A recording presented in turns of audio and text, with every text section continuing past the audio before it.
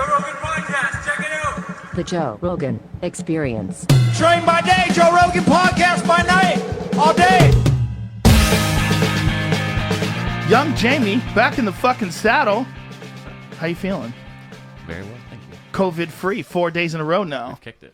Yeah, and now you still can't taste anything? Can't taste. Well, You lick a started battery? to come back today, but yeah, like 5% taste. Yeah, it's got to be pickle juice. Doesn't even taste like anything. Really? It just Yeah. tastes like water? Mm-hmm. Whoa. Very weird. But you don't have any residual symptoms? Nothing wrong? All good. Can breathe everything. You know. Good to see you back, O2, buddy. good. We're a little worried about you. Thanks. A little worried about you. Not worried about you. Alex Jones. This is the most anticipated thing I ever did. I've probably had, no exaggeration, 2,000 or 3,000 people in the last year and a half ask me, when are you going back on Joe Rogan? And I'm always saying, I don't know. And then I learned you were moving here like 3-4 months ago, and now we're here, and this is exciting. I don't get butterflies anymore, but I actually have them here, and this is great. It's good to have butterflies after about 20 years. Didn't get it the last 2 times I was on. Didn't get it when I interviewed Trump. Didn't get it in a lot of things, but I've got butterflies here today. And Tim motherfucking Tim. Yeah, I'm just a kid in a candy store. Thank too. you. Thank you for making this dream come true. This is what I've always wanted to do, and we've made it happen. This is my Make-A-Wish. I can die happy. Well, I'm happy you're here. Yeah, I got my Free Lane shirt because I believe all women. Is that how you say it? I think so, yeah. I thought it was Ghislaine. Ghislaine. I thought it was It Ghislaine. might be Ghislaine. It's Ghislaine. Do you know? Oh, look at me. No, I don't. Ghislaine? It's Ghislaine. Ghislaine? That's a ridiculous name. Yeah. Her father was a famous MI6 Mossad spy that reportedly used sex operatives to control people. He died being thrown off a yacht in the middle of the Atlantic Ocean. And, of course, she got caught in that farmhouse on the East Coast, and she was really the pimp over Epstein in a giant sex network ring over scientists that they were compromising so they could control not just government but industry and science. And so that was the master blackmail operation they were running. And her sisters are big in tech. Like Isabel Maxwell, she has sisters that are in U.S. tech companies. And I think 2 of her sisters were part of the creation of Magellan, which was that big search engine. Like, Really? So, yeah, they are a very powerful family, and they have all kinds of different operations. Yeah, her dad was the biggest publisher in England and also the biggest owner of private TV stations in England. And when he died, it turned out he was a front basically for intelligence networks. Now, let me, right off the bat, say you were telling me about Epstein and this island years ago. You were telling me long before anybody, I think you told me about him before his first arrest. A long time ago, I talked about how they have these islands, they fly, they compromise children. But I learned all this from Ted Gunderson 20 plus years ago. He was in line to be the FBI director. He was the head of the FBI in Los Angeles. He was a very famous FBI agent. He even ran COINTELPRO against the civil rights movement. He apologized for that before he died in 2011. But he came out, and he was the one that explained to me about how they use these blackmail rings, elements of the CIA, and foreign intelligence groups, and how they would basically make people have sex with children to be part of these clubs and these cults they were setting up. So I knew about all this from Ted Gunderson. Were they young girls did they tell them these girls were underage, or did they look like they were older? Like this, the Borat movie where they Giuliani. Try to set supposedly Giuliani got- up. Yeah. If you haven't seen it, it's very disappointing. Because They set him up. I saw it, yeah. they did set him up, but nothing happened. They made it look like Giuliani was jerking off in front of this girl. He was taking his mic off. He would have to be the biggest savage on earth to do that. jerk off Yeah. in that situation. Right. And they also said that he inappropriately touched her back. When he touched her back, I am not exaggerating, it was like this. Right. It was a couple of light taps on the back while she was close to him, taking off his mic thing. He goes, "Oh, thank you very much, dear." And he goes, I just need your name and your phone number." And then she takes off his mic, and then he leans back, and he's tucking his shirt back. Because he just pulled the mic out. Right, but he's lying on the bed to do it. Now, Right. if you're an old man, and I'm sure he's probably got a bad back, like, that's probably how you would do it. But any of us that have had to put the mics on our side and then you put it in your pants up your shirt, and then you've got to get it out. That's what you do. But it's worse than that.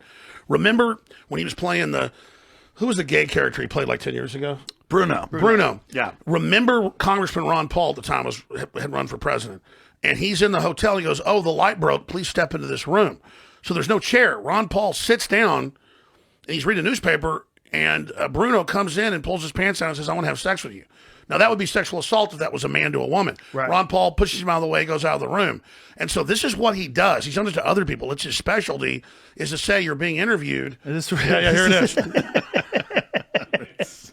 Listen, let me just, before we go any further, I fucking love He is very Sacha funny. Baron Cohen. He's a I love comic him. genius, I yeah. think he's brilliant. I think Yeah. he's amazing. But his interpretation of what happened in the room with Rudy Giuliani, it's not accurate, in my opinion.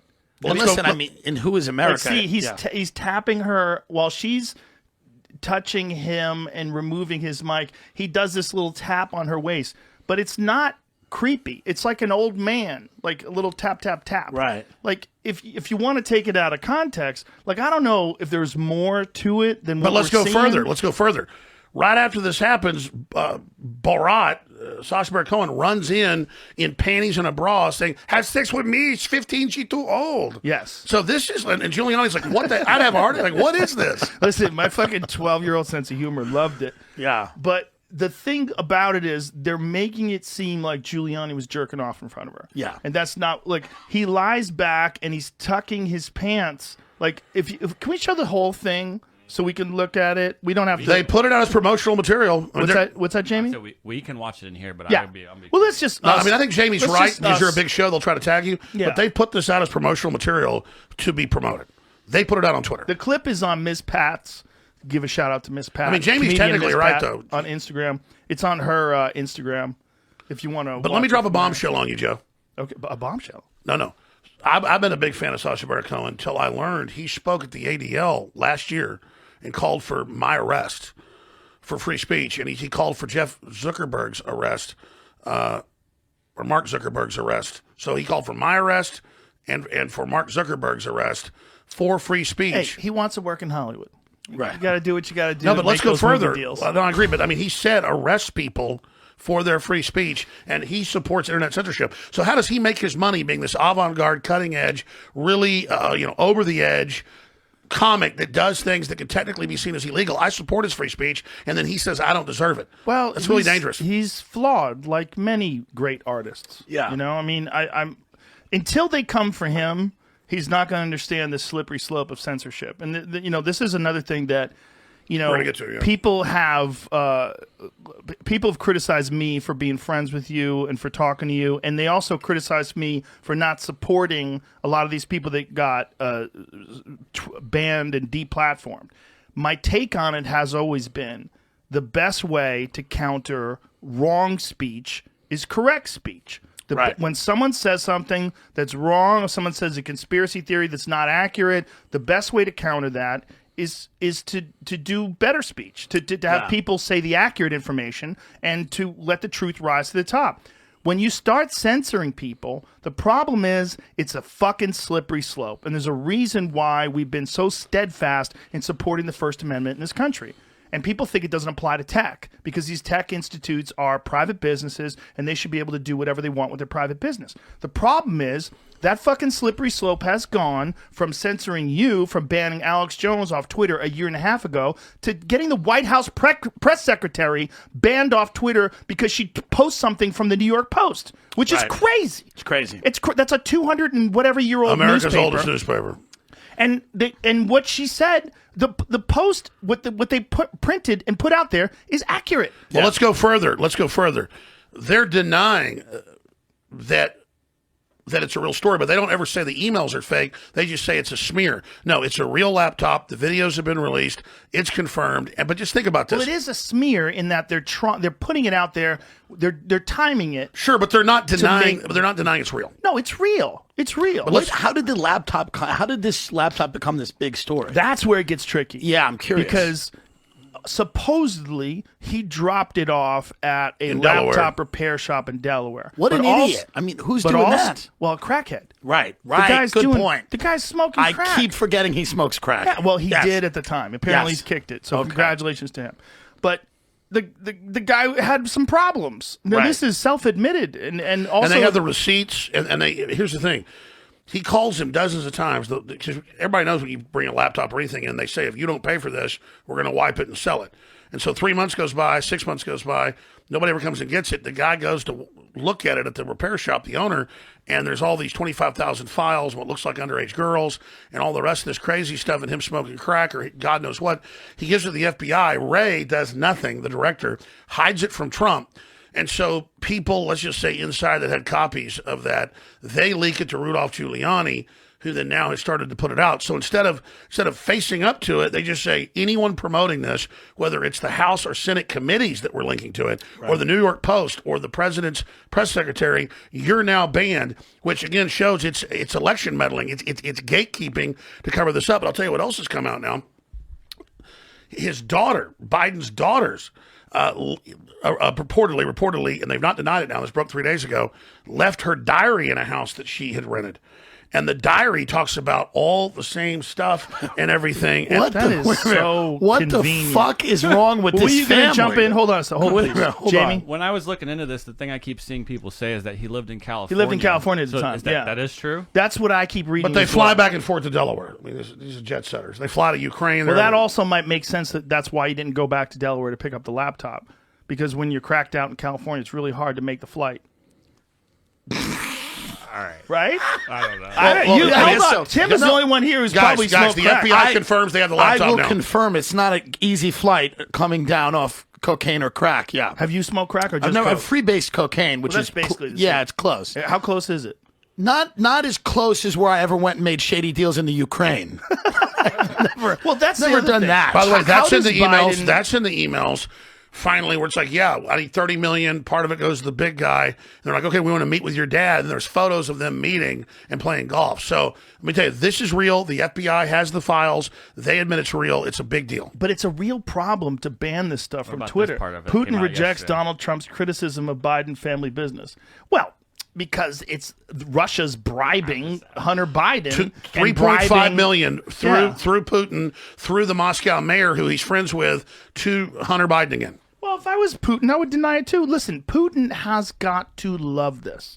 If I was Putin sitting back, Right. watching these fucking people eat themselves alive and destroy the First Amendment, destroy democracy. Yeah, it's and great. I'm sure they have a hand in it. I'm sure China has a hand in it. I'm sure Iran has a hand in Yeah. it. This is what the intelligence communities have been telling us for a long time now, is that it's not just one foreign company or foreign country that's trying to fuck with our democracy. It's Yeah, multiple. the idea that the Russians have a monopoly on this.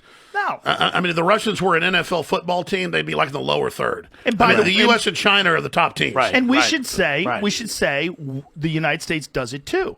Sure. It's 100% confirmed. The Sure, United the idea States, that Russians got Trump in is asinine because here's what happens. Notice they tried to impeach Trump just 9 months ago for stuff in Ukraine because whatever they are worried about, they project. Okay? So Trump doesn't have Russia connections. Trump doesn't have those connections. Trump doesn't have those outside connections. You can't buy him. He doesn't have lobbyists. The problem is he then has family and people around him that basically become lobbyists for themselves, and Trump isn't really even aware of it, and then that's going on. And I mean, even junior aides now, you'll find out, have people giving them millions of dollars just to say something to the president. is this standard shit? Is this just how politics have always been done? It's just that now we're seeing it? Well, it was standard, let's say 200 years ago, that you'd go out for the wife or the brother or somebody that works at the White House. It got organized the last 100 years with lobbyists. Trump literally cut the lobbyist off. But all it did was now make everyone around him a lobbyist, even though how they're did not he cut- officially a lobbyist. How did Right. he cut the lobbyists off? He just stopped meeting with them and stopped and just said, I want briefings on what's going on. I'll decide. So that's why he pissed official Washington off. Not that he's even perfect, but that he actually became the president, sort of making decisions himself instead of having consortiums and lobbyists pay him for policy. That's why he says, Biden's raised more money than me. Of course, I can call up all these companies. They'll give me any money I want, but I got to do what they say. But it would put him in a compromised position. Yes, but I'm being honest about it. The vacuum and the blind spot is that then everyone around him in his cabinet and everyone that works there, even down to mid-level people, are now getting multi-million-dollar contracts for companies like AT&T and stuff just to even mention something to the Now, president. but hold on, but before you go any further, you said AT&T. Has it been proven that it's AT&T, or are you just saying AT&T like companies, like Let's large just say, companies? I'm not saying AT&T is bad. I think AT&T is overall a good So, company. but is AT&T doing something bad? No, I was mentioning that as a Fortune 500 company. Okay, but it's not AT&T. No, it's not AT&T. So we shouldn't say that. See, this is why you need someone that's like a fact checker right Well, next to you. no. Going, slow down. The media will say I'm wrong right. about that, but okay. Okay, but no, it's- hold on. His personal lawyer, the one that ended up going to jail, actually, Michael Cohen. Michael Cohen was getting money from AT&T. Go ahead and pull it up. I mean, I was just trying to give you a gestalt, quick I analysis. understand. But I just want to. I've told you before, what you really need on your show is like a legit journalist who's right next to you with a laptop going, Alex, hold on, just slow down. But I think you're right about that because you get so much right, but when Yeah. you get something wrong, that's what what people you gotta jump at. understand Look, AT&T confirms it paid Trump lawyer Michael Cohen's company. Yeah. No, I remember that. See, Joe, Yeah. they're always saying that I'm making stuff Right, up. They're lying. right. Now, every once in a while, my memory used to be photographic, but from everything I've done, it's not as good as it used to be. It moves really quick, okay? So when I'm saying stuff, it's just data knowledge, okay? And then I can like, okay, yeah, did I say that? Yeah, it's real. Check it out. But I'm not trying to make stuff up. 99% of the time. Here it is. AT&T confirmed Tuesday evening that paid President Trump's personal lawyer Michael Cohen in 2017 for, in quotes, insights into understanding the new administration. Insights. I love that.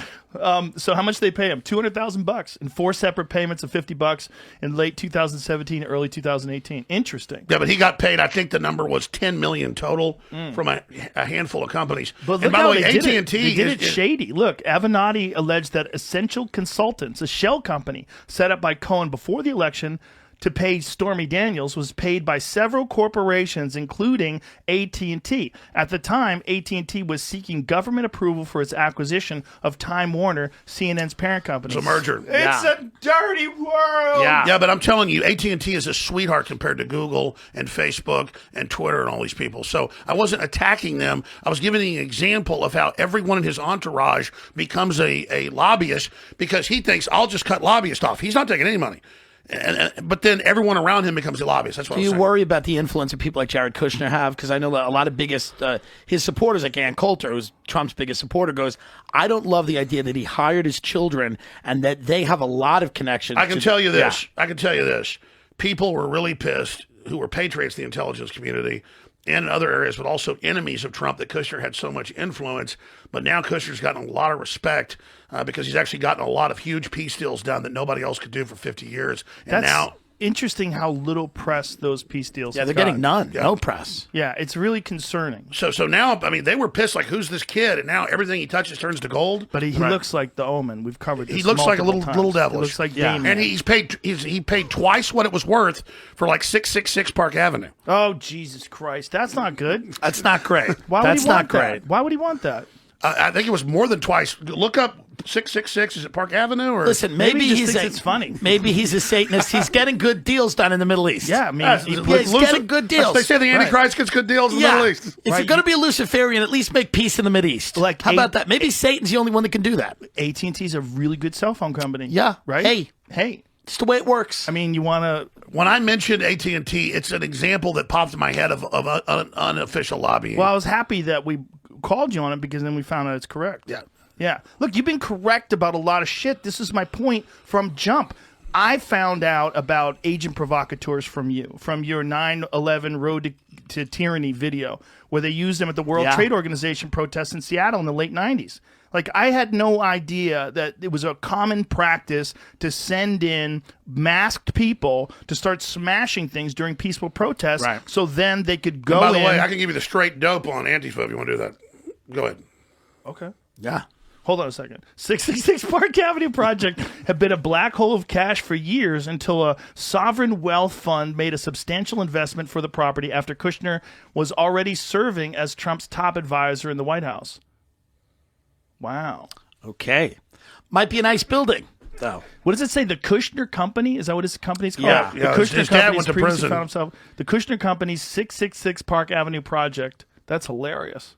I think that's beautiful. His dad went to prison for, I believe, setting up his brother with like a prostitute or Yeah, something. yeah.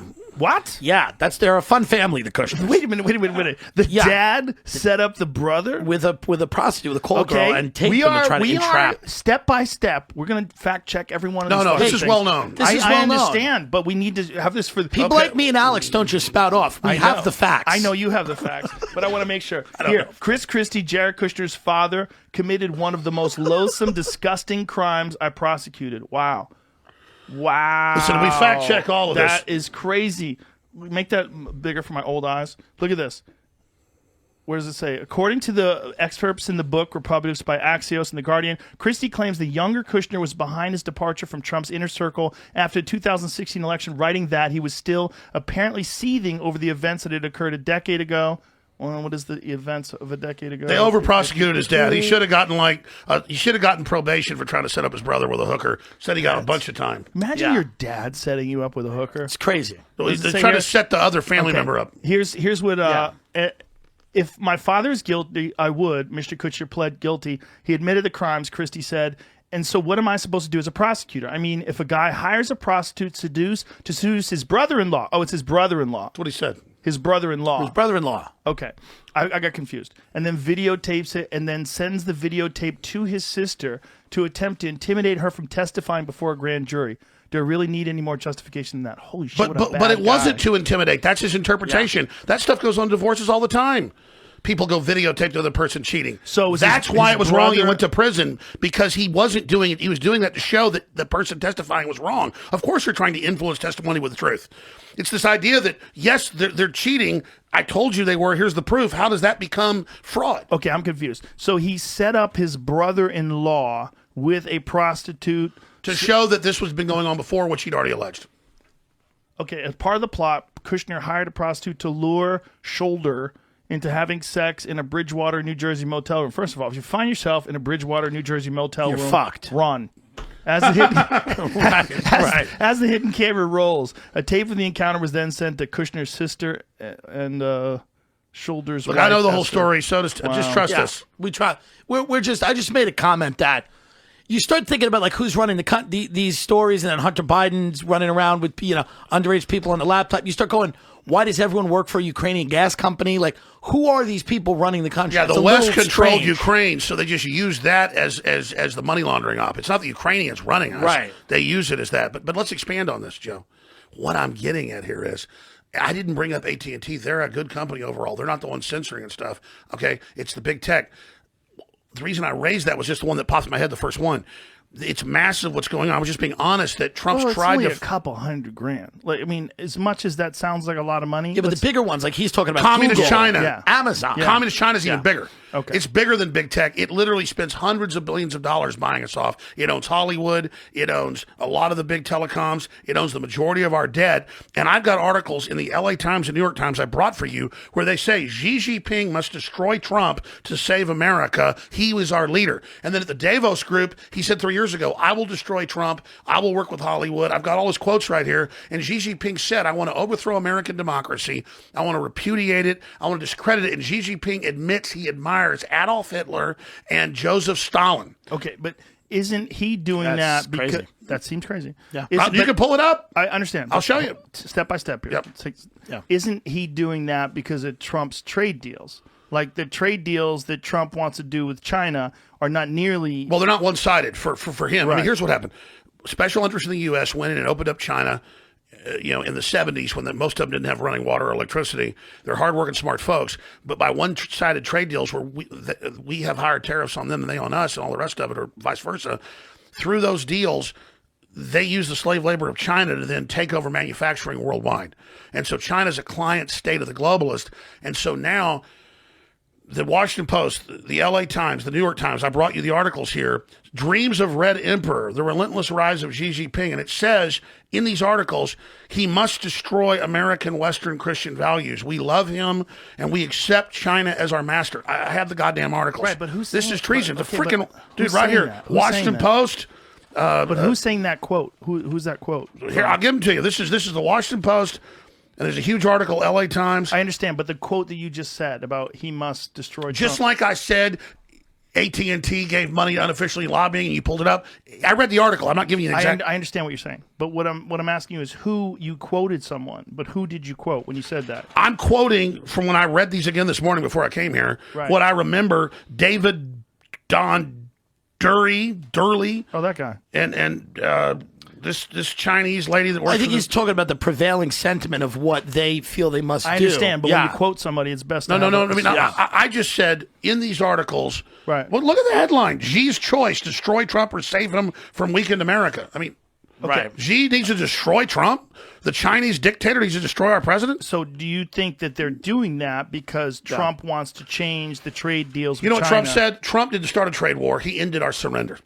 We have been surrendered for 40 years with China, where they don't take our goods, but we take all of theirs. And they manipulate their currency, but we haven't manipulated ours. Where we have carbon taxes that Obama put in to shut down over half our coal plants that are clean. And our electricity prices went up where you could not run a factory here competitively against China. So when Joe Biden says we're going to cut off all the fossil fuels, not just fracking, if you did that, we wouldn't just go bankrupt. We'd starve to death. 75% of our power comes from fossil fuels. I understand. Let's step by step again. Okay. Are coal plants really clean? 100% clean. How is that possible? I'll tell you. Please. Okay, there's two different types of major power plants. When he says clean coal, I roll my eyes every time. When Trump's like clean coal, clean. Well, that's because the engine Amazing. is so damn good. Is it? I'll tell you. Please. They had old-fashioned coal plants. China doesn't have one scrubber or filter on their coal power plants. And China doesn't have clean-burning coal. There's one place in the United States that has major deposits of coal that is such pure carbon. You don't even need scrubbers. Nothing comes out but carbon dioxide and water. Well, we know water's not bad, so they list carbon dioxide. People think it's monoxide. Just like in studies, if you say the scientific name of water, most people in Penn and Teller skits on the street will say ban dihydrogen monoxide. If you go out on the street, Joe Rogan, and ask 100 Austinites, dihydrogen monoxide is everywhere. If you get too much of it, you can die, drowned. And most people will say, I want to ban dihydrogen monoxide. That's the scientific name of water. Same thing if you do the scientific name of salt. Sounds scary. Well, so hydrogen monoxide is the bad one. Hydrogen dioxide is the good one. That's the life cycle. On Earth, there's light, there's water, there's oxygen, and there's carbon dioxide. Those are the four things you got to have for life. And so they've gotten people convinced to say coal is dirty. It puts out carbon dioxide and water vapor. And so until about the 70s, we were still burning dirty coal full of mercury, all of it. They found huge deposits of clean burning coal out west, enough in Utah to run the whole world for over 1,000 years. Well, what's the difference between the coal? Well, let me tell you. Please. One coal is so damn pure, and it's only in the United States in major deposits, that basically you don't even need to put scrubbers on it. But our scientists in the 40s, 50s, 60s, and 70s, because they realized that dirty coal has mercury in it, has all these horrible toxins, they put scrubbers on it. That's when you drive by a coal plant, it's this big, huge buildings and wires and hoses and big, huge steel. Looks like an alien spaceship. That's because it's called distillates. They know how to burn it and then take off all the chemicals, all the toxins, and make plastics and make chemicals and make pesticides and make everything else that comes out of that. And then out of the stack comes nothing but water. They have sensors on it. Nothing but water and carbon dioxide. Totally clean, totally pure. So that's what's going on. So carbon monoxide is what everybody's worried about. Carbon dioxide increasing in the environment has no negative effects? Well, let's talk about it. Please. They've done ice core samples, okay, all over the Antarctic and the Arctic. They've done mud core samples in all over the world, but mainly in Siberia and Wales for some reason. Jamie, I hope you're Googling. I haven't got some decent stuff to pull up, but he's Go ahead. Yeah. better right now. So what happens is they can go back 20,000, 100,000, 200,000 years, at least in the ice, and they know that they've also done spectrometers into stone. They can scan it till it was there. Carbon dioxide was over 500 times stronger in the time of the T-Rex. Okay, in the Jurassic Age. That's why plants grew so fast, things were so big. There was a higher oxygen level. Just like Mars lost its atmosphere, used to have an ocean, they've now gone and proven. It lost its atmosphere because it's a smaller planet, couldn't hold it. The truth is the Earth's losing its atmosphere. So what's crazy is we come right along at this time, pump up all of this juice and all this carbon that was produced on the surface with plants and animals that ran down in cracks into the Earth. We're now pumping out all that carbon saved from millions of years ago and actually terraforming the planet, putting more carbon dioxide in that we actually need right at this time, like aliens figure this out or something. But hold please. Isn't carbon dioxide responsible for an increase in the temperature of the Earth? But they said that we would have a 7 increase. They said that by 2013, all that LA would be flooded and New York would be flooded. All that's lies. Okay, but let's forget about what they said in the past. Mm-hmm. What they're saying now is that carbon dioxide increase is responsible for an increase in the temperature of the Earth. Which we hope it does. Because we hope it increases the temperature set, of the Earth? The last ice age... Hold on. Joe, the last ice age... temperature, but the increase in the temperature of the Earth is responsible for the increase in hurricanes, the frequency and the power of the hurricanes. If you look up the spectrum in the last 100 years, hurricanes have gotten weaker. That's all media hype. But let me just tell you. Oh, Jesus. Joe, I swear to God, I can prove all this to you. This is so huge for your audience. Are you a carbon dioxide salesman? Listen, well, they always say I'm getting money from oil companies. I'm not. But can I please tell you what's going on? Yes. Please do. You are a carbon-based life form. Let me show you what I came here with in my notes. I have right here in my notes the carbon conspiracy. And that is specifically what I wanted to get into here with you in my notes, because this is everything. Are you a climate change denier? Well, see, imagine how that's how they use that term. Right. Are you a climate change denier? It's like a 9/11 denier. Right. No, the towers got blown up. Our government had prior warning and had been funding Al Qaeda, and all that came out later in Senate reports and the 28 pages. Let's not go there just now, because we're going to go down a rabbit hole. That's true, but let's go to carbon. I agree with you there. Okay, what is Joe Rogan made up out of? Carbon. Okay. Carbon-based life form. We are literally stardust. That's a song, right? Exactly. What are trees made out of? Tree stuff. Carbon.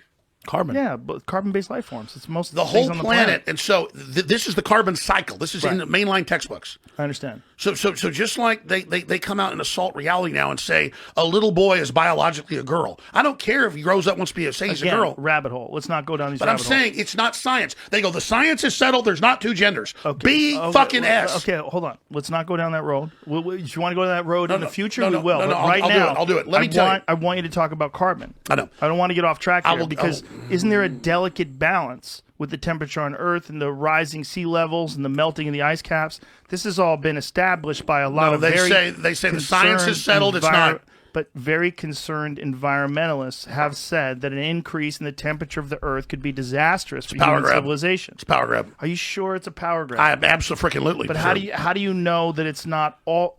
How do you know that? Because they're arrogant and they've all written white papers on it that I've read and I can give you. White papers? Yeah, it's not what you see in the news. They're called white papers. And Joe, just like Joe, this is why people get banned from the internet. These kind of conversations. We better ban it right now. Let's not ban it.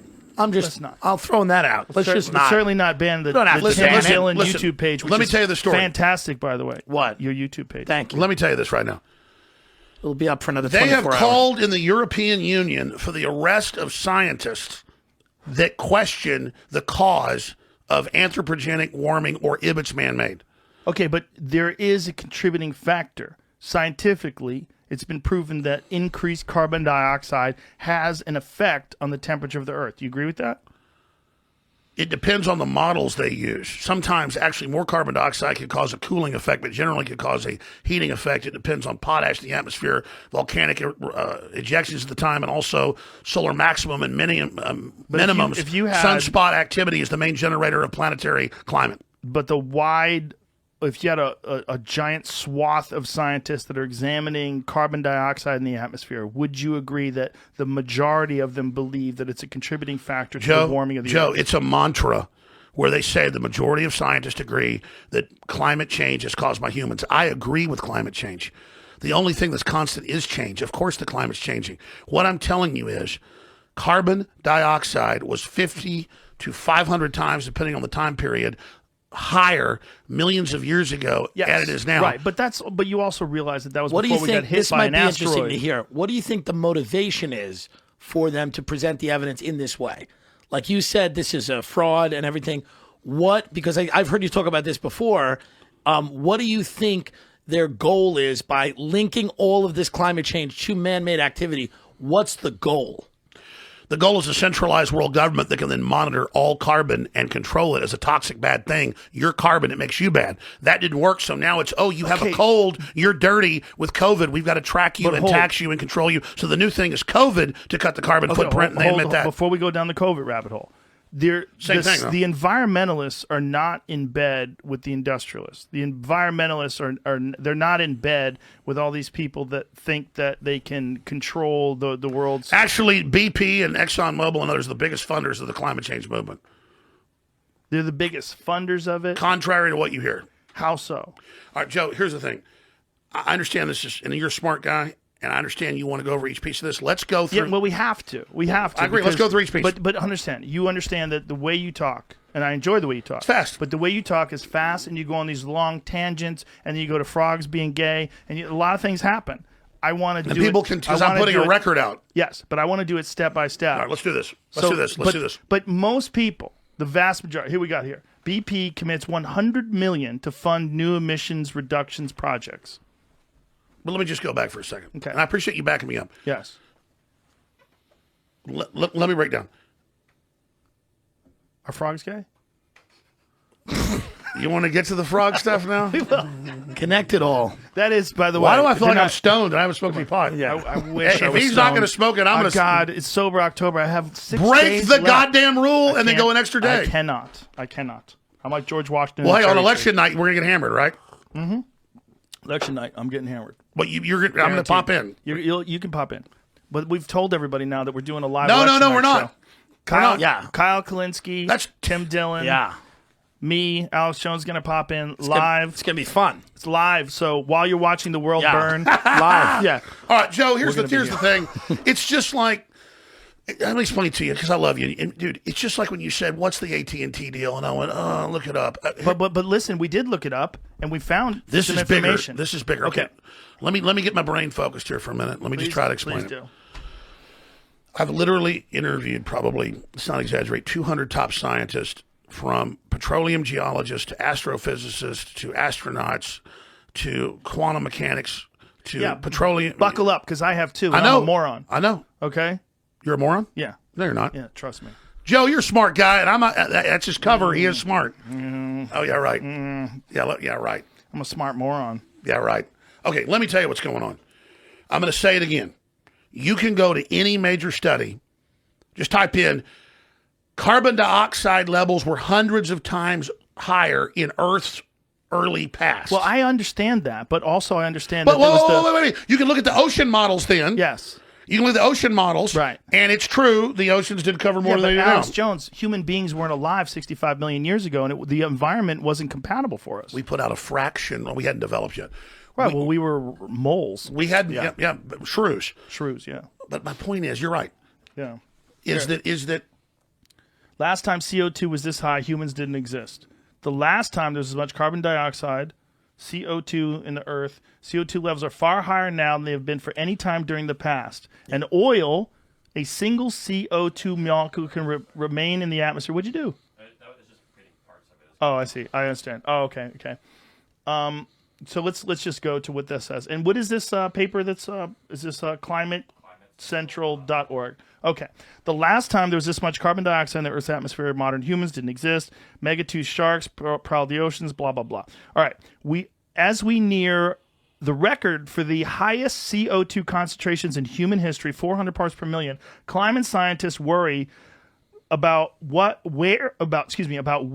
we were then and where we're rapidly headed now, according to the data gathered by Mauna Loa Observatory in Hawaii, dope spot. The 400 ppm mark may briefly be exceeded this month when CO2 typically hits a seasonal peak. sure? And I've had top scientists on. I've had climatologists on about the Keeling curve. I can tell you all this. Threshold, according to Ralph Keeling, the researcher. Carbon dioxide is the most important long-lived global warming gas, and once it's emitted by burning fossil fuels, It helps us keep our atmosphere. Hold, please.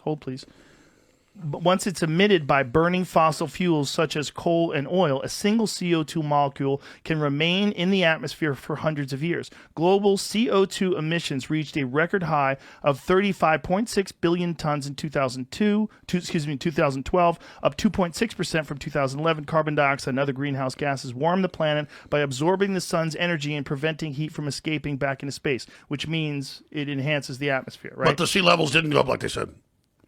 Well, aren't they melting? But it's a process. Al Gore said by 2013. Al Gore. Okay, Joe, but listen, this is one guy's take. I know, I've but read Al the Gore's out science. there flying around. I know. You found a guy admitting that it used to be higher than it is now. I'm telling you, it used to be way higher than it is now. This is right, but then the asteroid hit the Yucatan, killed all the dinosaurs, and changed the entire atmosphere I don't want to of the planet. with a dark winter.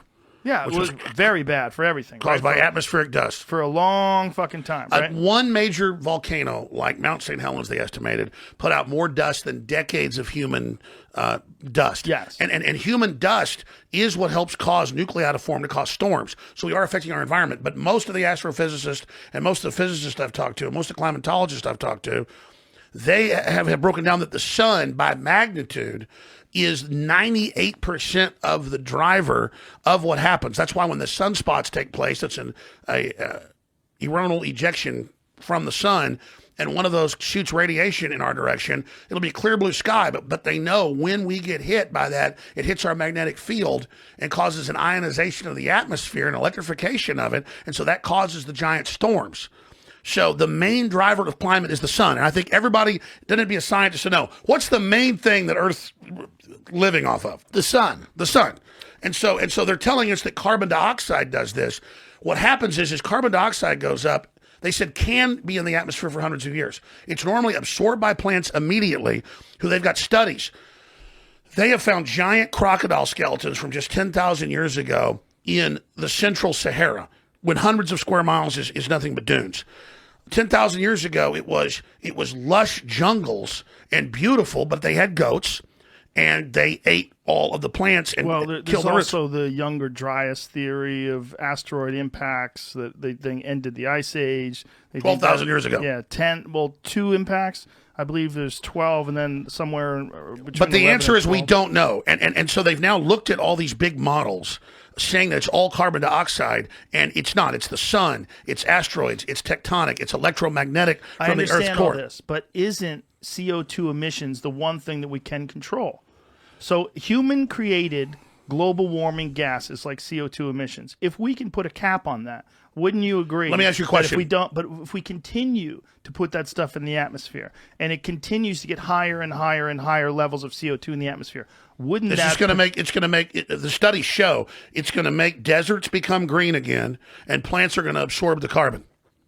What studies are these? You can look them up. Okay, let's find out. And that's why the Can you left point even to one? says- But if you're going to say something like that, and I'm not arguing with you, but if you are going to say something like that, that's a very bold thing to say. You should probably not just say look them up. There should be something. No, you let's can type point it in. to. Let's type it in. There's hundreds of them. I actually brought like over 50 articles right here. Do you have something that you've read that makes you so confident that you can say this? I actually know what the plant studies show, where in greenhouses they grow plants with higher carbon dioxide, and plants can grow up to 3 times faster.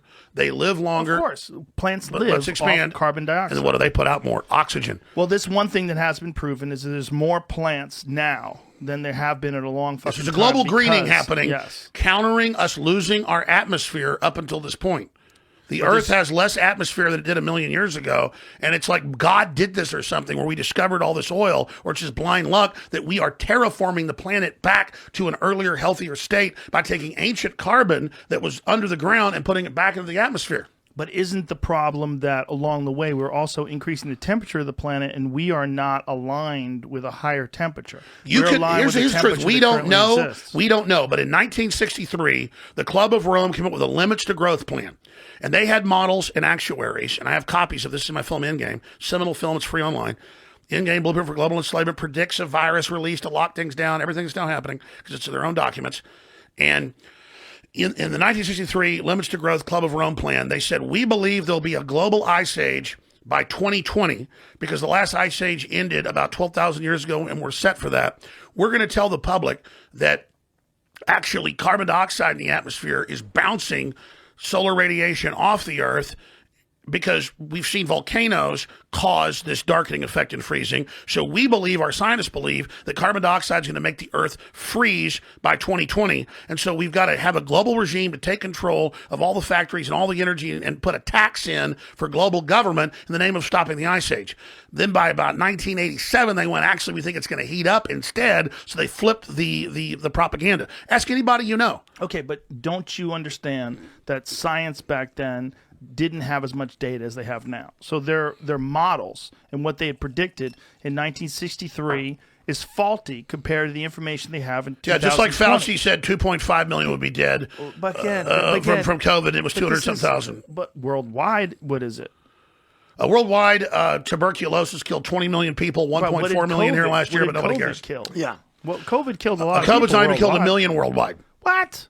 Not even a million worldwide. No, is that true? Yep. Come on. Yep. Well, how do we know? Oh, we use UN models. Again, they're our boss. Since when did the WHO say the lockdown has to go on? Now they go, oh, we're against the lockdown. Your nation states that it's their fault because they know millions are starving to death from the lockdown. That is true and very Yes. underreported. Yeah. That the WHO has now come out against lockdown, saying that the reaction can't be a worse effect than the actual disease So itself. let me back Alex up with the climate change. Please. It's like there's certainly, we're contributing to man-made global warming, but also, what are you going to do? What are we going to do? I don't know. What's You know, going on? I mean, that's Can the other can I question. pause It's like, for a what are we second? gonna do? Why does his mic sound weird? Is it he's hot? Is he on it, or is it how I'm hearing it? I'm hearing like a breakup of his mic. Sounds good to me. Sounds does? fine to me, yeah. That's weird. Okay, I'm sorry. It must be me. Jamie's really low. You sound great. He sounds good. Yeah. Okay. What is the climate control? Because that's very interesting. Like the idea of using climate to because, as you said with COVID, and we talked about this, we give up a lot of rights, right, in the name of coronavirus. Exactly. Yeah. Look, there's real issues. We don't really know what's going on. They want to be able to track all carbon and tax it with a AI surveillance grid with a social credit score over it. Yeah. And they admit all of that. That's Yeah. Joe. They tell us what Okay, they're going to do. I understand that, but do you understand that the environmentalists who are concerned are not there's a giant amount of them that are legitimately concerned that we're ruining the earth. Yes, I with understand the greenhouse with effect. fossil fuels. I understand the greenhouse effect. But these people, the reason why they're acting, the reason why they're trying to get people on electric cars and trying to get people off of fossil fuels, hold on, please. They're legitimately concerned. Like, I don't believe that these actual environmentalists. Sure, are I in agree on with some you, but I mean, here's the deal: global the new conspiracy. Hummer looks badass. Here's the deal. Here's the deal. But I'm not getting one because I don't want to contribute to global warming. You don't want to contribute to global. Listen, be serious. Did you know that on average more carbon is spent for electricity into a car than 93 octane gasoline? Well, I would believe that because I would think it takes a lot to make a fucking electric car. But once the car's made, no. Transmission lines. You lose up to half of transmission, and most of it's coal powered, brother. so most Per of the electricity, megawatt, it's more. So when I'm plugging my Tesla in, and I think, because that's how I like to think, I'm a good guy. I'm plugging my Tesla in. I'm helping save the world. I'm not, because I'm contributing to power. No, you're that is- driving. You're contributing to putting carbon dioxide back in and oxygen and re-terraforming the planet. You're doing a badass job. The Okay. biggest energy guzzlers, electric cars, are badass. They are putting out more carbon than anybody. Yeah, they don't come out the tailpipe. They come out the power plant top. Woo! Okay, but what I about- love electric cars. Carbon. Listen. Yeah, team carbon. Carbon. How do you carbon, feel about carbon? Okay, how do you feel about nuclear power? I absolutely hate it. Why do you hate it? Isn't it clean? 94. Joe, I'm not trying to tear you up. Don't tear me up. I don't know anything. I told you I'm a moron. No. I used to be for nuclear power. Oh, what happened? Actually, did research. What research did you do? They're always saying it's totally clean, no problem. But then you can look at the UN's own numbers, which I believe, the International Atomic Energy Agency. Look this up, CBS News. 94% of nuclear plants are leaking at dangerous levels. Look this up. Pause. Jamie, 94% of nuclear power plants are leaking at dangerous levels.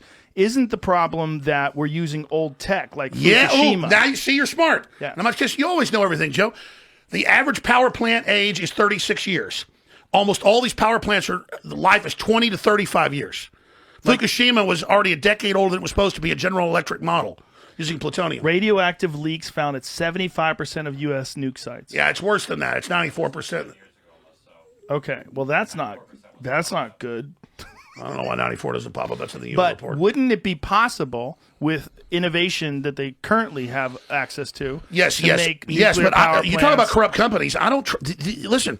If people actually ran these right, and the executives, here's an example: BP.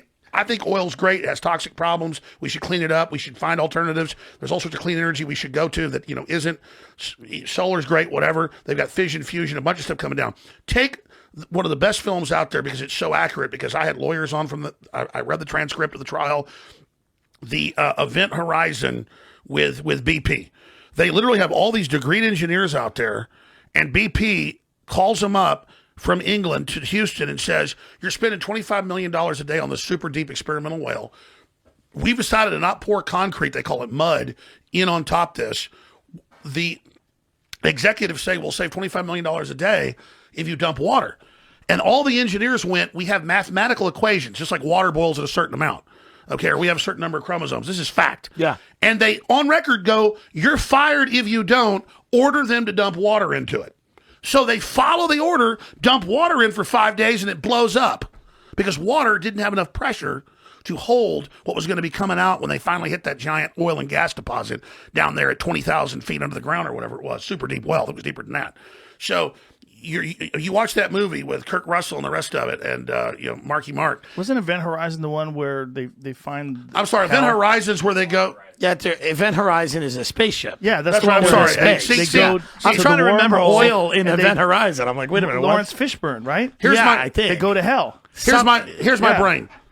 Deepwater Horizon. Horizon. Yeah, but pull up Okay. Event Horizon because that's a great fucking movie. I love that movie. It's like they go into it's a hell, good they one. go into a new It's a dimension. good one. Also Sam- about BP. But see how my brain Sam- got that wrong? But it was not on purpose. No, it's okay. Event, that's the shit. He pulls his eyeballs out and tells everybody. Yeah, remember that? Yeah. That's a great fucking movie. Pure evil. But listen, I'm not trying to rant here. What I'm telling you, Joe, love is it's the same thing with nuclear power plants. Why would the executives at BP order their engineers to do something that was going to blow up? They just said, you engineers are full of crap. Do you We're going to think make that money. they might just be arrogant engineers on Adderall and they made a big mistake? Well, no. Yeah, that's what Could happened. Could be. That's what happened. That is what happened? Well, those guys are probably tweaked out, right? Those executives. what I'm saying, it They're wasn't probably working engineers. It 16 was hours a the day. executives. Yeah, but executives. That's what I'm saying. Why do you think they were like, keep pouring water in it, keep pouring water in it? Because they were insane. Right. I mean, Okay. that's what I'm saying about Okay, these nuclear... so the engineers are at the mercy of these executives who don't have the degrees the engineers have, and they made a crucial error, and they forced the engineers to do something that was ultimately. And so I was devastating. agreeing with you about we should listen to scientists and engineers. I was just going back to your point that yeah, we don't know about the warming. We don't know what it's doing. The models they all use on warming factor out the sun. Right. And you can't factor out the sun in an equation. I've had other scientists that factor the sun in, and they think, despite all we're doing, that within the next 200 years we're going to a very serious deep ice age. I think Alex's point is that in all of these things, there are legitimate things. COVID has there are real things. People are getting sick. Global warming, to an extent, I'm sure is happening. Of course, it's happening. But then there are also nefarious characters that want to use that to take away your freedom. There are people that don't want you owning a car. There's all these legacy systems. Whitney Webb, who's a journalist who came on my show, said a lot of people didn't want to reopen the economy until they remade the economy and got rid of all these legacy systems. And this is a doc with Eric Schmidt, who was the head of Google, and you can look it up. And they were saying, they were considering these legacy systems like cash, private ownership of cars, things like that, like getting rid of all of these things that are distinctly American ways of life, and just saying that, we don't want you to own a car. This is the most important thing that's been said here today. Yeah. That's what it's in my notes. That's why I'm here. One step at a time, though. Why would they want to get rid of private ownership of cars? Because they want control of people, and if you allow them to drive their own cars and use cash and run their own businesses and live in their own Okay, homes. but let's start with Yes. cars. Vertical integration. Let's start with Yeah. cars. Don't you think that maybe the concern is they're looking at the future of autonomous vehicles, which would drastically lower the mortality rate on highways, and they're saying, I mean, this are is they concerned? probably- Are the people that run this country, Joe, concerned with the mortality rate? I mean, they're bombing other countries. They're doing this. Okay, they're but doing stop, that. stop, They stop. want Come on. centralized control. Hold, please. We're conflating. Steve Wozniak, the founder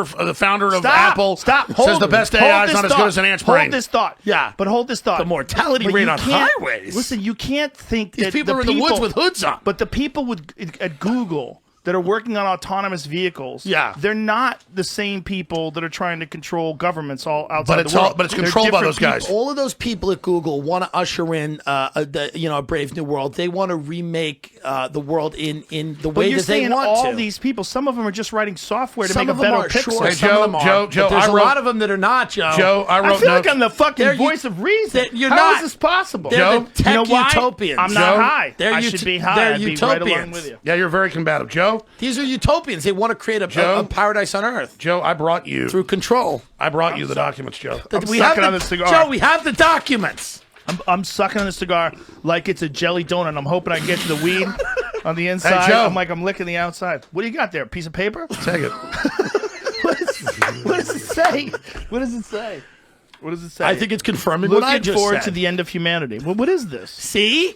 Okay, but it's a person who wrote this. It's Adam Kirsch. He's probably got a pistol in his mouth right now. No, Right. that's Sorry, the Wall Adam. Street Journal cover I story. don't really mean that, Adam. I apologize. That's the Wall Street Journal cover story. May I please tell you what I came here for?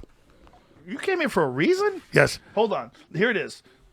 COVID-19 has spotlighted the promise and peril of transhumanism, the idea of using technology to overcome sickness, aging, and death. Okay, but what is he saying? I used to fall asleep every night listening to Alex talk about this, so I want to let Alex talk about this. Until they took him off YouTube. Okay, but make this He was look- the way I fell Listen, asleep every and night. Not only did they do that, but do you know they fucking took a Young Turks podcast, Young took it Turk off. Hoax podcast. Let's talk yesterday about off of that in a minute. Facebook. Can we get some weed into you? Progressive. Yeah, we can get some. We got some on the outside. No, you need it. No, I can't. I blow it at you like you got a cat high. Does that not cheat it if I blow it in your face? I can't do it. I'll blow it in your face. I can't do it. Listen, I'm getting kind of high from this cigar. Well, There you go. listen. I need to talk to you. I'm a little lightheaded. All right, I'm gonna go get some apple juice, and I'm gonna pray to Jesus. We got some in here. I Listen, believe. listen. I need to talk to you. Just go grab. thank you, sir. Yeah, Yeah, just get go 'em- grab some bottles and some ice. Get him some apple juice for the transhumanism discussion, please. Listen. You want to know why I'm so crazy? No. Because I discovered this stuff right out of mainline documents, and I've known it for 26 years, 27 years. Well, here's another thing. Let me tell you something. We all know that you fucked some things up, right? And your biggest fuck up is Sandy Hook. Mm-hmm. But you've gotten so many things right. And this is why I keep talking to you about these things and why I defend you and why I think that it's fucking dangerous to censor you and to say, oh, this guy, we need to get him deplatformed and get him all these things. You're revealing some things that have been proven on this show so far to be true that make people very uncomfortable. Well, the first thing I was going to do was thank But you what for I having was- me on and having the courage. But I was going to say the fucking Bohemian Grove thing. The Bohemian Grove thing. That which- was amazing. That was the first time I really got into what he was doing, and that was like amazing. I mean, when you watch that movie, Yes.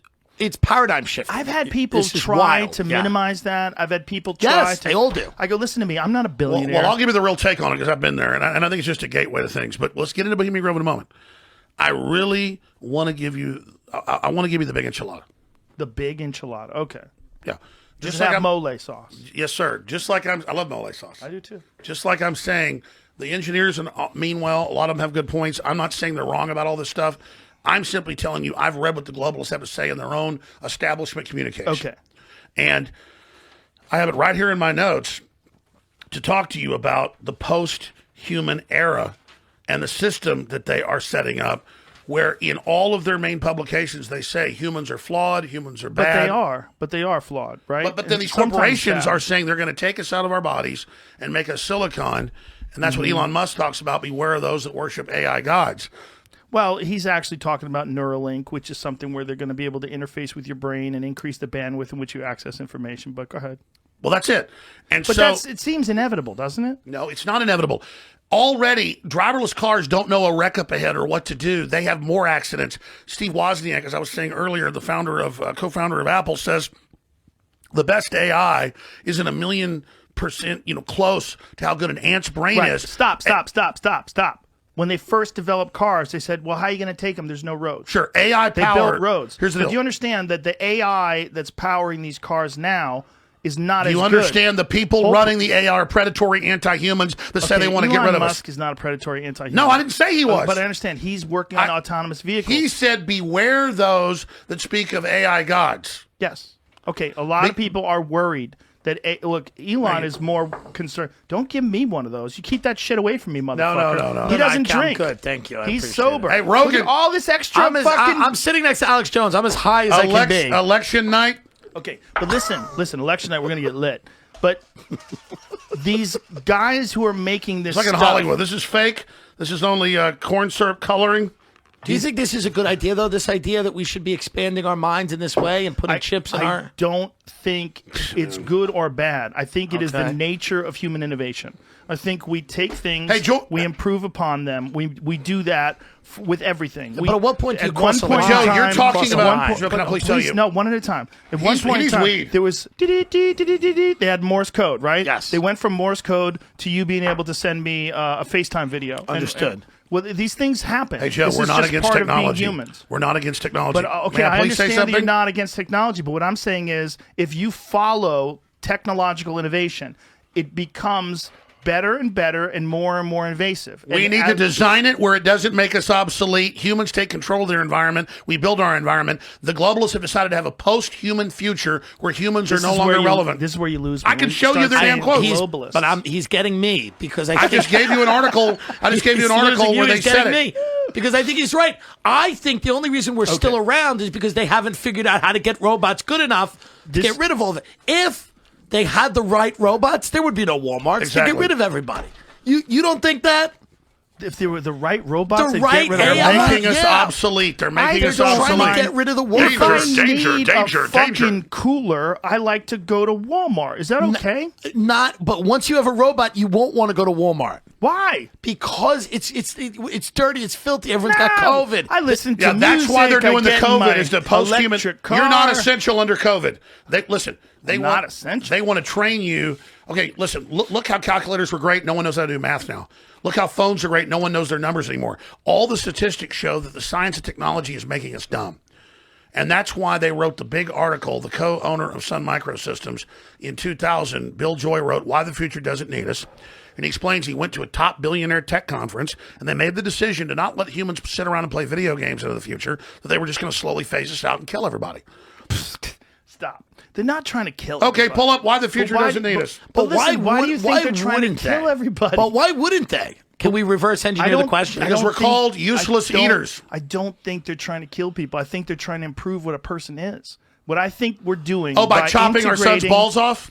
Okay, well, you're going to go down another rabbit hole, you son of a bitch. By increasing our ability to access information and by becoming a sort of a symbiotic creature aligned with technology. And once we're aligned with the AI, it can censor everything we do. You think big tech, the minute big tech got control, they began censoring. And it's the groups behind that are very predatory, Joe. I do agree with you there. There's no firewalls. I do. Yeah. Here's the problem. The First Amendment currently does not apply to big tech. Right. I believe it should. No, and I believe, they're violating cartel laws. They're organized. I believe that what's happening now with whether it's Twitter or Facebook or YouTube, these platforms are so big. I think the argument can be made that they are utilities and that they should be regulated like utilities. I agree, Joe. It should be a human right. right. I agree. We did not to have access to these things. We did not talk about what we're going to cover pre to this, did we? We're going to talk about a lot of things. I'm going to read this. This is what I wrote last night. Okay, you ready? I want some weed for you. I want you to take it down a notch. The Silicon Cult. Okay, go ahead. It's another article? No, I wrote this. Oh, you wrote it. These are talking points. The Silicon Cult, defying the enemy, the war on carbon. Announce up front that I am not really a liberal or conservative. I want a pro-human future. Please listen to me and hear me out. Let's stop right there. Because He's right. get called a neoconservative, you get called an alt-right, you get called a far-right person. When I first met you, you were protesting against George W. Bush. And you were saying that what he was doing and what he was trying to usher in was essentially going to be the downfall of Western civilization. Even before he was elected. Yes, I remember that. So when people say Alex Jones is far-right guy, I'm like, he's complicated. He's really against corruption more than he's against any particular party. You just found that the right was less apt to censor you and more apt to listen to your ideas. Exactly. And I know we're all not stoned today, and so we're being a little aggressive. But here's the deal. Election night, if I'm gracious enough to be here, or if you're gracious enough, I'll be here, we'll get hammered. But listen. Let's get into Bohemian Grove. Let's get into the technocracy. Let's get into who runs things. Let's get into the mindset. Whatever points you want, and I'll try to shut up and go through it. This is Tim Dillon's wheelhouse. This is because you're saying they want mortality on the roads. Look at this thin, young, handsome, boyish, baby-faced Alex Jones. Well, that's 2004, but yeah, I mean, I knew you in like 99. 98. Well, Yeah, in 98 I was met when you in 98, but then I got to know you in this, 99. this was when you were 98 was when you were protesting. And this is against my George Bush. clip. You guys are welcome to play this. It's really good. Yeah. I'll sign a form. You can use it. What is going on in this clip? He's interviewing a lizard. Let's No, this is play the, this is It's been in a lot of different newspapers, and that's the Bohemian Grove. You want to start it over? It's David Gergen. Okay, Let me start let me set it up. Yeah, Let me set it up. Set it up. 96. Let me set it up. Got very. Okay, yeah, Okay. just right when he goes. David Gergen. I'm outside.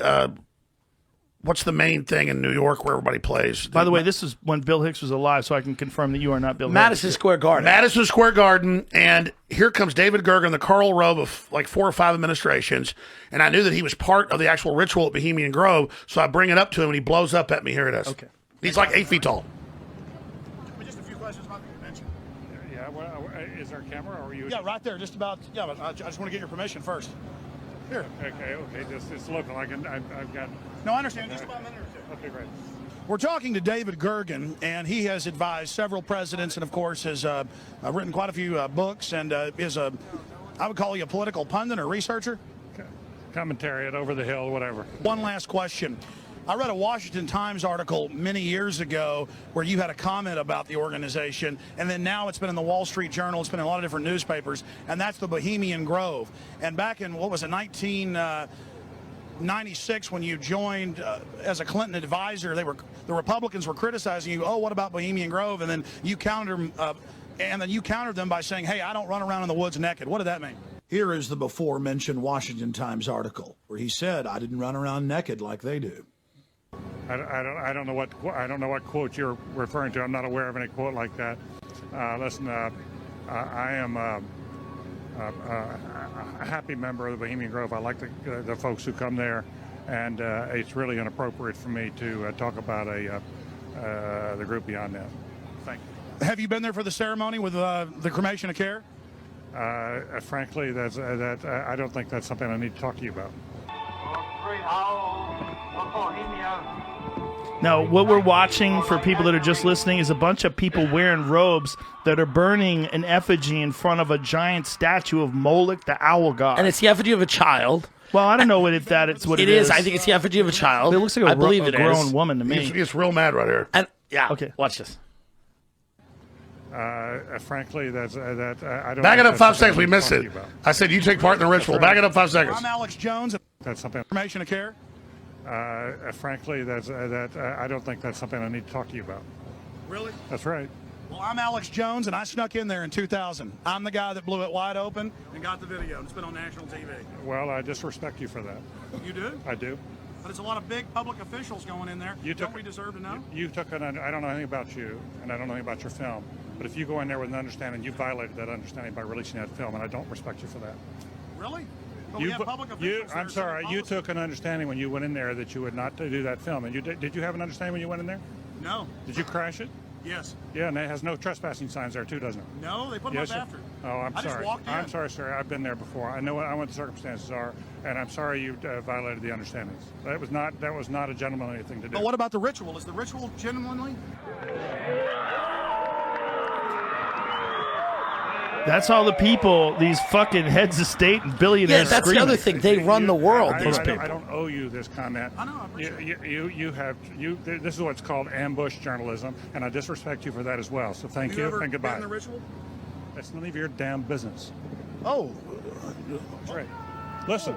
Oh, he's listen. getting cocky. You go around and make understandings with people and violate them. You ambush people on the streets, and that's inappropriate form of journalism. If you wish to practice that, that's fine, but don't ask others to respect you for it. If you want to, you can do. You're a free American, like anything you want. If you want to be uncivil and rude and ungentlemanly, that's up to you. But don't expect the rest Well, you of guys us are to say, setting "Oh well, policy in you're there, one." Mr. Gergen. I'm sorry, nobody sets policy in there. We try to be gentlemen, and obviously, you don't belong there. Weaving spiders come out here?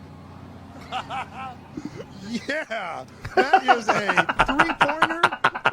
Anyways, That's a 3-pointer. Listen, you could ignore that if it was like a bunch of poor people in the woods doing that. These guys, Even then, I'd be worried. Even then, it would be weird. These guys are the top of like every industry in America. It's at least curious. Who goes in there? well, people I like. I mean, Clint Eastwood's gone. He's not really a member. Look. Is it fun? It's 2,700 acres. It was set up by Mark Twain, and it was a liberal deal for like hookers and gay dudes and just everything else. Just a big, huge. Would you say gay dudes? What? Gay dudes. Gay dudes. I was like, No, I'm saying if you go back to like the 1870s when Mark Twain set up, it was classically liberal. It was partying. It was their own 27 acres. It was saloons. They brought in female hookers. There was gay guys in there. Everything. It was Bohemian Groves, what they called it that, because people did whatever they wanted. And it was open, and they had like poetry and they had plays and all the rest of it. Then by the time of Howard Taft became president, the Republicans basically bought it. So the reason it's important is the Republicans go there to like, they ship in all these private hookers, all these jets land nearby, but they also have a lot of gay sex, which they use then to basically compromise people into the cult. And so there's a lot of gay sex. how do you know this?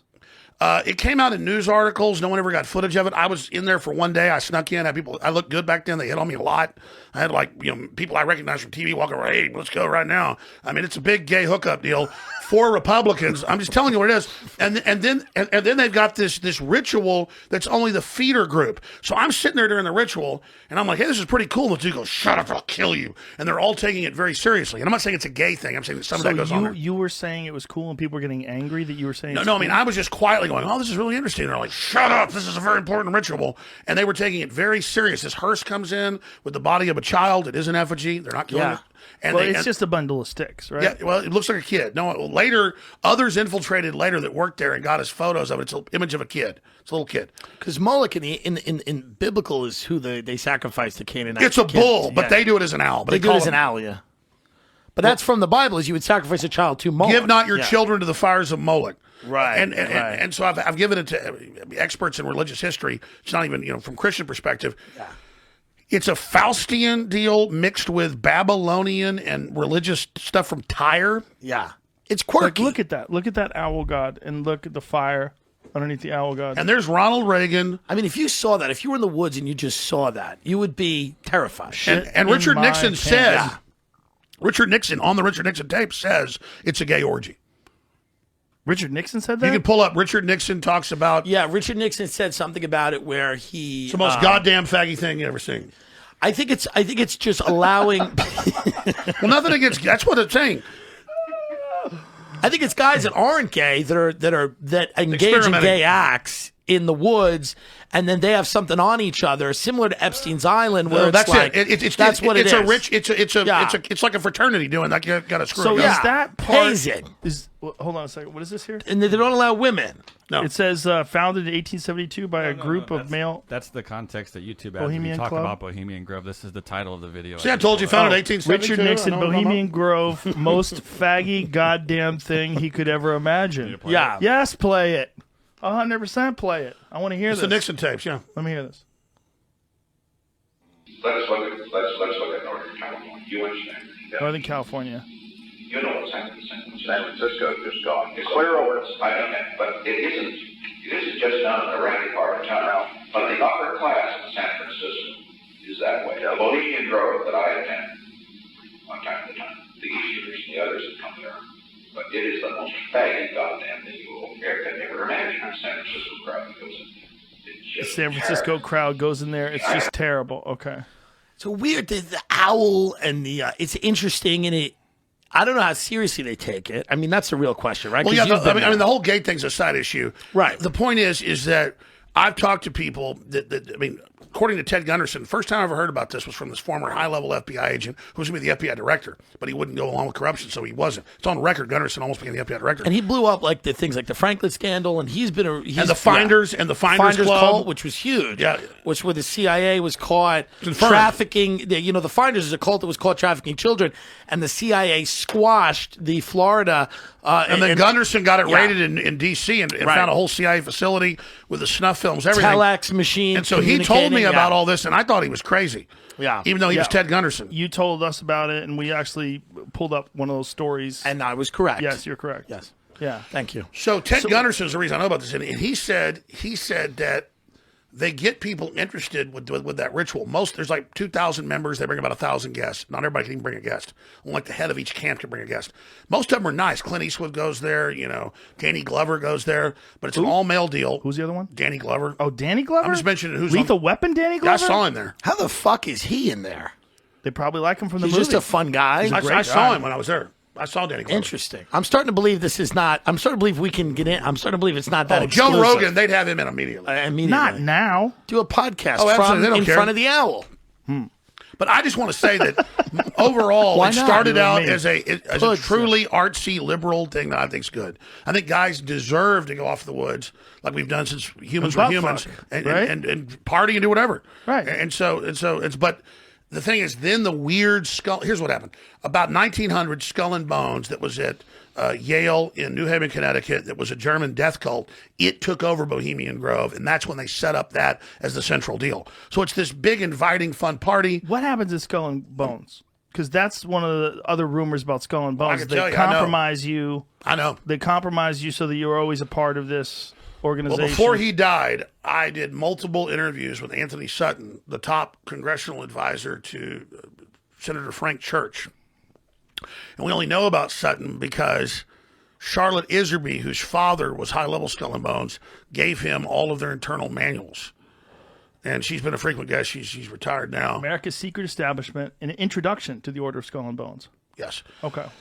And so this is a Russell Trust true Illuminati. Illuminati set up 1776 to counter our revolution by Adam Weishaupt. It funds the Jacobins.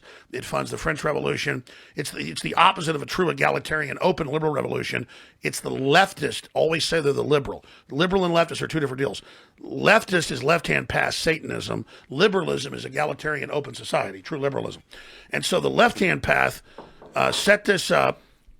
And then they sent all this opium money they had over in 1831 to Yale to set up a German secret society of the Illuminati, which then has become one of the dominant secret societies. And in there, they do actual satanic rituals. They get in coffins. They do simulated human sacrifices. They have gay sex as part of the ritual. They bathe in huge facilities of feces. This was made by Robert De Niro. Made a movie. Skull and Bones they're doing that stuff now. Absolutely, I know somebody broke into it, but wow. Who's the? How can this be proven? Well, Matt Damon made a movie called The Good Shepherd, I think. Yes. And in that, it's Robert De Niro directed it. Okay, and that's super accurate. Where it's got the sword and the devil, and they're in these big vats of cow manure. They did leak a Facebook photo album of a bunch of Skull and Bones kids hanging out on Deer Island. They kind of look like losers. I know they're not. no, but I know they're not, but they kind of look like losers. I mean, it was kind of like a embarrassing. lot of billionaires look like losers. Yeah, they look like emaciated. You were like, these are the Illuminati. It was kind of like No, I ugh. totally agree with you. Yeah. Remember ABC News because they wanted to get Bush in trouble right before the 2004 election.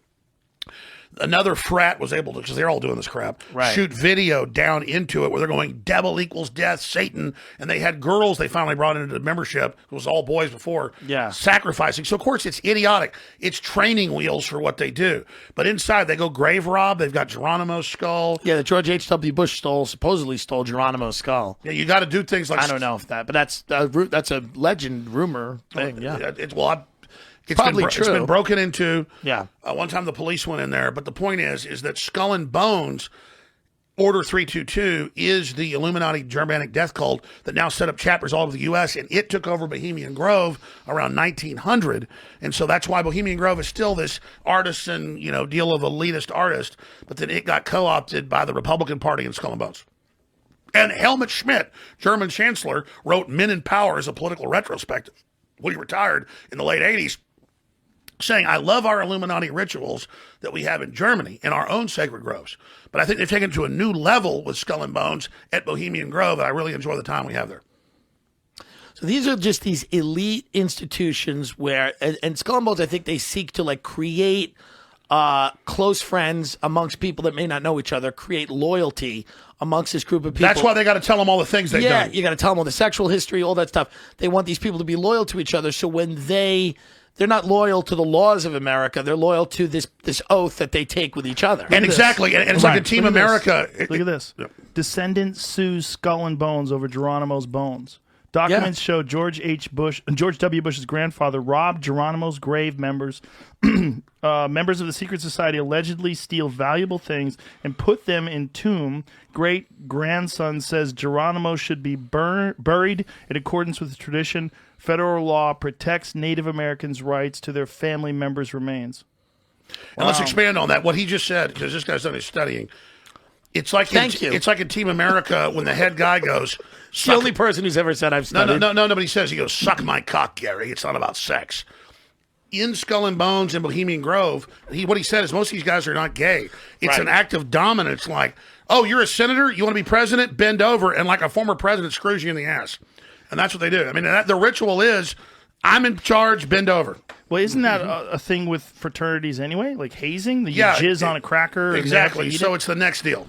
Yeah, but most people in fraternity, I mean, these are the top kids. These are kids that they think are going to occupy leadership positions in the world. And often do. And eventually. often do. So even Let me give you an example. Even John Ronson saw the photo with me when we snuck in Bohemian Grove. Yeah. And they had it hanging in, and people say, why didn't you get a video? I have a camera hidden right here. It's Henry Kissinger bent over in a woman's dress, sticking his fingers in his ass. Bill Clinton in a blue dress with Jeffrey Epstein's house. Yeah, but that's just an artist rendition. Do you know that was just an artist made that? Yeah, but maybe why? this was an artist rendition. We're in a clubhouse. Yeah. Ronson wrote about this. Oh, so it's a photo or a painting? No, it looked like a photo, but let's just say it's a painting. I don't know.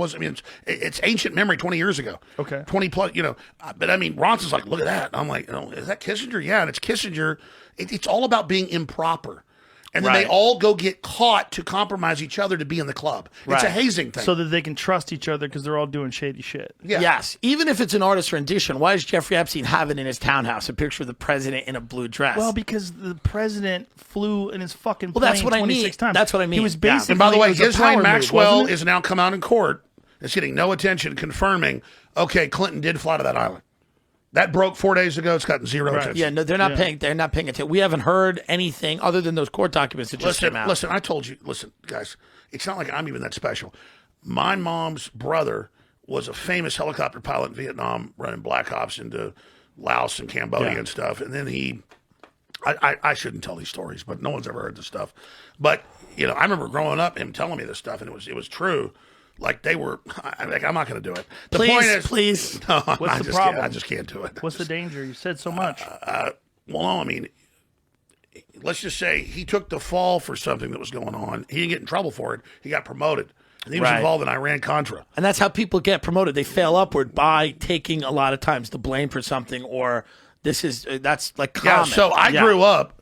I grew up, not just him, but other family, it was like something special, about those Navy SEAL guys. You got security done a bunch of crazy stuff. That's what our military does. It's not what you hear on the news. Right. And it's just completely out of control stuff. Right. And I mean, my uncle told me, he said, yeah, I know, I got out of working for these groups and everything.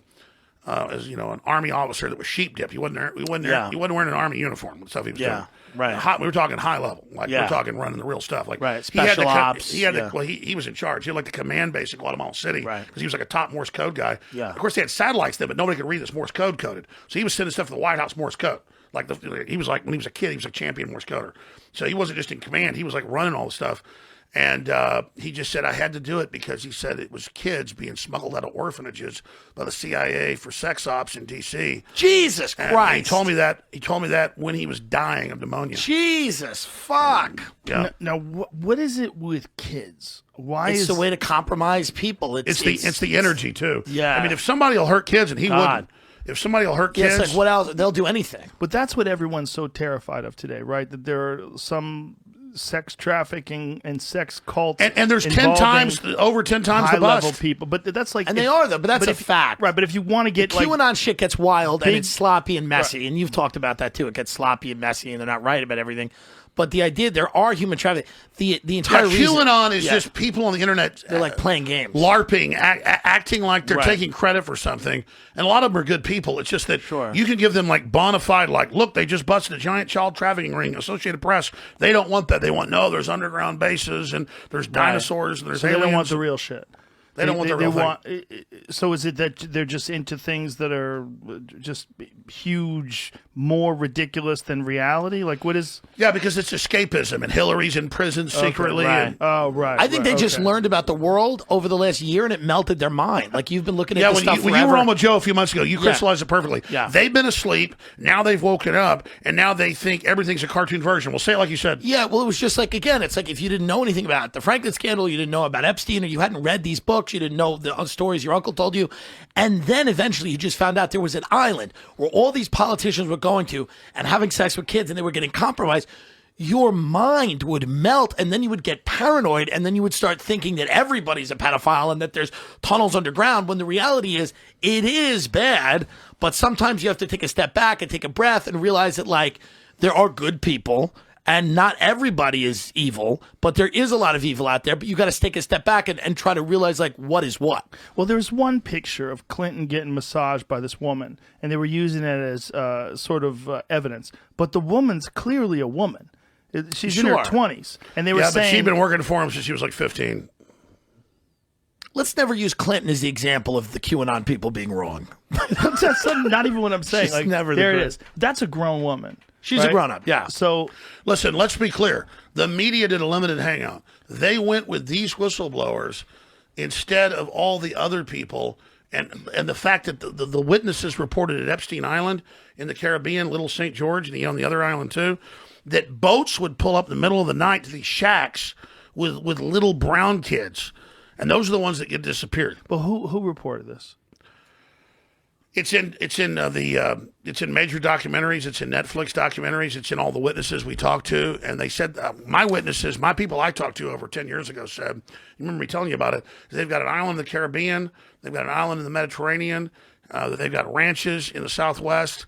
And that they... Well, he had a ranch in New Mexico, right? Yeah, that came out later. I wasn't told exactly where. I mean, the idea that these kids would disappear potentially isn't crazy. I mean, no, it's not crazy It's not crazy at all. Here's an example. I was told by a high-level source that major Hollywood producers, by name, ran a cult where they branded women next to their vagina. The Nixium thing. But I put it out 2 years before it broke. So I was told this by a high-level source. I remember you talking to me about it. And then they even had articles going in Huffington Post. Jones claims Harvey Weinstein's connected to groups that do all this, and I was just going off what people told me, and I said I didn't even say Weinstein. That's what's crazy is they were already trying to cover it in case I said that. They're like, oh, Weinstein's not involved in branding women. Well, it never even came out he was. It was the other guy. Right. So it's just but.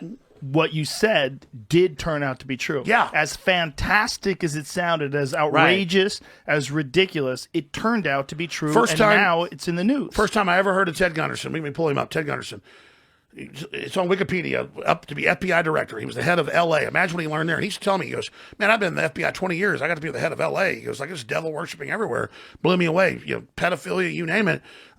He knew about the Manson thing really being a satanic ritual. And there's a senator from Nebraska named John DeCamp, who I know. Who he was friends with. And John DeCamp was a guy who, he blew the whole thing wide open. Like he was CIA. He blew the whole thing wide open. Was DeCamp CIA, you think? But he was one. He told me I was friends with him. He was one of the good ones. Like he was involved in Operation Phoenix. And then they killed. Well, that was his mentor. So DeCamp's mentor was a guy who was a high-level CIA guy who Jamie could pull that up. He was in a Phoenix operation, and he was killed. And I forget in the canoe. In the canoe, and it, the dinner was still on the table. Wait a minute, he was killed in a canoe? Yeah, this was a high-level CIA guy. John DeCamp was a Nebraska senator who broke open this human trafficking operation. By the way, I'm having hold on. No, it was a pedophile cult. It was trafficking kids across America, and it was centered out of the Omaha Federal Credit Union. It was being run by a guy named Larry King, who was this rising star in the Republican Party. He's probably still alive. He has pictures of Maureen Reagan, all that stuff. These kids were being trafficked to D.C., to L.A., to New York, wherever. DeCamp stumbled upon the occult, weird ritual shit going on, too, in addition to the pedophilia and all that. And then he went to this guy, his mentor, who he knew from Vietnam, from the military, who was a CIA guy, whose name is escaping me. William Colby. William Colby. He went to William Colby, and William Colby basically said to DeCamp, listen, you're going up against forces that are way too powerful. You don't even know what you're knocking on here. And then William Colby, I think, changed his mind and said, fuck it, you know what? We should stop doing, if we're going to fight this, let's fight it. And then a little while later, William Colby, who was in great health, great shape, has an accident in his canoe, is found dead in a river right by his house with his dinner still on the table. So it's like nobody gets up in the middle of the dinner to go canoeing. So this has been a common theme forever, whereas if you go against these people, you find you're dead. He was 76 when he drowned, though.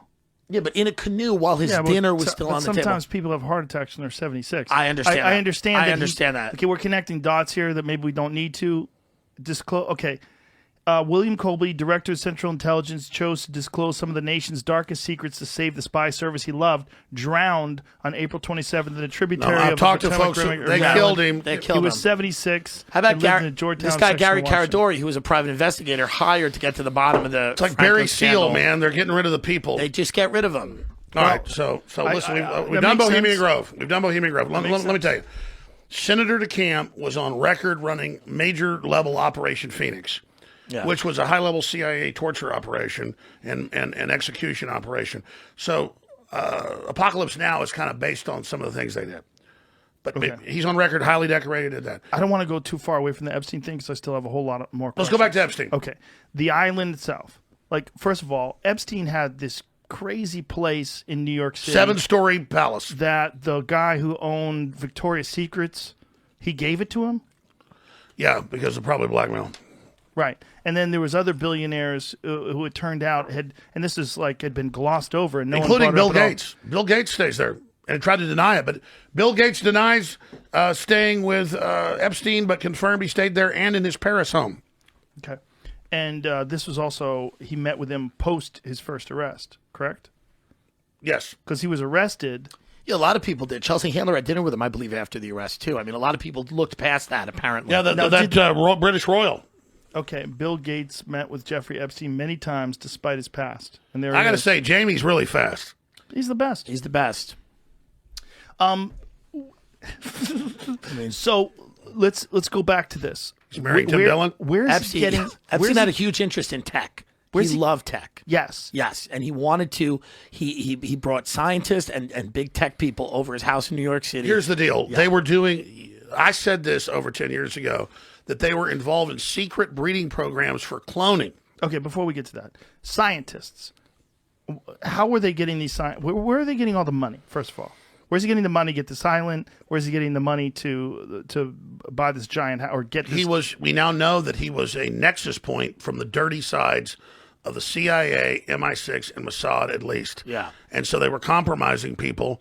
And then as he would compromise people, most of them knew they were being compromised. They wanted to be compromised to be let in to then run operations and be given even more money. He was also the money manager for a guy named Les Wexner, who's a billionaire who owns Victoria's Secret, The Limited, among other things. And that's the guy he was gifting Epstein a property. He gave him a $70 Well, that's where he got some of the Yeah. first money. Well, Eric Weinstein, who was a legit Yes. financial guy, looked at him and said, "This guy doesn't know what the fuck he's talking Of about." course He's not. He said he's playing a role. And then he met scientists, with him. scientists were like that too. When they went to his house, they go, "Oh, Epstein's is like playing a role. Yes. he has no, so whatever he's doing, he's working for somebody." Well, let me tell you, they want to corrupt the scientific elite to go along with their agenda on climate change, to go along with their agenda on viruses, to go along with their agenda because they know scientists are respected. So you want to have them compromised so they go along with whatever it is you want. So whatever it is you want. So if you want to do something and manipulate reality to make your agenda go through, you compromise the scientists, and then these elite experts who you have on film having sex with 16-year-olds, then you Yeah, can... so maybe man-made global warming is real and really bad. Doesn't matter. The solution they have is a global tax. You pay them, so it's a scam. But as big as Epstein was, he was small compared to these other finders groups and other organizations. Right. They even came out in the news at the time in the late 80s, early 90s. And then the communist Chinese, they're running the blackmail rings with Hunter Biden and the Democratic Party and Dianne Feinstein and all these people at levels way, way, way above anything anybody else has seen. Jesus Christ. I always got a bad feeling from Dianne Feinstein. I never had any feeling. Turned out her main assistant was a Chinese actual agent. Yeah, I mean, that's Ghislaine Maxwell Powell pleads for release, says jailed heiress starving in humiliating clothes. And that's unfair for her. And I think, this what an humiliating elitist clothes statement. Release. You should give her, she on record, this woman was involved in all these horrible things. And now, oh my God, she said humiliating clothes. Why do you think Trump said, like when they asked her about it, well, I wish her well? He's always smart ass, like, because Epstein was killed in prison. Mm-hmm. So he's like, I wish her well because they want to get data. He's also like a rich guy. He knew her, right? Yeah. He later clarified it. I'll tell you what he said. Do you think Trump's cleaning everything in this? Oh, you want to get the MO on Trump? Well, I would like to because I know that you're. I'll give you. There he goes. Here we go. My only superpower is that I really try to give you the accurate thing. Doesn't mean I'm always right, but about 95% of the time. That's why earlier I went down that rabbit trail when I'm saying, listen, Trump doesn't like lobbyists. He fired them all. He's trying to make the best decisions for everybody in a pragmatic free market to not have one-sided trade deals. But his blind side was by him not letting lobbyists in, everyone around him became unofficial lobbyists. That became a 20-minute rabbit hole, which I'm not bitching about. Okay. But let me tell you about Trump. Trump's dad was a super right-wing, pro-America dude who was actually a huge funder of the John Birch Society. He introduced him to the head of the House Un-American Activities group that worked for Nixon and Eisenhower that actually ran the Red Scare. Some of it was good, some of it was bad. Roy Cohen. And so his personal lawyer for 25 years was Roy Cohen, who was like Joe McCarthy's best friend, right? Joe McCarthy's chief of staff. Chief of staff, yeah. I mean, he ran it. He ran it, yeah. He ran House and Senate. He was the big enchilada. And so Trump was actually heavily influenced by his father that was anti-communist, acted nice and liberal in New York, but like knew all this. John Birch Society, like, you know, we're talking whole 9 yards. But wasn't Roy Cohn also involved in some blackmail stuff? Oh, he was huge. Okay. All right. Yeah. Absolutely. And it was the whole gay mafia stuff. Right, too, yeah. right. Yeah, Jesus Christ, you guys are deep. You're deep in this, I Tim. know this. Yeah, I know this. Well, I it's all fell facts. asleep listening every night. I would fall asleep. I'd listen to about a half hour, and then I would trail off him going, the globalist, and I would fall asleep. And now I can't do that anymore. Thank you, YouTube. You can, Infowars.com. I know. We're halfway into this, I should say. People ask, people come to the street, they say, I used to love you. I'm sorry you're off air now. We have record traffic at Infowars.com and band.video. Band.video. Yeah. We have videos. I've had videos this week with 3 million views, 2 million views, 1 million views. Yeah. It's all there. My producer, Ben now- Avery, watches Infowars.com like during holidays. His family would be having Christmas. He'll be in a room watching Infowars. So speaking of censorship, YouTube and Facebook have now banned all the QAnon stuff, right? Which is crazy. Well, this is what's crazy. Like, what's next? You're going to ban JFK conspiracy Well, theories? if I make a joke about QAnon, am I going to get banned? That's the other problem for But comedians. it's like you said, the Young Turks show. Well, let's just first talk about the Young Turks. What is the show that the Jacobins? Because Tim Dillon had put the show. He'd put it. I'm gonna send it to you, Jamie, so you can see what it is. I'm gonna send you the video that Tim Dillon, or excuse Tim me, Pool. Tim Pool had sent me. I'm gonna send it to you right now, Jamie. So let me explain this. Okay. The Young Turds are anti-free speech for everybody, including me. And then she goes, but I'm not anti-free speech. I just want Alex Jones banned. But then they have this new show called The Jacobins. Well, let's talk about evil.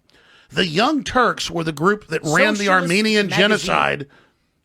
They ran the Armenian genocide on record, killed over 1.5 million Christians. They named themselves the Young Turks. They go, oh, we don't know what that means. Now they're called the Jacobins. The Jacobins ran the French Revolution and were the Illuminati. I told you about them earlier. Yeah. So it's like every name they've got is like the Hitler Youth, basically.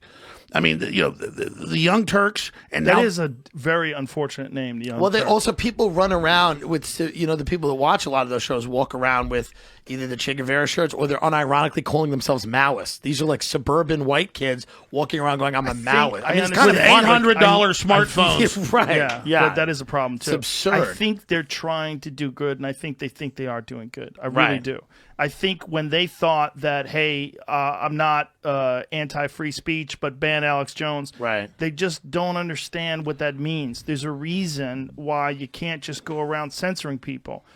And again, the answer to bad speech is better speech. Right. That has always been the answer. But here's the big problem. Once they silence you, they can then make up whatever they want. Because people all the time But here's go, what's worse, Alex, and this is you personally, but the problem is when they silence someone, when they censor someone, and then that person's not that's not the target anymore, they look for another target, and they invariably go left. They invariably. Exactly. They get on a power trip. But hold on a second. The left is not left enough. So if you're a centrist, they'll call you alt-right. Yeah. Because you need to be compliant completely with the ideology. If you're not compliant, they keep moving what's acceptable and what constitutes racism, sexism, classism, homophobia, transphobia. It's a power grab. But they keep changing it. And they move the line all the time. Orwell talked about this in 1984. Yeah. He was like, if you ban all the words, if all you will literally you will change thoughts because you can't have all the, I forget Orwell's words on reducing language. He said what they want to reduce the language where no one's even able to communicate, and that's the goal. So we think of it as a leftist thing that's out of control. No, Yeah, this is a science. I paraphrased it and I fucked it up. But the point is, what they didn't see, they didn't use hindsight. They didn't. It's called ingsoc. Well, it's so hard to talk with you. What they didn't do is they didn't look Joe, to you where need this alcohol. goes. I Don't- do. They didn't look to where this goes. They didn't understand. They didn't extrapolate. They didn't say. Or maybe some of it's them not- did, and some of them but you wanted can't, to go if where you it's start, going. If you start censoring, there's a real. And I know people are saying no. You should censor people that say terrible things because they influence our children, and you can't. But Joe, it's a power grab. They get off. Once they've got one scalp, they're going to scalp everybody, including themselves. I understand that's the motivation of the people that are doing it. That's not what I'm concerned with. What I'm concerned with is the problem itself, because you keep finding a new target. You keep finding a new person who's doing something that's incorrect. That's what I'm saying. They don't want to give up. They want more. But it's not that they're trying to grab power. It's that just you're always trying. Look, you've started a game. Yeah, but you started hold on. a game. They're Hold on. losers and want to control reality because they're projecting their own hatred of themselves on us. You don't think part of it is that they want power to control the discussion? There's most certainly a part of that. Yeah. That's a part. That's human nature. But Joe, It's you human just nature. said I'm hard to deal with. Well, because you talk over people when they're talking. You don't let them get the full. You've been talking a lot. You don't let people get a full thought out. Tim does it like when he's having do it his too. thoughts. How the censors are good? What I was saying is he's talking and you jump in, and the problem is I know you have some things to say, but then you fuck with the thing that's coming out of the other person's Okay, mouth. explain to me how the censors are loving people. That's what you're trying to do. I'm not saying they love people. I'm saying they're not looking at it correctly. Because the way they're looking at it, they think they're doing a good thing, and they're going to usher forth some utopian world of communication where people are only saying the things they agree with. The problem with that is you don't find out who's right unless you get everybody talking. But I agree. It's the only way But you Joe, do it. it's worse than that. You can't have an echo chamber. It's dangerous. Echo chambers are dangerous. And what tech has done is created these left-wing ideological echo chambers. I totally agree. And they're also forcing people into self-censorship, because if you don't comply with the rules that they've set forth, then you get banned, so you comply. And you find people. It's a cult. It is a cult. Ideologically. I talk like this. Listen, it is a cult. Joe. I think there's a lot of these cults. Joe, what I'm trying to say to you is you've never been not smoking weed with me on air. You need I know, weed. it's a bummer. We should have had you come in a week. You're angry. You're upset. I'll But be here I during the wanted election. you to be on before the agree election with and you, the Joe. shit. Who do you think's going Shit to win, hit the by fan. the way? Donald Trump is going to win. You think so? But then the Democrats are going to contest it. And we're going to have the 79 days of But hell. why are all the polls showing that Joe Biden is in the lead? Do you think it's all Just bullshit? like last time they said Hillary was going to win. Yeah, but these are the post election polls. Joe, what I want to do is talk to you right now. Why are you talking like that? He's a conspiracy phone sex I want to operator. talk about what a sexy man you are right now. I am He's the only one here drunk. This is a real I am problem. channeling Tim Dillon. He's Tim Dillon's That's looking not how at Tim Dillon talks. you. Tim Dillon's looking at you right now. Do you really think that Trump is going to win? Because it's Yeah. close. No, he's going to win big. Interesting. Really? But Why they're do you gonna think that? But they're going. Listen, I was not trying to interrupt you earlier. Well, this is how you talk. It's okay. You're This is explosive how you guy. talk. You got to let it It's in. got Joe, passion. It's Joe, got you've passion. talked. Got passion. You've talked twice as much in our last 4-hour podcast. I love it. This is the sober Joe Rogan. Let's get back to this. Trump. What were we arguing about political correctness? I don't know, but you were saying that we weren't arguing. He was saying that the censors, agreeing with you. Some of the censors are trying to do the right thing. Yes. And that you were saying, listen, it's deeper than that, and then that's where we left off. Yeah, it's all been scientifically set up where they always say, oh, we're for outliers now and dog whistles. It's all about normalizing centralized control. Big tech knows it's psychological algorithms. It's totally destructive. China that has people Muslims in death camps, Christians in death camps, Buddhists in death camps, is trying to totally normalize censorship here domestically when the whole left is involved with communist China through big tech. It doesn't say a word about them. They have no moral high ground to stand on, Joe. Well, we have a real problem in this society when it comes to tech, first of all, because all the people that are on the moral high ground who are buying iPhones, you know where those things are being made. Like we all know. Everybody knows. And I admit it. I admit it. I admit it as well. There's no iPhones that are being made in Ohio with highly skilled workers that are paid an excellent wage and they have great healthcare benefits. That's not what's happening. I don't know why, but that's not what's happening. Sure. They've decided that it's better to make them cheaper or better to have a higher profit margin and make them in other countries, or at least they decided that initially, and now they're stuck. Let me ask you this. Who do you think is going to win? In fact, I will be very subdued now since I'm back. Joe Jorgensen. Yeah, I think Joe Jorgensen has a great shot. She's a shoo-in. And then Kanye West. I think Joe Jorgensen, Kanye West. I think it's a nail bite. It's neck and neck. You know what drives me crazy? I think it's neck and neck, right? Jennifer Aniston she made a tweet that said, What drives me crazy is you're hating me right now no, I love because you're not drinking. Hold on a second. There was a fucking hilarious response by Kanye West. She said, Jennifer Aniston put on Twitter, hey, it's not funny to vote in for Kanye. Don't do it. And he goes, Friends wasn't funny either. Hilarious. He's right. He's right. That's great. Friends was not funny. But you see the two of them together. Friends was a funny show. Joe, you were great on Friends. I wasn't on Friends. That's a joke. Who do you think? You think Trump? I don't know. Well, I don't if know you were either. a Friends character, who would you be? I'd probably be Matt LeBlanc, right? You'd be Jennifer Aniston. I don't think so. Who's Matt LeBlanc? His name is Joe. Jennifer's the most successful. I identify as Jennifer Aniston. He was dumb. I'm dumb. Perfect. Wouldn't you like to have a dentist like Jennifer Aniston in Horrible Bosses? She was a dentist? What did she do? Molest her patients while they were under? Okay. Well, you could be molested by worse people. Well, they're not kids. But I just think it's funny that someone who's an actor would say that. Like this thing that they feel like they have this influence, they're going to change the way people vote. Stupid. This 80 days of hell you speak of, what does that entail? Just so I can mentally prepare myself. 79 days of 79 days of hell. What are you talking 79 days without Joe Rogan. What's going to Oh, happen? no, 79 days of us locked up in here with cases of whiskey and huge piles of marijuana. He's lit. No. You're a little lit, buddy. I don't actually. I could see that bottle, and it was a fresh bottle when you sat No, down. that's fake. That's Hollywood. That's not Hollywood. We're in Texas. I gave up Hollywood years ago. I haven't worked in Hollywood in a long time. Let's talk about this. What were you just asking? I don't remember. 79 days of hell. If the Democrats contest the election. Problem. 79. See, this is not fair. 79 days of hell. That's how many days there are after November 3rd to the inauguration. And John Podesta in the New York Times, they had a big war game where the New York Times sat in on a Democrat high-level war game with Hillary Clinton and Joe Biden and all of them. And they said, we're going to contest. We think we're going to win. But if we lose, we're still going to contest. And we're going to contest, and we're going to call for the UN to come in and occupy the U.S. The UN is going to occupy the U.S. And then the New York Times came out and said, we need the UN to intervene in the U.S. election. And now the Four Horsemen just called for that yesterday. Jesus. And so they are planning to have... Who's the Four Horsemen? AOC and the rest of the crew.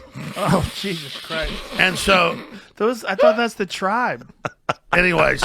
And so they're planning to have Western states secede, and they're saying they're going to hold the election up. You already saw this; they already denied the last election. Well, they can take Portland. Yeah, take it all. Take a lot of the West. 79 days of hell. Let me ask you this: Who cares? When did you decide to try to escape California? Well, I told you the looting. When the looting hit, Well, you told me off air. I know. Yeah, I had zero faith in their ability to maintain law and order because. If you're going to pay all that money in taxes, I feel like you should at least feel like they're protecting things. And when they were just letting them smash windows and cops were told to stand down, particularly in Santa Monica, there was like direct orders and the sheriff was, being widely criticized for this. They were told to stand down while these people were smashing and looting things. When they were doing that, I was like, well, you can't live in a place where that's being tolerated because this goes from stores to, they'll move to nightclubs, they'll move to restaurants, they'll decide what they're going to smash. It had nothing to do with George Floyd. No. It had nothing to do with him. I agree. Those restaurants, those stores had nothing to do with George Floyd. And now, like in Minneapolis, the crime rate's like triple. The police won't even show up. They're like, people are like, why are you even paying you? Yeah. So what do you think, both of you, Mr. Dillon, what is the end game of this? I'm going to finish my answer Yeah. Okay, because go I'm ahead. not done yet. It was also that there was restrictions that were put in place that didn't make any sense to me. There's restrictions for restaurants, restrictions for comedy clubs, restrictions for gyms. Like, why can't you just wear a mask? Why are churches closed, Yes. but Walmart's open? Well, why are churches closed, but why is it okay to protest? It's not alcohol. Why is everybody letting people protest? Right. Why aren't they saying, listen, I understand your want and desire to protest, but understand that you're most likely contributing to the spread of this virus? Because that's a fact. Right. Even if you support the protests.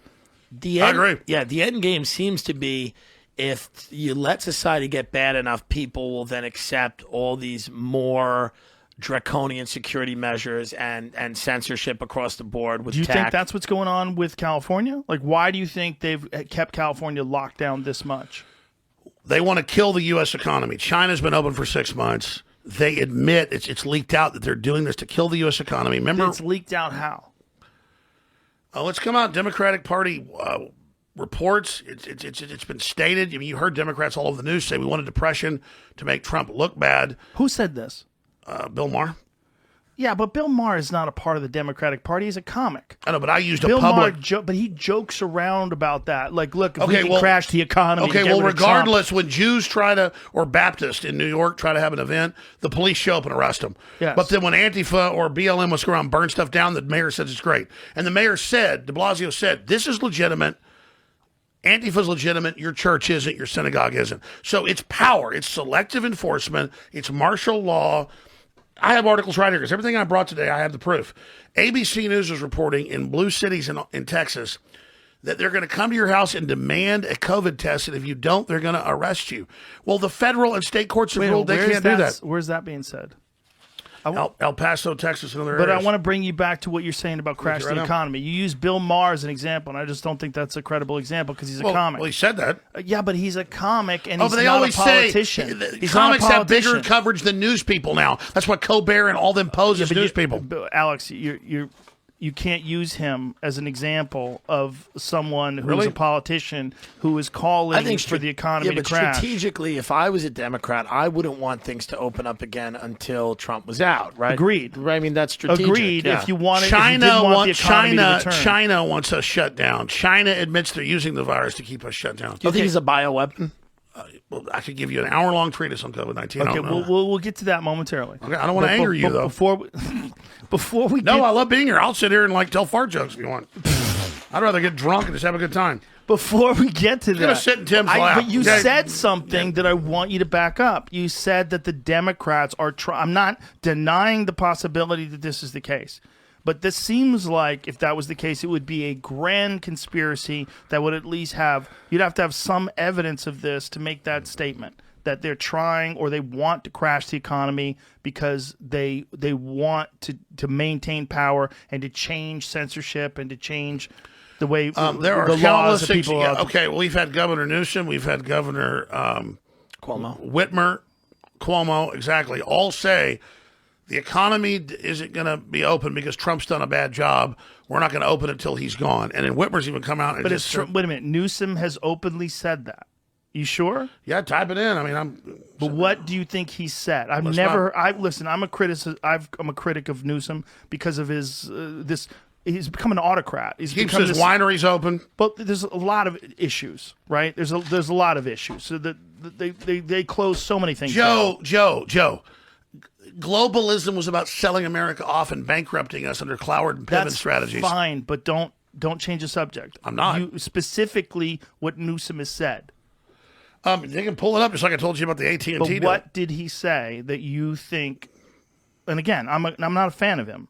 I'm a critic. Listen, I think you got to give people, grown adults, the choice. If they just look, we don't have overrun hospitals. We don't have people dying in record numbers. We don't have 5% death rates. We don't have 1%. Saying the cases and the deaths are increasing. That is true. But as long as there's a disease, they're going to increase. The question is, at what rate? And the people that are dying, how many of them have comorbidity factors? It's never about the death rate. It's always about increased infection because the death rate's way down. Now, The death rate is way down. As soon as the winter hits, they're going to hold say on. it's flu, and Alex, it's the colds. They're going to count as that. You get me again. When you say the deaths increase, that is going to happen. The question is, by what rate and how many? right? Well, You take the normal flu and pneumonia morbidity like they did this year, and you add that to the number. They've already run the same scam, and so whatever, they don't count flu as a death or pneumonia anymore. They all count it COVID because they get money on the chart. Right. They get But $50,000+ when they call it a COVID death plus when they say that. They get $13,000 to say it's a COVID patient, and they get $29,000 or whatever extra when they intubate somebody. And so now, since when is like Congress saying how to do medicine? Well, isn't the idea that they're doing this to give money to these hospitals to help them in the middle of a pandemic? Yeah. So but then the initial hospitals reason to code do everything as COVID to get the money. That's come out. They killed most people that died in nursing homes or died from intubation when it's an autoimmune event and you don't want intubation. It's intubation that's killing people. But they initially thought you did. But that's why because it was respiratory and thank disease. God the numbers went down because they stopped intubating. Yes. That's So a big now it's factor. all about everyone's being. But isn't Before that a there's this part of high the- death rate because they were intubating and they were counting on, and they were killing old people. Right. As soon as they stopped shipping folks to old homes that weren't getting vitamin D because no sun, it went like this. So infections like this, you can pull up the graphs. Yes. You know, you're like, what's your science? Pull it up. And infections like this, deaths like this. Right, well, you're going up and down, right? Deaths down. Now, what did Gavin Newsom say, though? That when you said that he said it's not going to get better until Trump's out of office? Well, it's Whitmer that said that specifically, and he said Cuomo, because I remember that too. But he was just basically like, well, I want to be friends with Trump. There's been a bad response. We've got to keep the lockdown going. And, until Trump does this wrong, until we have a change, it's going to continue on. And then it's always about the power grab. Like, oh, it's 2 years we have to do it. Now it's first it's 15 days to keep the hospitals empty. And then it's 6 months, and now it's 2 years. And then Gates said like a week ago, it's 10 years. And now they've got the people, Fauci and others, saying, no, it never ends. You never shake hands. Yeah. And under the UN rules, they say, don't look at someone and turn your head. So in Europe, you can type this in, citizens in the UK told, do not look at other people and turn your head. It's cult programming, man. I think it's a pretty common talking point, and some people agree with it. Like a lot of Democrats would say, yeah, it's not going to get better until Trump is out because Trump has made a mess of it. I don't think Trump's done the best job. that's what he clearly. said. But that's a common talking What could he have point. done better? Well, I mean, I done said, what better. could He shut Hold down on. flights from China in February when Pelosi's running around in Chinatown saying, dance. Yeah. But I think it's a pretty common belief that they're saying, listen, so I don't think it's a conspiracy, or I don't think like you have to find a source. I think it's like they believe if he wasn't that it won't get better until he's gone. So I don't think they actively are trying to make it better until he's gone. Exactly. You see what I mean? Exactly. They want to keep the crisis going. I do see what you're saying. I just Yeah. want to know if there's evidence. I want to know if there's an actual statement where he said, when Trump leaves, then we'll open back up. That's again. that's actually what Whitmer said specifically, but he said similar things. But All right, well, let's find where I'm Whitmer going from said memory that. here. I mean, my God. I understand, but that's Jamie. why I'm challenging I agree. you on it. Jamie's love on it. a ventilator. But I'm over there. I'm challenging you on this because Jamie needs a ventilator. people online Get Jamie a are going to ventilator. want to challenge you on this. Right. So I want. Well, that's I what want they to loved about our find- last interview over a year and a half ago, which they loved, was that people could go and actually check the stuff I was saying, no matter Yes, how crazy. and they a lot found of it is true. So I want to find that quote now. See if Whitmer said that it won't get better until Trump's out of office, in terms of the lockdown, Yeah, Whitmer. restrictions. Whitmer, lockdown won't end until Trump's out. And didn't Someone- she lose some court case recently? Yes. Her Supreme Court, but also federal courts have ruled across the country that you can't order churches to wear masks. You can't order social distancing. It's all just getting us to comply. Don't you think it's a good idea to encourage people to wear masks if they're going into large gatherings? A lot of indoors? studies show that doesn't even protect you. Listen. Trump told the truth a few days ago when he came out and he said, we're never going to control this. We have to learn herd immunity, or if you're really scared of it, take a vaccine. And the head epidemiologist of Rockefeller Hospital came out and said that and got banned on YouTube. I mean, listen, Italy did social distancing. Italy did masks. Italy did everything you were supposed to do. And they're getting clobbered again. So that makes me think that maybe it's not a bad idea to do these things, but they don't seem to prevent a second wave. Sweden didn't do any of it, and it's the lowest death rate in Europe. Right, but it's also a country of small villages. They have a whole different way of life over there. Well, I mean, Italy is a bunch of 3 generations living in one house. Yeah, that's the and, problem. and, right? and they have the oldest people in Europe. That's the problem. So yeah, and they need smoke, sunlight. They smoke. They're all good smoking. food. Try finding a gym over there. Right, when Jesus they Christ. smoke on the treadmill. It's so far. Every time I fucking go there, it's hard to find a gym. They listen exactly. They Go don't to a restaurant. Enjoy your life. Joe, have a rest. Joe, I came out 8 months ago, and I was selling this stuff, but I said get it at the store. Vitamin D, vitamin C, Zinc. and zinc. If you have that on the NIH website, it can't, according to the NIH website, cannot replicate inside the mitochondria where the virus plugs into the cell and makes it replicate. Okay? And so like Jones claims he's got a cure. No, it's not a cure.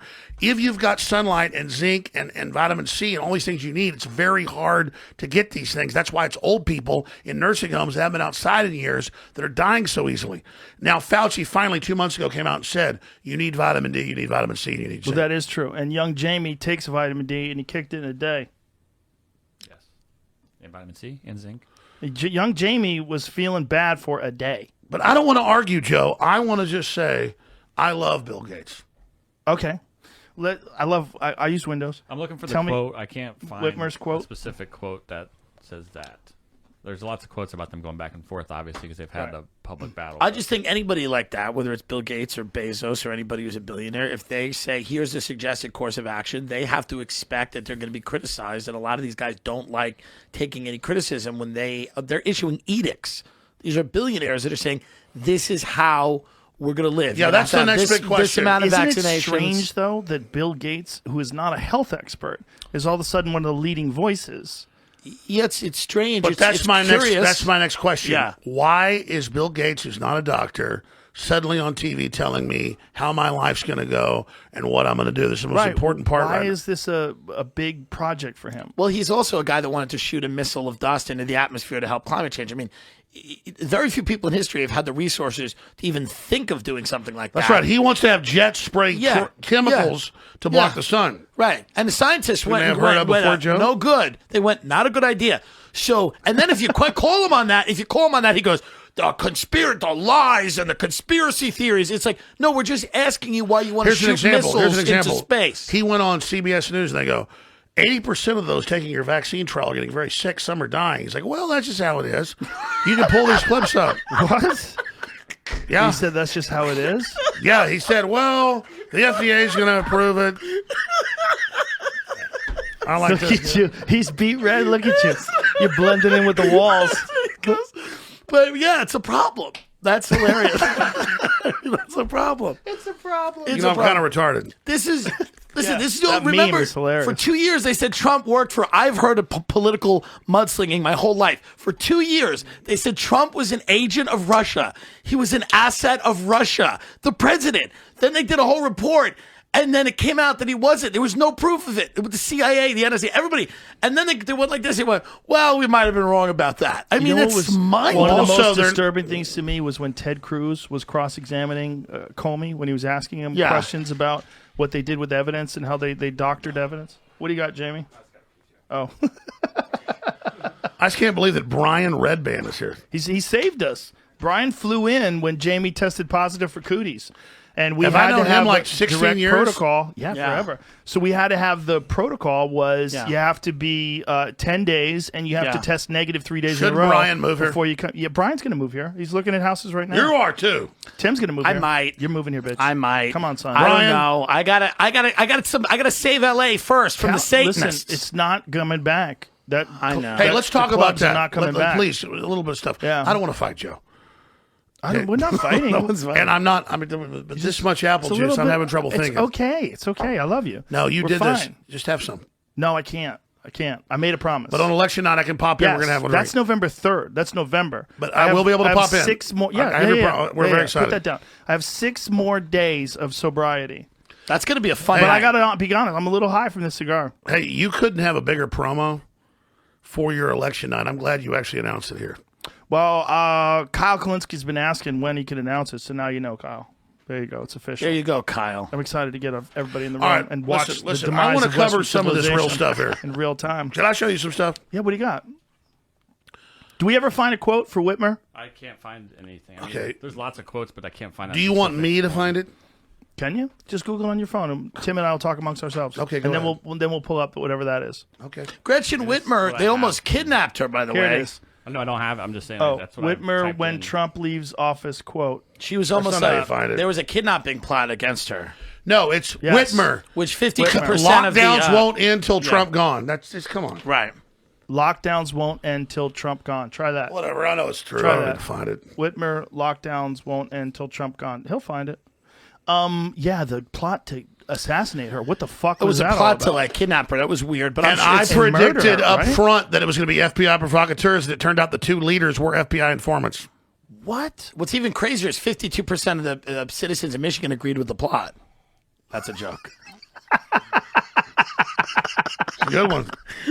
They're going to edit that part where you say that's a joke. Joe Rogan's guest calls for kidnapping. This is outrageous. Deplatform. This is central control. When I went on Alex's show, Alex goes, Snopes always goes and finds like jokes he makes, and they go, correction, Hillary Clinton is not an Oompa Loompa. Did you guys see that Brett Weinstein's Unity 2020 account was also banned from My Twitter? producer just told me that. It Yeah. was, his Unity 2020 account which was calling for a third party, was calling for unity between people on the right and the left to get together and have conversations and perhaps even have an alternative candidate. That's outrageous. Well, he's a fucking scholar, and he's a guy who became famous because he was a professor at Evergreen University, and the leftists took over the college. When they said we're going to shut it down and whites can't come one day a month. Yeah. they had, And then they banned him. yes, well, they didn't Froze just it. ban him. They went looking for him in the parking lot They with a chased baseball around bat. with baseball bats. Yeah. It was terrifying So- shit. so let me ask and this. then the principal was going along with everything.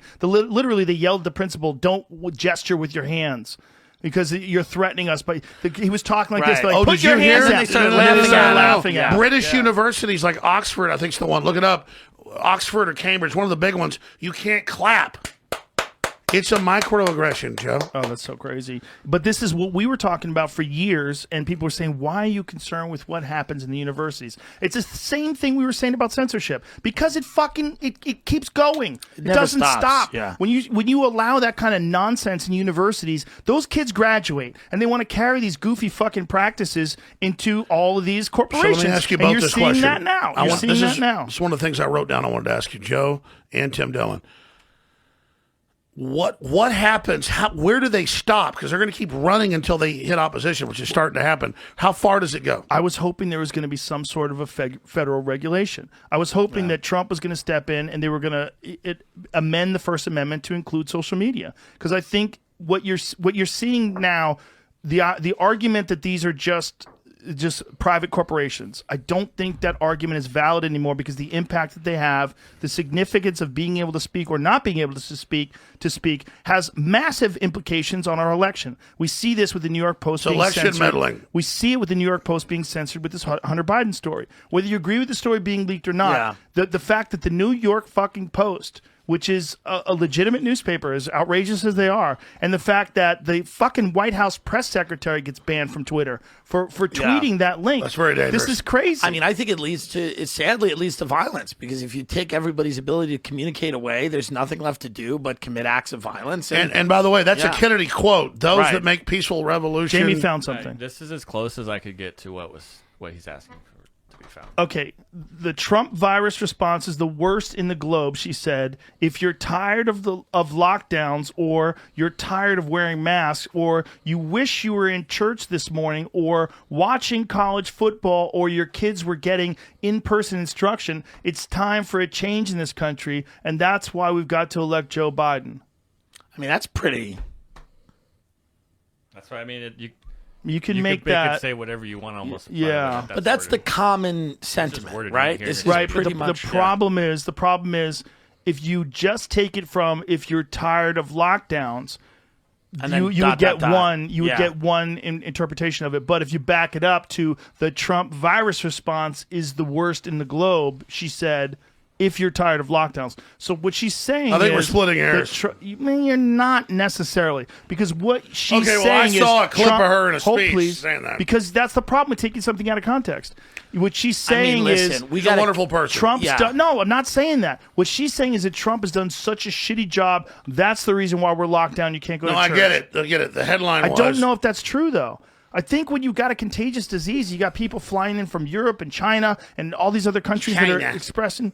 you're going to have spread. I mean, this is a fucking insanely contagious disease. Listen, Joe, we one have of my to- we favorite have to parts of your kidnap show is when you ask Jamie for something and the light turns on when you're looking at it. Let me ask you this. You're into numerology. How hammered are you right now on scale of 1 to 10? Not at all. We're into numerology. This is when it gets good. You better. Okay. Let's talk. Just be nice to me, Joe. I am being nice to you. You got me here, and I know you are.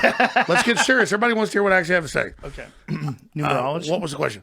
You had me on 9/11, Yes. 1255, now 1555. Yeah, don't connect the dots. Just, I'm in town. It's random. Well, It's you a told normal- me you it's a good picked time. 9/11 on purpose. Yeah, that was on purpose. Okay. Yeah, it was just fun. But this, It's nothing bad. but I'm just- this is. See, do you understand how this quote? You could interpret that in a different way. Like I think the what she's entire saying Democratic is that, Party strategy I understand. is to say Trump is to blame for COVID What she's and to say the saying- economy shut down till you get them elected. I don't And think that that's they'll- what she's saying. They're all saying. I understand that Joe you can Biden's interpret like, it that we're going to way." end this COVID by endless lockdowns once Trump's out. If you want to go back to normal, do this. And their own, listen, this is a end of civilization event. The Rockefellers and others put out Operation Lockstep. They're never going to stop this. They're going to have COVID tracking. They're going to have checkpoints. They're going to have apps on your So phone. how do we stop this? What Trump came out and did and said, we cannot defeat this with vaccines and with COVID tracking, with shutdowns.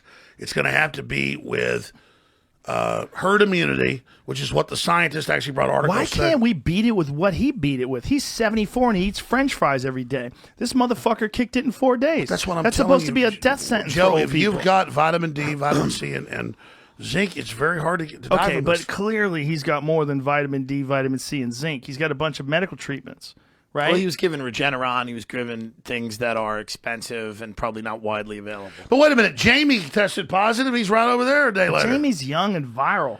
But I'm saying, since when does something come it's a weird along word. and I never and seen we that go, word. civilization is viral. over. Civilization is over Viral. because of this thing that came out of China. You're not even supposed to come. You want to ask where COVID came from? You ask what it is? Jamie, what is do you it? feel What- better about the disease now that you kicked it so quickly? I mean, How- not how at- old are not you? at first. How old are you? 37. Not 37? At first, I was a little worried for the first day. I was like, You're like, well, oh, shit. Here we go. Are we going down like a 2-week, 3-week, 4-week? Ventilator time. Months. Yeah. Right. Because Sure. you've talked to people on the show that have been fucked up by it. Sure. Yeah. How lucky am I going to be today is also Right. what I was thinking. And But you, still but you were statistically- also taking all the vitamins. I mean, I got all that. We had NAD and all that stuff too in my system. Yeah. So like, maybe that helped. Could Yeah, I'm have helped. sure. Hopefully it helped. Sure did, of course. Statistically, they said 5% of us will be dead. It's not even Well, they thought 0.1%. Okay, this but is what they thought. But they're the all-powerful gods. It's like the UN says, "You will not question us." Big Tech says, "You will not question anything the UN says." Meanwhile, the UN's like, "Oh, we shouldn't do a lockdown. It's killing millions of people, starvation." But still, it's like we're keeping the lockdown going. The United Nations said. Well, what do you think should be done?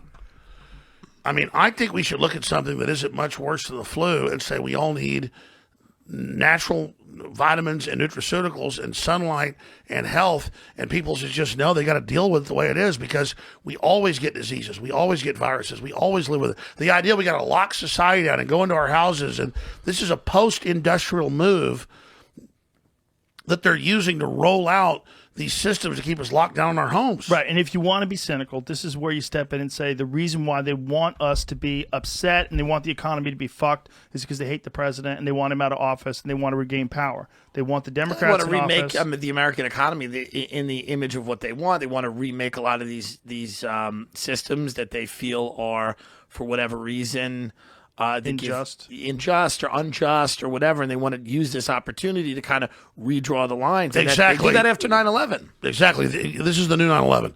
The UN and the Davos group all say this is the post-industrial world, the Great Reset. I got a copy of it for right here. And they say in these documents, we are going to reorganize society. COVID is good to shut down the carbon. Carbon is bad. We're going to end success. We're going to end prosperity. We're going to track everybody. We're going to control their lives, all under the name of COVID. They said all that. They said we're going to end success. We're going to end prosperity. Yeah, in the Lockstep Rockefeller document 2010, they say we'll have a viral release or a simulated one that creates total fear. We'll bring in a police state, martial Is law. this available for someone to read? Absolutely. Alex, wasn't there Okay. something called Agenda Try to 21 or find that. something where they were saying we want people living in cities, we don't want home ownership, we don't want... Compact cities, yeah. Yeah, I mean, this is- and yeah. then you were saying it earlier. They go, "Oh, it's for the greater good that we don't have cars anymore. It's for the greater good we don't No, have that's single." not what I was saying. What I was doing was playing devil's No, advocate. you were quoting them. Yeah, what I was saying, there's I'm not saying you said that, autonomous- Joe. You believe in that. I You was believe in saying that homes. autonomous. I do believe in cars too.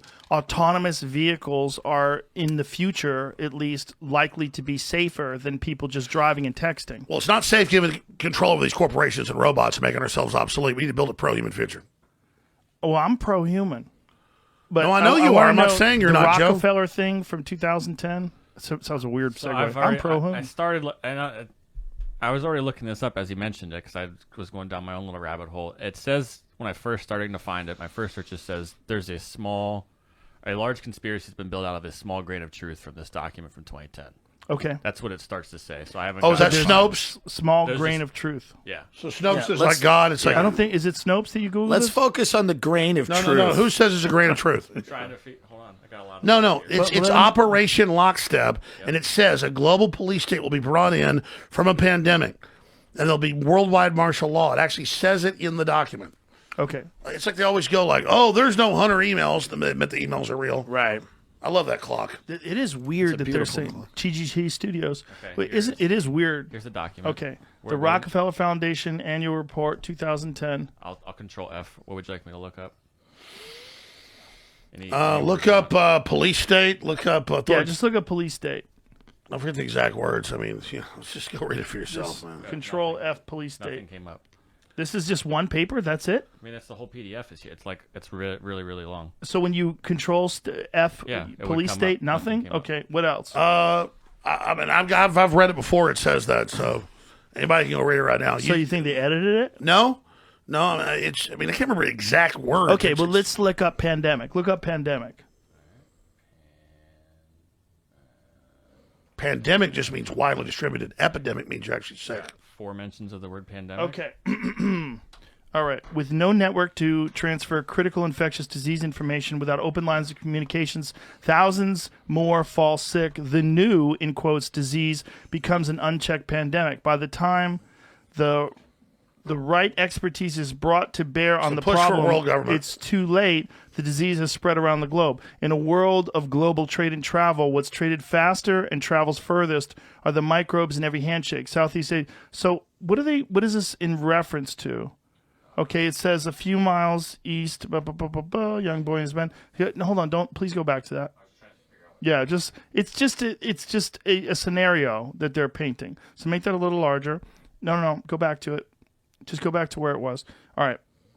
The potential pandemic of the past few decades have severely tested the world's ability to work across human borders. Detection remains weak in many parts of the world. The public health response has frequently been slow and fragmented. The looming threat of infectious disease presents humanity with a new challenge to communicate and collaborate swifter and with greater efficiency than ever before. That doesn't sound like they're trying to end the world. Okay, well, you're just reading one of these documents. I can pull up the articles. I can show it to you yourself. understand, but this it's is- world government controlled. They talk about a worldwide police state. You search the term pandemic. I'm telling you what's in these things.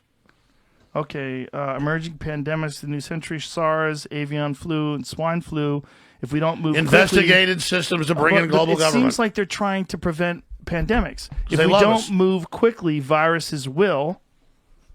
By continuing our drive to invest in systems that coordinate efforts and share information, the Rockefeller Foundation is working to ensure which is the global that we government have the controlling ability all of this. to meet the health challenges of an interconnected world. Isn't the perfect analogy terrorism? Because it's like terrorism exists. People want to prevent terrorism, but it's like, how many rights do you give up in order to do that? And then, all these proactive measures that we take to prevent terrorism, a lot of them create more terrorists. So I think it's like a balance of remaining a free society and dealing with a lot of these Man, problems. listen, I sit here, we sit here and we talk about something, and then whether Jamie can find it or not becomes the arbiter whether it's real. So they found something about an AT&T lobbying, but they didn't find a thing about this. I've got the Operation Lockstep documents where they say we're going to bring in this global authoritarian Okay, police but state. you have to show us those. Well, I mean, I'm sitting here in studio talking to you about this. But I understand. I That's understand. all- that's I all understand what internet. you're saying. But we wanted to try to. But read you know, it. everybody else watching this is going to go look it up. Well, I hope they do. They're going to go crazy. I hope we. No, that's I good. wish we could have found it right then if it's real. No, I know you want to show it. But it might be an interpretation of what they're saying, like the Whitmer No, quote. it says specifically. The Whitmer quote is just a criticism of Trump. She's blaming all this lockdown. No, Whitmer on was Trump. found by the Supreme Court of Michigan and by a federal court to have seized all three branches of governments and basically set up martial law. They even used those terms. And she was overturned. When you say in that quote, I want to, when you say if you are sick of lockdowns Yes. and you're sick of not being able to go to church, Joe Biden should be elected. Agreed. That is not a huge jump from what he said. No, it's not a huge Yeah, jump. yeah. But the problem is the way it's being said. She was talking about how bad Trump handled the rate of infection first. Of course. And that's All right, well, let's expand on that. I remember like interviewing Lou Dobbs like 15 years ago, back when he was still on CNN, and we were looking at documents where it said we're going to bring in global government in the North American Union using the threat of viruses, migration flows, and economic collapse.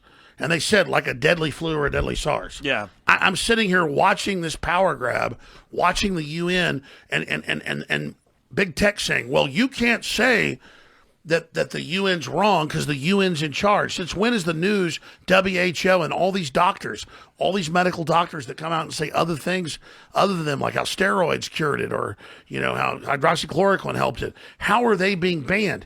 Even if they were wrong, they should have their license removed. That's what that's about. It's not Google decides that if something isn't the UN, it's taken down. That's all I'm saying. Well, it is a problem that they're deciding which doctors to listen to and which doctors not to. When there is some real controversy as to how to handle the virus with treatment. Right. What treatment is effective and what isn't effective. Now, it turns out there's a lot of doctors that think that hydroxychloroquine isn't effective. There's some doctors that thought it was, and they think that a combination of zinc and But the problem is the people that are deciding what gets taken down or not getting That's a huge taken problem. down. And the problem is that the doctors who go, well, we think, you know, it's like we've minimized the voices of the people that are saying one thing. Right. And we've elevated the voices of the people that are saying another thing. And it's like, that becomes the real issue. Whether people like Trump, there's stuff to criticize about Trump. We all know that. And in their defense, they're Yeah. doing it because they think that people are going to do something foolish and they're going to go out and spread the virus further. Because Well, it's not the media's job, though, this is the problem. I think the media has taken on this really activist role where they are now worse. It's not the media. Worse, yeah. Social media. Social media media, too, companies. yeah. Not even necessarily the media. Where you have like legitimate journalists that are taking Will on Trump this role. do you think he would do something in his second term about social media? I think he certainly is going to do something. He has Why to, hasn't he because- done something already? Because it's so complex, because they'll claim it's election meddling, even though they're doing that at the same time. What we have is multinational corporations acting in tandem that are already making the nation state obsolete. They're creating a information warfare monopoly, and they're censoring people and using that power they have. And we just sit here denying it's going on until it's too late. I mean, it's a really serious situation. And it is a crazy situation where all of these tech companies all lean left, all of them. Yeah, they do. They lean left and they support. Like there's no tech companies that are out there supporting Donald Trump. There's no tech companies. Well, what's out very there interesting is supporting these tech companies, they're very wealthy people, right? Right. They're insanely wealthy. But David Pakman had a really good point about Yeah. that they like when it comes to their financial dealings, they're very They're conservative. very libertarian and conservative. Oh, they don't pay taxes. Right. I mean, Google pays almost taxes. What I'm telling you. Does Apple complain about Chinese slave factories in China? No. It's just what I'm telling you is it's all BS. And when you study what they're doing, I can sit here on my phone and pull it up. They talk about in lockstep bringing in a global authoritarian system. They talk about riots. They talk about war. If you could find that article, There are- send it to listen, Jamie. I Jamie found, got something. I found something, but I'm trying to understand even what it's saying because it's speaking about years in the future as though they've already happened. Well, we're not too far Let's away see from. it. Let's see it Yeah. because This like is an they're archive. painting another scenario, just like they painted This is on- with that infection scenario. Archive.org. I found. Like, Okay. I went to the second page of this link, but this is like scenario narratives. It says lockstep. Mm-hmm. It talks about pandemics from 2012 and the SARS and all sorts of H1N1. So I skipped into the next page while you guys were talking, and this is the part that's a little strange, which is getting into what I think he is now talking about. Where's that? Can you highlight it? It started here because it says something about Kenya in 2025 and people being weary of top-down. Okay, by 2025, people seem to be growing weary of so much top-down control and letting leaders and authorities make choices for them.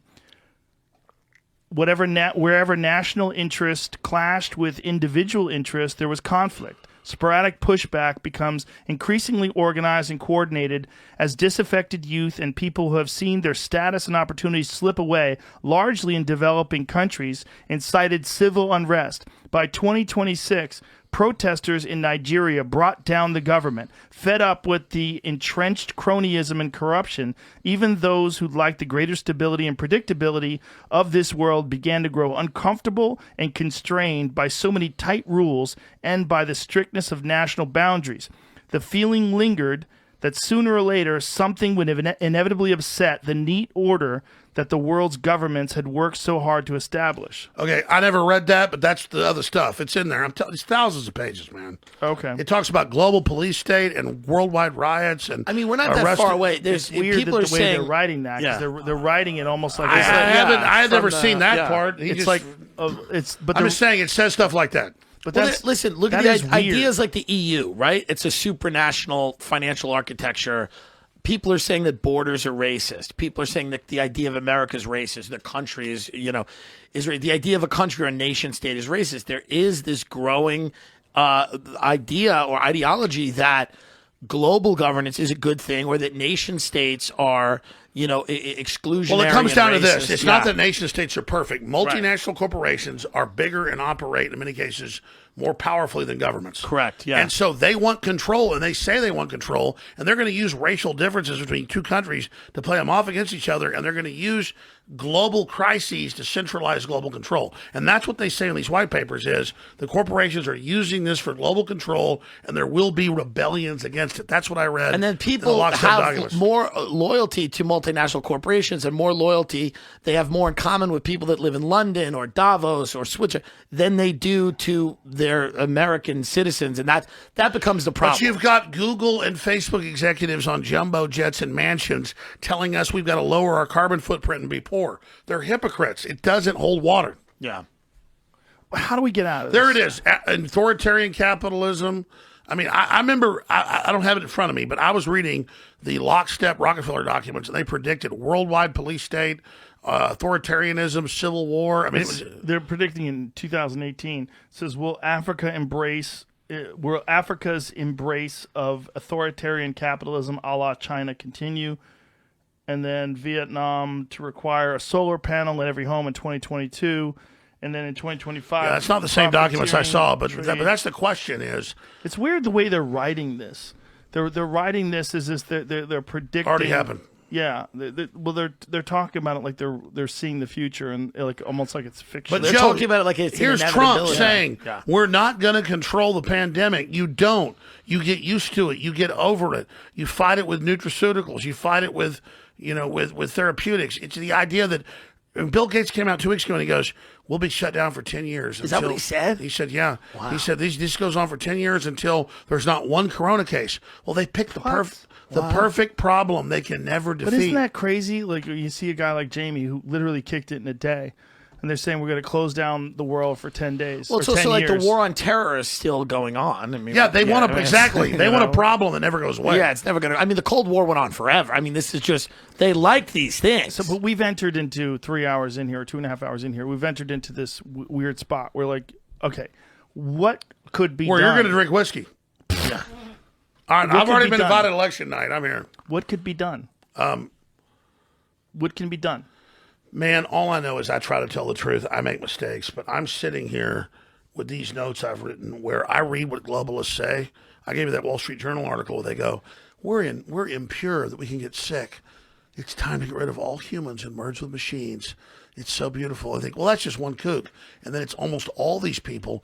And really, they're just trying to convince the public to all roll over and die. But wait a minute. Isn't that a provocative article by a journalist who's trying to paint a rosy picture of our symbiotic relationship with technology?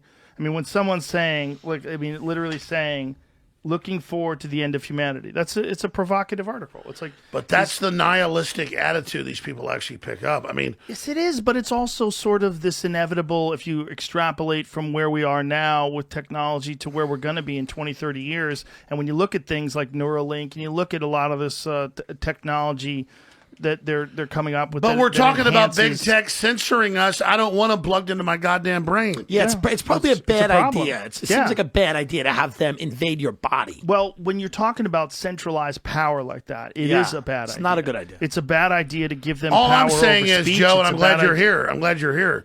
I'm very excited to be here tonight, and I really appreciate you. We have to get people to debate the fact that there's people, engineers and technocrats choosing their course, and that the public is not involved in deciding that course. Well, I hope people are starting to understand when you see the White House press secretary get banned from Twitter, when you see the New York Post links get banned from Twitter, I hope people are starting to understand that giving people power, giving large groups power over whether it's national discourse, whether it's policy, any of these things, Yeah. it's bad. It's a bad idea. It's a bad idea. It's a bad Exactly. idea. You And don't the want to give founding Alex Jones fathers- power. The founding fathers, although they didn't predict technology, they didn't Right. predict the internet, they did predict what happens when you give human beings ultimate power. Right. I mean, Power corrupts, absolute power corrupts, absolutely. Yeah, I mean, So, this so is- Joe, you just said it. So let me ask this question. 'Cause see, you got a huge audience. We can really change the world right now. I think we've done a good. no one's listening. No, they're listening. There's no one If you listening. want to change the world, you go on Alyssa Milano's show. That's the show. Yeah, Dude. No, no. I only get 3 times as many listeners as her. people that are zombies don't matter. I'm sorry about being mean. I'm sure she won't take zombie No, but offensive. let me tell you, the I don't big- think zombies Did are you one of guys the hear what I nicest things you said? could say You about Yeah. guys heard- Yeah. Listen, you can look at Tony Podesta or John Podesta and laugh at them. They run the Democratic Party. It came out 2 months ago in the New York Times bragging that they were in the meeting when they were wargaming on thousands of people listening on a telephone call. And they go, we're not going to concede, and we're going to have the country break up, and we're going to have secession, and we're going to call for the UN to invade America. How fucked up would it be if all this stuff actually comes true the If way this you're describing happens, it? this will be fucking insane. I have to use And it. then- Can I use a yeah, bathroom? Yeah, go ahead. But when people are talking about, be careful with that camera. Don't bump that camera. But I'm not saying it's going to happen. I'm saying they're saying it. Because if it doesn't happen, I'll be glad. But they're like, oh, Jones is saying this is happening. No, I know you will be glad. They're literally but saying if this this. does happen, this podcast can be heavily criticized, right? We are all aware of this. But when we knew that coming in, but when this goes down, if this goes down the way you're describing it, how eerie would this be? Well, it would be very eerie. Eerie. It would be very scary because, I mean, let me tell you, like, this is what they're saying they're going to do. Now, I hope they don't do it. But they are saying that they're going to contest the election when they lose. And if Trump tries to declare it, big tech has implemented this AI system that's going to block hundreds of millions of Americans from being able to say Trump won election night. Yeah. And So that's why election night is so spectacular. And some people can say, well, there's never been voter fraud before, or voter fraud has been so minuscule in the past. That is true. But however, the ability to vote by mail in advance never really existed like it exists now. Exactly. And the 80 million mass- ballots put out there. 80 million ballots put out there as a total wild card. So who is counting all these ballots? It's the locales. It's whoever grabs them. It's whoever puts in the false names. There's been a bunch of people arrested for. Right, but if you're in a democratically controlled state and so who is controlling and counting those ballots? Brian Redband. He's a good guy. He'll tell us the truth. Brian, get over here real quick. He's over for 2 minutes. Okay. We need Brian. No, I mean, seriously, I don't know what's going to happen, Joe. I know the Democrat chief strategist says we're going to contest the election. We're going to break the country up like Civil War 1862, and we're going to do all this, and we're going to say that. Go ahead. They found water on the moon. Oh, awesome. They did find water on the moon. 6 months before they said that, Buzz Aldrin called me up. And he said there's water on the moon? And he goes, they're going to crash an Indian probe in there. It's like, 2007 or something. They're going to crash an Indian probe on the moon. But I want you to know we already crashed one. They're going to find the water. I was like, thank you, Buzz Aldrin. So he called you up? Yep. Does Buzz call you often? No, he's called me like 3 times. Are you ever shocked? Are you like? He's like, it's Alex's Buzz Aldrin. It actually got like 20 million views Yeah. before they took it off YouTube. He was on the show one time, and he goes, "My secretary really likes you." On here, he goes, "Isn't she a hottie? You're lucky I'm doing this." I'm like, "Well, yes, sir." And he goes, "There is the moon of Mars that is where the real obelisk is, 2001, and the aliens created the pyramids." And I just wanted to tell you, Alex, you got a What? He said the aliens created the pyramids? Yeah, and there was an obelisk on Mars. I heard You that listening? part. Yeah. That's not as shocking. The Buzz Aldrin said the aliens created the pyramids? I'm telling you, I was contacted by Buzz Aldrin's secretary. And Okay. I'm picking this up. This is real. I don't believe you are. And so it's like, whenever this was, like 12 years ago, whatever, 10 years ago, whatever it was. Like, hey, Buzz Aldrin wants to come on. So we checked. It's Buzz Aldrin. He wants to talk about his new book. And once he gets on, he goes, "It is the soul moon, Choron," or whatever it's called. Look up the moon of. I'm off memory, so I get this stuff wrong sometimes, of Mars. And he goes, "That is where the true obelisk is, and that will give us the data tapes to go to the next level. And I just wanted you to know that because you're a good person, that the pyramids were created by aliens, and we're doing important work." There he is. Buzz Aldrin admits aliens built the pyramids and Phobos monument. Oh, the Yeah, monolith. he said it after he talked to me on C-SPAN, yeah. And So he Phobos, said it? He yeah, really said he aliens did. built the pyramids? I swear to God. This guy really went off the reservation. Like, do you think NASA's like doing a better vetting process now? Because this guy Well, really. it's, he's had tough times. Well, he just endorsed Trump. Oh, did he? Why did he endorse Trump? All the military endorsed Trump. All the police unions. But listen, endorsed I'm not Trump. bragging. I don't know why. I thought he had him on about a book he wrote. Mm-hmm. He starts telling me about aliens, the pyramids, and the freaking. Let me ask you this. What did you think about the Pentagon saying recently that they've recovered crafts that are not of this world? I think it's probably true. I think it's probably true as well. I think we're like the ditch, like a movie theater. When I talked to there's stuff in the ditch, like Yeah. when I talked to Commander Fravor, who is the guy who saw that the Tic Tac UFO off the coast of San Diego, the way he describes it and the video footage that they got of this thing, and his take on it is fucking chilling. Yeah. That thing went from 60,000 feet Tic-tac? above Tic Tac. Okay. Yeah, it looks like a Tic Tac. Like a that's little Joe's man. new code name is Tic Tac. I thought it was a TikTok UFO. I'm like, No, wait, no. what? Yeah, you It's look. it's a huge problem. No, it's My this little fucking Tic Tac thing 12-year-old they're Tic-Tac chasing. in the house. And what did he say about it? Yeah. He said that this thing went from 60,000 feet above sea level to 1 inside of a second. They Wow. said it defied propulsion by any understanding that we have of physics. The way it moved was insane. It was actively blocking tracking systems, which is an act of war. That's nothing to describes do. this- They block all the radar. you could listen to him on my podcast, but I would actually recommend you listen to him on Lex Friedman's podcast. It's available on YouTube, and Lex does an amazing job of talking to him and breaking down. Let's do the that, technical Joe. What do you aspects. think the universe is? What do you think? Let's talk real. What's the Here secret of it the is. universe? Totally legit report says Buzz Aldrin saw aliens when he was up in That's space. sarcasm. Oh. Well, that's not. Joe, is that totally you in the legit. photo? They said that No. he tried. I don't look like that. How Someone dare they you? reached out to his people and they said that it's bogus and we don't know where it came from. It's bogus. We don't know where it Well, came from. he came on my show and said that. The pyramid thing? The pyramid quote? He said it's bogus? The UFO Yeah. thing. Well, maybe they pulled him aside. But Joe, Buzz. let's have fun here. Lay off the Everybody's weed. watching. This is an epic podcast. Part 3, Joe Rogan. I want to know. So what do you think runs the universe? What do you think the secret is? Who are the DMT elves? When's the last time you took DMT? It's been a couple of years.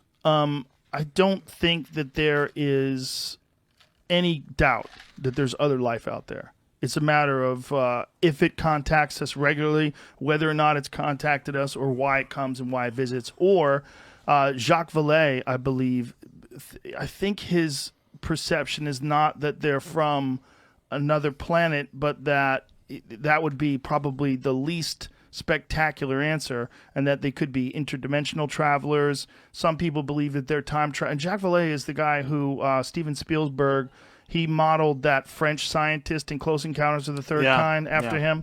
He's a really, really interesting guy. And Well, he's that's been what I talking about personally this believe. forever. It's interdimensional. It could be that. It could be that our understanding of reality itself is very limited. It's like, if you wave your hand above certain insects, they have no idea you're even there, right? They lack the ability to detect it. That we have senses that we assume are the only senses that are available. And it is entirely likely that there are many dimensions that we don't have access to. Right? right? And this is the quantum physicists and all those guys that write the shit on yellow legal pads that you don't understand.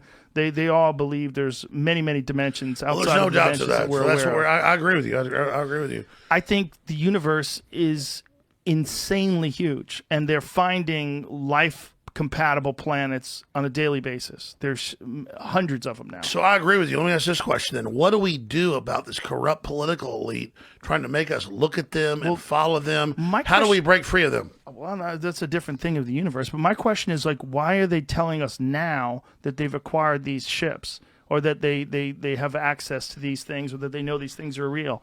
Bob Lazar has basically been describing exactly that, and exactly the same way since 1989, when he was first hiding when he was on George Knapp's television show in Vegas, and they had him out only as a silhouette. And then he eventually came out and said that he was a propulsion expert that was brought to Area S4, and they've tried to discredit him, and they've tried to talk. But one of the things that he said was he talked about element 115, and that this was something that they used to propel these crafts, and it was something that it could change gravity, can bend gravity, and propel itself in a way that is not like any propulsion system that we use now, which essentially you have to push something out the back to make it go forward, whether it's flames or a rocket or anything else, like even an airplane, right? It propels things forward. And what he was saying is that what this element 115 is allowing them to do is to somehow or another bend space and time, somehow or another bend gravity. Hold space. But they don't know how it works. They don't know what it's doing. But Well, let's they know talk about it this. Operates on this element. Let's talk about this. Hold on. They know it operates on this element that was only theoretical until I think it was 2013 or 2015. They used a particle collider and they detected it, and then actual element 115 that it was actually real. And that's what the superconducting supercolliders are for. Well, I mean, they're for detecting many things. Right? Cyclotrons. Well, these particle colliders are for detecting many different things that are theoretical, and they find these things to be true, and then it becomes, scientific record. What I think is that we are apes. We are these weird talking apes that are in an adolescent stage of technological evolution. And what we might be looking at when we see these tic-tac UFOs and other things, we might be looking at something from the future. We might be looking at time travelers. We might be looking at something that comes back and visits Joe, I think that's a good approximation, but we're a little bit beyond just apes. Clearly, we're from outside the planet, and there's something bigger going on. Like this life form's happened before. This is a major test. And so we can sit there and just say, oh, we're just apes. No, I don't mean that. What I mean by we're just apes is that in comparison to what we could be eventually through evolution. You're saying we're in a metamorphosis. Yeah, we're on look, we're a lot smarter than apes, right? Than regular apes that are in Most of us. in the zoo. Yeah. Or in some of the public's jungle. dumber than apes. Yeah. Right. I was about to say, let's some of not them are dumber. Paint with a broad brush. But we're nowhere near where our potential lies. Right. Our potential lies far, far, far in advance of what we are currently. And I think some of this has to do with some of these symbiotic technologies that we're talking about, like Neuralink and a lot of these things that are being proposed that are eventually going to find their way into the human body and accelerate. I agree, but are they going to censor our ability? Are they going to censor our ability? Well, see, because we're already growing, and all I see from big tech is censorship. So is the Neuralink going to censor what I do? Well, it'll plug in and make me feel great and hit my pleasure centers. Well, when you're talking about human emotions and greed and power and all these different things, these are all biological issues that we have that the idea is will be transcended if you could somehow if you believe the big tech these lords aren't like us. They're us, though. So they're in charge of the same thing that we already are. So to say, oh, big tech lords are going to take us away from our human problems. Right, but do you understand? Transcend sin. They're going to make it worse. Okay, but do you understand that they didn't understand what technology was going to create when it created the internet? The ability to distribute totally agree. information. The establishment doesn't know what they're the doing. ability to distribute information that existed pre-1990, whatever, when the internet became mainstream, it was very, very, very different than it is today, and it's very hard to get away with the things you could get away with in the early 1980s. What they can do now in terms of a regular person and their ability to transmit information, to access information, it's all I'm saying is the controllers and giant leaps. I get it. More The powerful. technology's there. I'm not against the technology. It's those that introduce it to us and that control how it's deployed. I understand. That's the big issue. But Everything the is thing about is, that. what I was trying to get to is the way information has gotten out of their hands, and you can distribute it in a way that they never anticipated. If they did anticipate it, I guarantee you they would have never let the internet. No, I be free. agree. I used to complain. I think that same thing is going to happen with all other technologies, and if that's the case, technology may be our only hope. Technology may be the only thing that saves us from all of these human emotions, the need for power and greed and control. The one thing that might save us from that is this symbiotic relationship with technology where we connect to things that will alleviate a lot of the problems of evolution. Joe, if that technology... I'm not saying this is good or I'm bad. not saying you're wrong. Can I say something? Yeah. You're doing really good. This is great rants. Best Joe Rogan I've ever seen. I'm not being patronizing. It's good stuff. It's okay. You're drunk. No. I'm saying this is powerful. Be nice. Be nice. What I'm saying is there's outside groups trying to program that. So you can't project your own goodness onto this. I'm not saying even goodness. I'm saying... No, what I'm saying is, you've been ranting for 5 minutes, and I'm just, what did you say? I get what you're saying.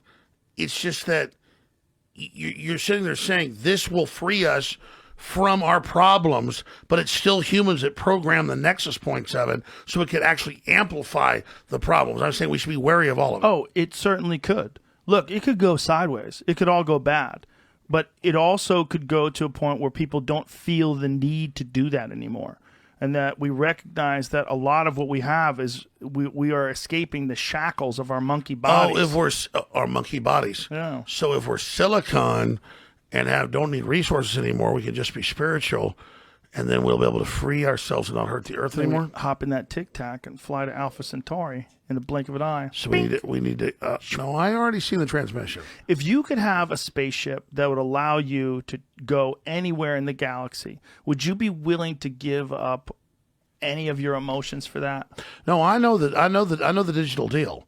Give up your body for the silicon gods and become a god. This is all fun and games, but like legit. We're not even. I mean, in California, we're not even allowed to go to Applebee's. So let's stop with the spaceship. Let's just try to get. I'm not allowed to leave my fucking house. I want to go to the Comedy Store. Yeah, I mean, we'll get a spaceship eventually. Yeah. Let's get a few rights I already got back your thing. first. I'm coming here election night. You're drinking know? with me. Election night. Election top night, baby. ratings. 25 billion Stop. viewers. Listen, you invited yourself to this. I think you should settle down. We need aliens. You told me I'm coming. No, you invited yourself. We already He's have gotta- a plan. he's gotta I'm coming. come. No, I said you could come in for a little bit, but you're making it the Alex Jones show. No, I'm That's, not. It's a bit of an issue. This Alex is like Jones election It's a bit of an special. issue. Apple It's a bit of juice. an issue. Settle down. It'll It's a be- bit of an issue. It's going to be a fun experience. It'll be a lot of fun. But But quit being so mean. You literally. am I being mean? No, not at all. I think Joe wants to beat my ass right now. No, I don't. Listen, Alex, I love you. But what I'm saying, and I'm not even disagreeing with you, I'm saying that I think when we're talking about aliens and we're talking about life forms from outer space and space travel and shit, the big you see issues them, of the election. you see those fucking things, like the talking about iconic Easter bunnies? aliens. They all have big Yeah. heads. Yeah, the and Greys. these The little Greys. tiny muscleless bodies. Shaved Right. heads. Yeah. Shaved heads. Yeah, they're They've all keto. Like you. escaped. They've You're- escaped all of the. You're actually the an things that alien. Make Yeah. us. They look like what we're gonna be. Yeah, but who wants to be that? I don't want to be that right now. I mean, that's what I'm saying. No, I'm with you. I like being Yeah, a person. Right. I think we should be humans for as long as we can. What do you think aliens are? There are all sorts of interdimensional forces in the universe in multi-dimensions. So there's like bad aliens that are trying to manipulate our development. Gretchen Whitmer. Because a high level, exactly, a high level would not try to manipulate our development. Right. Okay, so Joe is like imprinting on these demons because he loves them. He's a bad person. I'm joking. No, seriously. So all I'm saying is we need to build towards the next level and do amazing things. What do you That's all. think of the? What do you think of the? And I theory? did invite myself onto the election show. Please, it's gonna be great. I got on my We're gonna have news fun. in front of Joe. great. I'll do Listen, it again right now. But what do you I'll get think? on my but knees stop, right now. Stop making it about you. No, What- it is what- about me. I'm in front of What? Ganesh. You're drunk. I want to come on. We're Yes. gonna ban you from alcohol. What do I you- want to. You're going to smoke weed with me. What do you think about? We're going to have a I will party. definitely do that on I'll be November here 2 3rd. minutes. What do you think The about highest the rated you ever theory? did. What do you think about the theory that human beings are the product of accelerated evolution? That they came down here and they genetically manipulated lower hominids and they created human beings. Listen. I already have the genetic memory. I already told you all this. I mean, I already. You have a genetic memory? Yes, that's epigenetics. Yeah. Okay. So I have a genetic. You have a genetic memory. Right. I have a genetic memory, and I have a genetic memory that weren't. I have a bunch of memories. It's like you go watch Star Wars. Like I've done this before. This looks totally normal. We're in the universe. We're in the planets. We're here. Our life forms have been all over the place, like little seeds that jump from planet to planet, like blowing through the space winds. So yeah, we've already been here before. Because this is one of the things that Lazar brought up that they discussed with him at Area S4. They said that they believe that human beings are the product of accelerated evolution. It's like, and he wasn't sure if they were fucking with him. Like when he was reading all that stuff, Right. He's like, "Is this like disinformation?" No, that they they're weren't giving me fucking with him. Yeah. I mean, look, God doesn't know where God came from. Whoa. And we said that last time. That's heavy. And we don't know where we came from. Right. But we have the archetypal memories that go so far. And then our big fear is have an evolutionary death of the species. It's like a line of, flowers or plants or, whatever we are. And it's a whole genetic experience. We're conscious individuals, but then we have a genetic experience that goes on forever as long as the line of the genetic experience doesn't die. So we're always looking for eternal life. As long as we keep having kids, they have kids, we live forever. That's us. We just get better.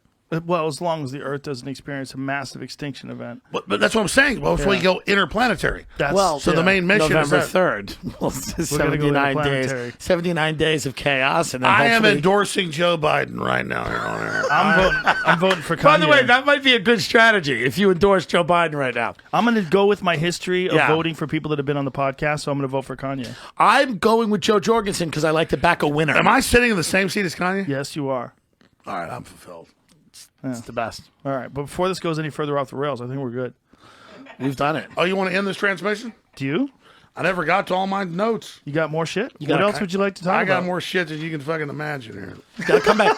You gotta come back November 3rd. You gotta have guys no. wheel in Joe said documents. Just wheel in Joe said documents. it. Joe said he's like, you're the one inviting yourself November 3rd. You Oh, did. you're coming. You certainly did. I waited like You invited yourself. 19 months or something. That was just fine. Alex, if I showed you the list of people that are trying to get on this fucking show, it would make your head spin. I know, but I It's live down the so- street. I understand. I don't care. You don't want me No, listen, 30 minutes on election it's night? just- We're going to be fine. We're going to be fine. But I'm just I don't saying, know. I'll survive it's, without it. I'm it's fine. very difficult for me to manage a fucking small fraction of the number of people that are trying to get on. Well, This is an epic podcast. Yeah. We got to go another hour. It is. Oh, it God, is. like that last will time. be dead. I'm This okay hour. with going another This hour. is going to be bigger than the Elon Musk. That's the. I'm a It second. doesn't have to be, man. I'm the Stop thinking second like biggest that. podcast. You can't be competitive. Every listener has to spread this link right now, or I'm going to die. Well, YouTube. No, I wrote notes for you. Let me read these notes to you. Yes, please do. Please do. Okay. Okay. What's important? Major goals to accomplish. How the president could invoke martial law. You handed this to me. I don't even know how he did. It's like a magic trick. All Yeah. of a sudden, this is in How front the of my hands. I don't even president remember it could getting invoke here. martial I don't remember me having Well, these are big, important topics. highlighted. Do you drive around with this just in the car? No, he's actually done research to prepare for this show. No, I know I did a lot Don't, of. don't research shame And then I him. was like, I'm not going to drink. I'm going to be good. And we're already here. How We're many talking about heavy I shit. just wish this was 6 days from now so I could be How many drunk hours with are we you. into this? We're 3 hours in. We're 3 in. Yeah. If we don't break the last record, we're going down. What's the last record? No, we don't have to break records. No, Tim Dillon, you rant while I get ready. Give us your latest comedy. I love Joe like it's true. I was like literally, he's like, Joe, can I please come under the election? Listen, we're He gonna be goes- fine. He Let's said not yes, talk about and he like slapped me. We're He good. goes, We're good. He literally punched me in the nose. He goes, I didn't do that. And I didn't groveled do on that. the ground. None of that happened. But tell me, go over your notes, and Tim and I will talk. Is this everything that you hoped it would be? This is my version of a Make-A-Wish kid going to Disney World. This is the greatest thing I've ever done is to sit here. I've watched Alex since I'm 13 years old, pre-9/11 when he was ranting about the WTO, and I followed him through 9/11, through Bohemian Grove, all the big events of my childhood, and just it's big to be here. Can I say I'm very impressed with your knowledge? Like, you know a Yeah. lot of this stuff. Well, I didn't go to college, so you have a lot of time. have a lot of time if you don't go to college. I'm self-educated. Yeah. Well. Yeah. There's a lot of information that you Yeah, have the important at your stuff. disposal. Yeah. You got some notes? I like how your new studio is like a colon. Listen, this new studio came together in just a few weeks. We really didn't know what to I'm do. not putting I had it down. This room. We banged it out real quick. But this is going to be known as the colon. Some red people pill. call it the People- red pill. Yeah. That's Radio Raheem. Oh my God, this is the red pill. He called it the red pill. So this is a very rare studio. You're getting a new one ready. I know. Yeah, we're having problems finding a good location, but yeah, we'll have. How about my house? I got a huge area. We're gonna find a good spot. It's amazing. We're looking right now. We're in the process. All right, let's get serious. Okay. Oh, I covered a lot of this.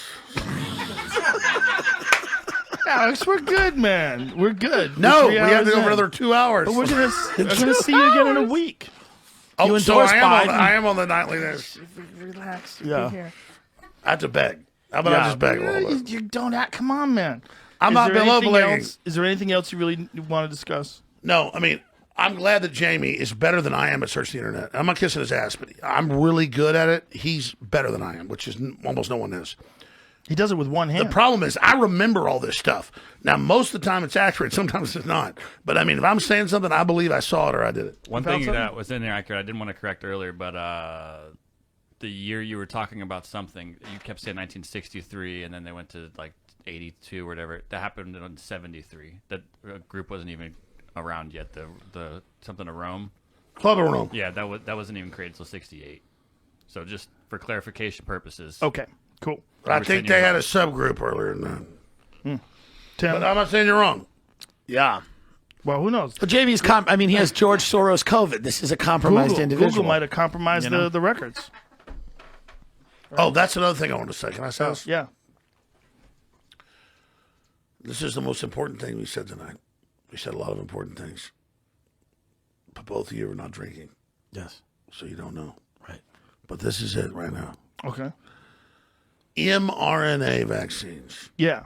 So when you think about a regular vaccine, goes in, it's a broken bacteria, a broken virus, it's defeated, your body learns how to kick its ass. It's like a dummy. It's like having an attack dog trained on a dummy. Right. The T lymphocyte, white blood cell, it's like a big badass Mike Tyson. It learns how to defeat it. mRNA vaccines go into your cells as a virus. They're viruses.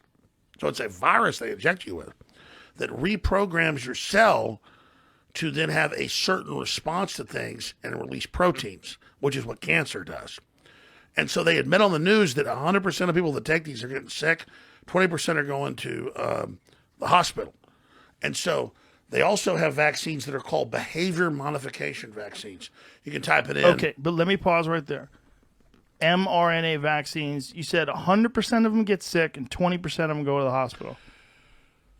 They had two studies. In one study, 100% got sick, 20% with the hospital. Another study, 80% got sick, and of those, 20% with the hospital. And that's CBS News.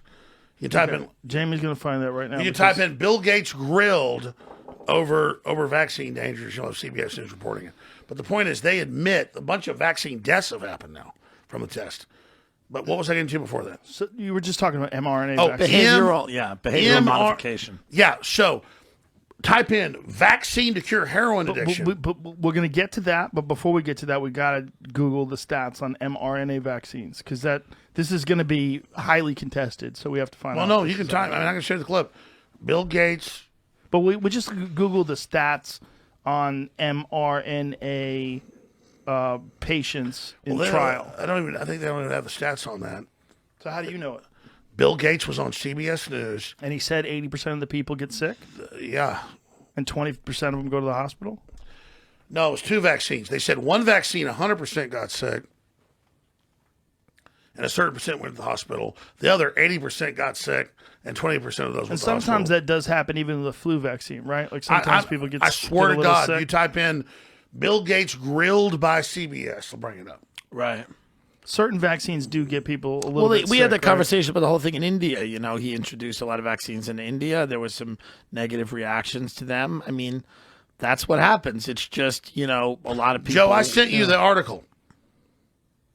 at mRNA vaccines. I sent you the article about AP, about the majority of new polio cases are the Bill Gates vaccine. You in? We'll get to that too. Let me see if Jamie can find this mRNA thing. You know, you don't have a Morton's next door here. mRNA. I mean, test. I'm how to look it up, but I'm like, Are we going to get a steak or are we going to go barbecue. I'm just finding Yes, lots of barbecue, articles. no about more. it. Steaks? Oh, yeah, I'll get a steak. I want to. Look at him, he's hammered. He's making a point about vaccines, and now we're at steak. I am not hammered at all. I've been drinking orange juice. You polished off a half a bottle of orange juice. Joe, I'm just letting you have fun. I'm happy you're here. Legitimately. So if you can't find that, the behavioral Google modification vaccine. What is it you want to find? Bill Gates polio vaccine, causes of polio. AP. AP. AP.com. The headline, the exact headline is, Why does everybody hate Bill Gates? What is going on? because he's so sexy. I don't think people hate him. No, it was like it was like AP. Bill Gates did not say 700,000 people have negative side effects. He did say that. My God, he said it on NBC News. Bill Gates did not say 700,000 people have negative side effects from a coronavirus vaccine. I have the video of that. Okay, but pull up AP Bill Gates polio vaccine. But that's a coronavirus. He said polio vaccine. All right. Okay. Now I'm pissed. I'm going to tell you the headline. It was. What was the See exact- if there's a polio Hold on. What was the headline? article. It was UN. UN vaccine causes polio. UN vaccine causes polio. Okay. UN vaccine causes polio. Google You is know, not this gonna sober show you October. shit. Google is compromised. Can Look you at use this. Ask Look at Jeeves, this. please? UN says new polio outbreak in Sudan was caused by oral vaccine. Yeah, Whoa. it's not good. New polio outbreak in Sudan is caused by oral vaccine. And this, look at that kid's face. Oh my God, is that a terrifying image? The image of them distributing that. Look at that poor kid's face. Imagine that kid getting polio from that vaccine. He looks so terrified. Oh my God. Yeah, I mean that's tragic. Oh, And a bunch of them died, but you know, Jesus it's just me. Christ. It's just Alex Jones. The hold on. Back up. What does it say up there? It said World Health Organization says a new polio outbreak in Sudan is linked to an ongoing vaccine-sparked epidemic in Chad. A week after the UN Vaccine sparked epidemic. Health Agency declared the African continent free of the wild polio vaccine. World Health Organization said it found 11 additional vaccine-derived polio cases in Sudan and that the virus had been identified in environmental samples. There are typically many more unreported cases for every confirmed polio It's a patient. whitewash show. The highly infectious disease can spread quickly in contaminated water and most often strikes children under 5. Fuck. Jesus Christ. In rare instances, the live polio virus in the oral vaccine can mutate in a form capable of sparking new outbreaks. So let me tell you a story. My grandmother died 3 years ago at 92. Incredible woman. That's fucking terrifying. She was told by her doctor in 1954 when she got the second polio shot, they said, sorry, it was live. It paralyzed her. She was on crutches the rest of her life. They told her it did it to her. Jesus Christ. So, see, I just told you that. Yeah, it's true. And that's a whitewash what AP's doing. I would imagine. So, I'm telling you, I make mistakes because I can't remember all this stuff. I understand. You remember a lot. But I'm not trying to lie. The last thing I want to say is this. I'd like to retire the next year. I'd like to finish up my work, clean up mistakes I made, talk about other stuff, because I'm ended up dying of a heart attack or going crazy. I'll do this 18 hours a day. I'd like to get you in shape. I'm totally stressed out, Joe. I'm dying. I know you are. I'm dying. I literally do this stuff constantly. I read I know thousands of you articles do. a day. I know you do. If I know- text you at 3 o'clock in the morning, you respond right back. You're wide Yeah. awake. Well, I'm not a victim. I'm just telling you, I'm dying. I understand. So I can't do this much longer. And I want everybody to know I love my crew, but I told them I can't keep running this operation. I just want to tell the truth, and I want to get out in the next year. Doesn't mean I won't go on your show once a year and do like write a book or something, but I I'm want done. you to get healthy. I need to get healthy. I try to get healthy. Why But don't I'm you hire a trainer and hire a dietitian? I tried. Because I know you got off the booze for quite a while, and we were talking. You said you felt great. I did feel great. I lost like 40 pounds. How long did you get off the booze for? 4 months no alcohol, about 8 months and barely any, and like the last 3 or 4 hours right back. But you were talking to me about Adderall. You know too. the problem. I want you to talk about that because that's a good thing for people to hear. The problems that you had with Adderall, because that shit scares the fuck out of me. Well, I'm not going to get into any of that type of stuff. The point is that the things that doctors push, the things that go on, the whole country's drugged up on a bunch of stuff. Yeah, and it's not good. But I'm not. I do caffeine and alcohol, and that's it. And it's all very, very destructive. And it gets to the point where like you're exhausted unless you drink, and it's not a good thing. That's why I'm glad you did sober in October. Last October, I was sober. Yeah. Do you think you could just kick it totally? I mean, you kicked it for 4 months.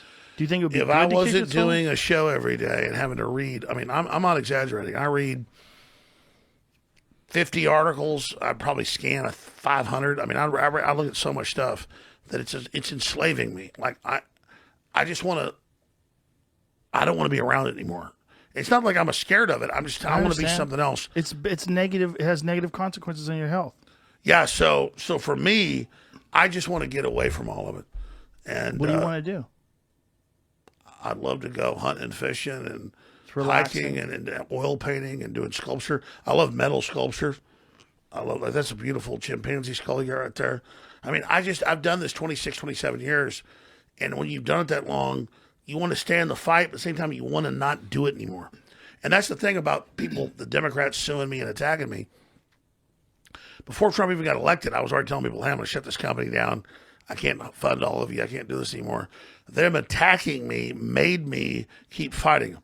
Do you think that if you were healthier, if you maybe just did less, you could be all right with it? I didn't do that as a stunt. I'm being quite honest with you. I'm smart. I think I'm going to die of a heart attack at like 50 something. I'm 47 now, and I just have to like. There's no way to do this full time. Either you do it or you turn loose. And I'd like to just for a few years just disappear. So you think that the amount of shit that's out there, and this is a problem with conspiracies, right? Because you keep finding more and more and more that are provable, and you start going crazy. Because you start really exactly, you and then you lose who you exactly like. Yeah, I don't like the globalists. I'm not giving into them. I'm giving into like my own body. I understand. It's not their attacks keep me fighting them. Like they keep thinking like, oh, let's mess with him more. He'll give up. That makes me like attack more.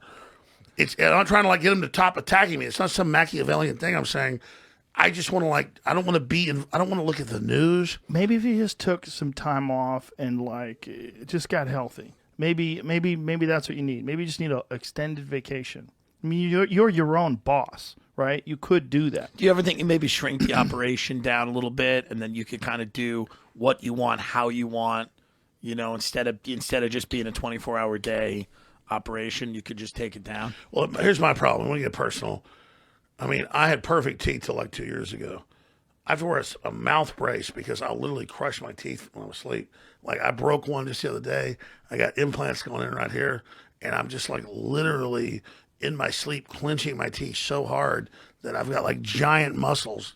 Like I'm not Arnold Schwarzenegger, but my jaws are. Right. Like they're like a chipmunk, and it's because that psychologically I'm trying to defeat all this, and it's just like it's like at a certain point I can't do it all. Right. So I don't feel sorry for myself. You've earned it. You've earned some time off. Yeah, why don't you just take some months off? Just like mark an extended hiatus, whenever you feel like you could get away, and just decide you're going to take 3 months off. Put the fucking cell phone down, eat healthy, exercise. I mean, you could hire a trainer, not a bad idea. There's nothing I want to do more than that. Because where I'm doing this Sober October thing, and when I've done it in the past, one of the things that we've done is these fitness challenges. You don't even realize what you can do until you're forced to do something. If you force yourself, like say, hey, for the month of January, I'm not going to drink, and I'm going to exercise every day, and I'm going to put it up on my website and let everybody know what I'm doing, and just force yourself to try to get healthy. Only eat healthy food, and maybe get a dietitian, maybe get a trainer. Not even maybe. Get a dietitian, get a trainer, get someone who makes you like meal preps for you, gives you healthy food to eat, and this is all you're gonna eat is this stuff. No processed bullshit, just healthy food. Wouldn't be a bad idea. Just take a whole month and do nothing but that. Just leave the fucking news alone. Let this crazy world sort itself out. No, I agree, because now I look at news and it's just like, used to like, oh, I got them right here. Oh, this is great. And I was like, now I'm just like, oh my God. This Yeah, is because you're horrible. probably overrun. You know, you're probably taxed out. Your body's probably like barely hanging in there. I mean, if you're boozing a lot and you're not getting sleep and you're grinding your teeth, none of these are good signs. Now, I've been honest about it with the listeners, but at the end of the day, like, this is fundamental. This is an anti-human movement. It's a globalist movement, and I get people that are doing it are sociopaths that have created a cosmology to explain why they're doing all these evil things. I feel like it's such an important mission that it should be exposed. And Joe, I'm just glad you moved to Austin. I'm glad that Tim's here.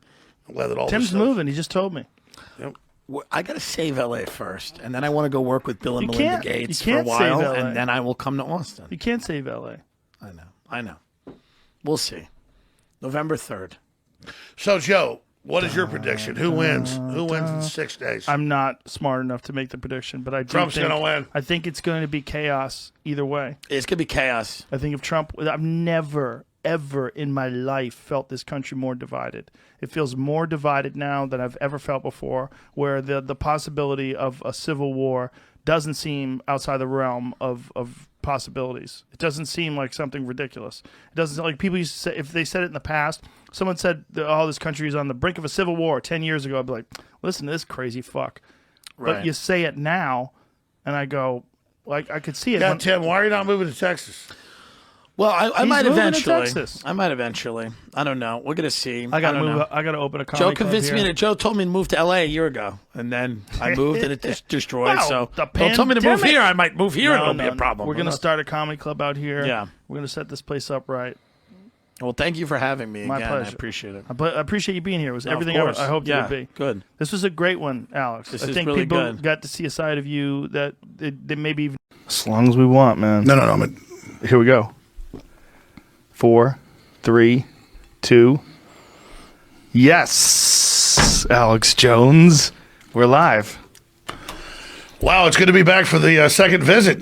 It's good to be here, man. It's good to see you. We've got Trump meeting with Kim Jong-un. We've got the Cohen hearings in Congress. A lot of energy going on. A lot of things are happening.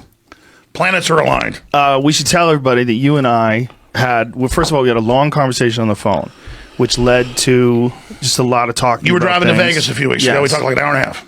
And then we decided to do another podcast. And we cleared the air on the phone. We decided to clear the air more on a podcast. There's a lot of things going on. I told you a long time ago that I would have you back on. And in the interest of being completely honest, I was hesitant to do it, not because I didn't want to talk to you, but because of just the amount of bullshit that I get from people that get angry that you and I are friends. You know, that why give that guy a platform? That's the big one. Why give that guy a platform? That's the big one. You know, but you and I have always had a good time together. We've always had fun together. Our only problems have always been when we're not, like if you're talking about me or if I'm talking about you, not if we're talking to each other. It's the distance has been the problem. It's the telephone The game. lack of communication. The lack of communication has been the problem. The thing that people are upset about you, the thing that we wanted to talk about, like quick to get it over with, or not quick, but just to get it Up front. Up front. That's the best way to Or put it'll it. be misrepresented. Yes, is the Sandy Hook stuff. Yes. Yeah. So your take on it. Just give me your take on it. Well, first off, because it's always misrepresented, I believe mass shootings happen and they're real tragedies. And I believe Parkland happened. And you believe Sandy Hook happened? Absolutely. And now, just last year, the media came out and said Alex Jones says Parkland didn't happen, and he's sending people to Parkland parents' houses. And there was no video, no audio. It wasn't true. In fact, I said I believe Parkland happened. So I'm not going to be the mass shooting denial guy. I have been branded as the Sandy Hook guy. I mean, imagine a Final Cut Pro video editing timeline. And you go back almost, it was 7 years ago. I guess it's more than 7 years now. And the internet didn't believe some of the things about Sandy Hook. I started covering it weeks after. My first articles and things are, oh, this will be used for gun control, and I bet the guy's on Prozac and a mental patient, which he was. Of course. But then about a couple weeks into it, my listeners and others start sending me all these anomalies and things. And later it turned out some of those anomalies weren't accurate.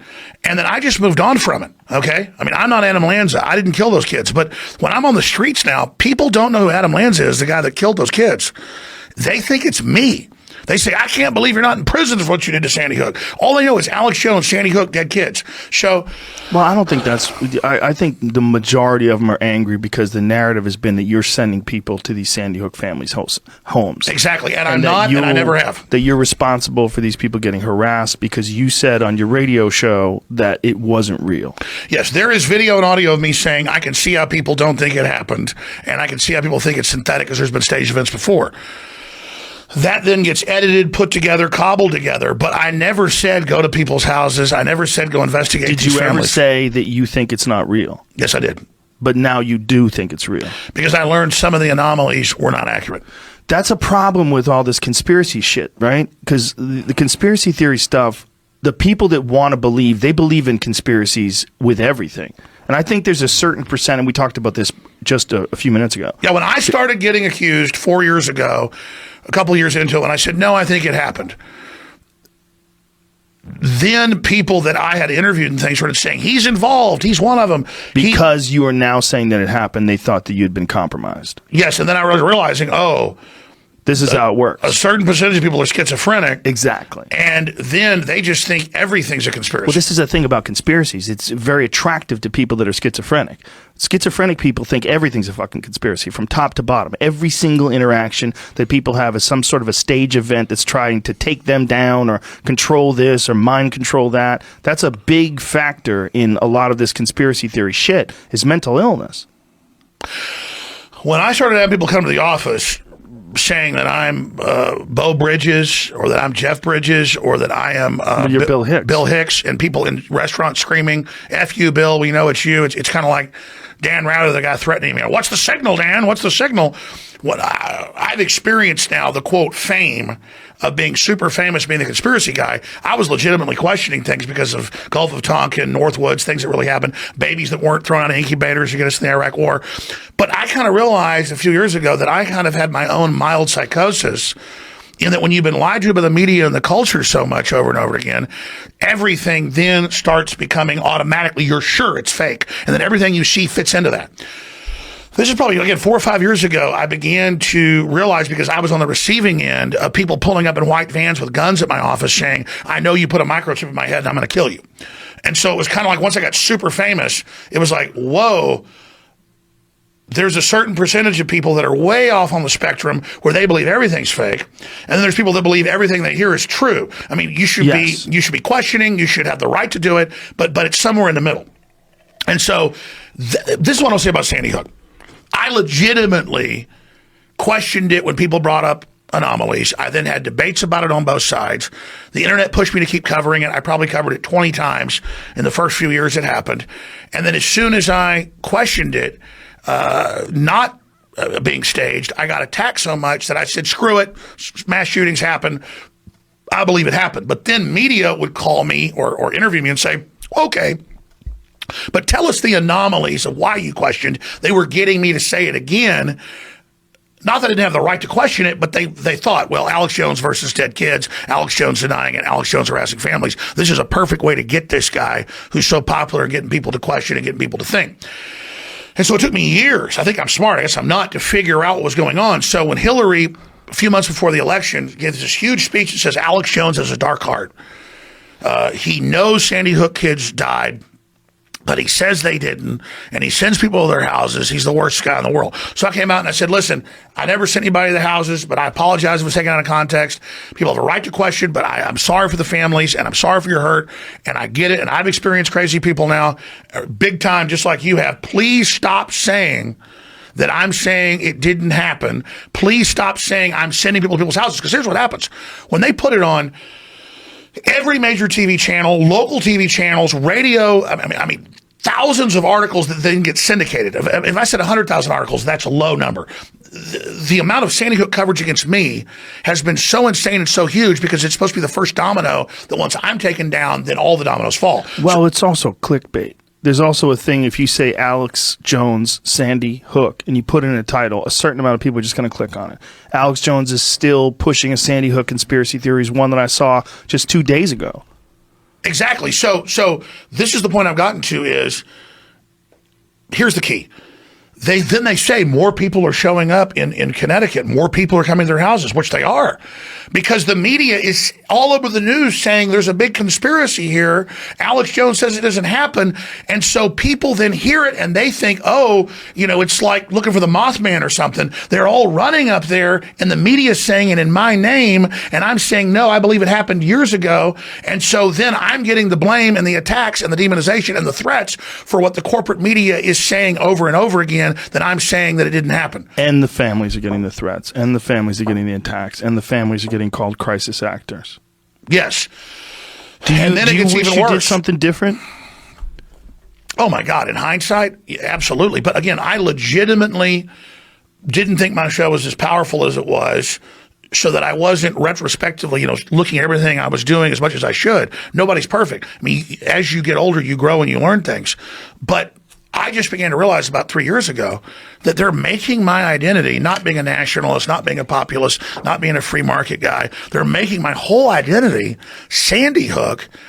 And I didn't even know they were going to sue me then. Well, it's just because that's what gets clicks. Yes, but then before I ever got sued, I said, I believe Sandy Hook happened. This is not my identity. I barely ever covered it. Stop. Right, but you understand that's not what they're doing. They're not trying to make that as weakness and made it even worse. But they're not trying to make your identity. They're not trying to define you or do some sort of a documentary biography on your life. They're just finding something that people want to pay attention to.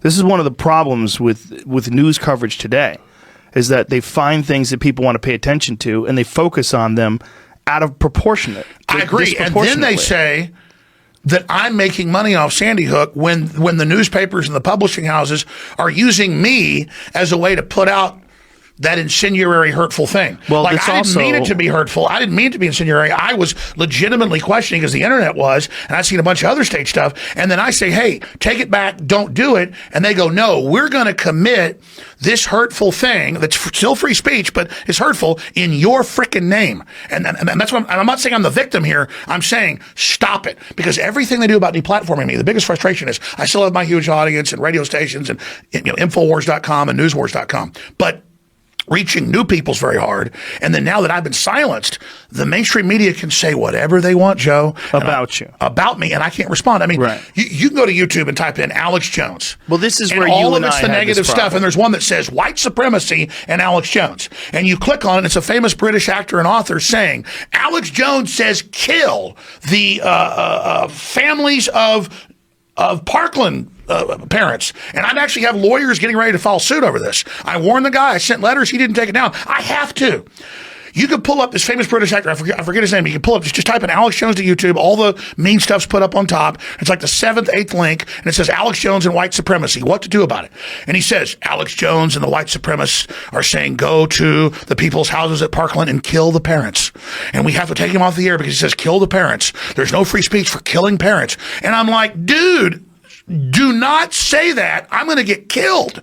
I mean, I have never said nobody died at Parkland, and I sure as hell didn't say kill their parents. Let's take this step by step. You talk about fake news. They have green-lighted making anything you can imagine up about me. And it's like insane. And that's all I'm saying is that at a certain point, it's like Jesus. I get it. Let's take this step by step. I'm sorry, I'm ranting. It's okay. Listen, this is what we want to give you an opportunity to communicate and clear the air and talk, and some of the shit that you and I talked about earlier. There's a bunch of things going on. One, it's a story that attracts people's attention, right? A story of a guy who's saying that people didn't get killed when they did get killed. And it's horrific for people to look at. It's horrific to people to think about, that their own children would not only get murdered, but then someone would accuse them of being a crisis actor.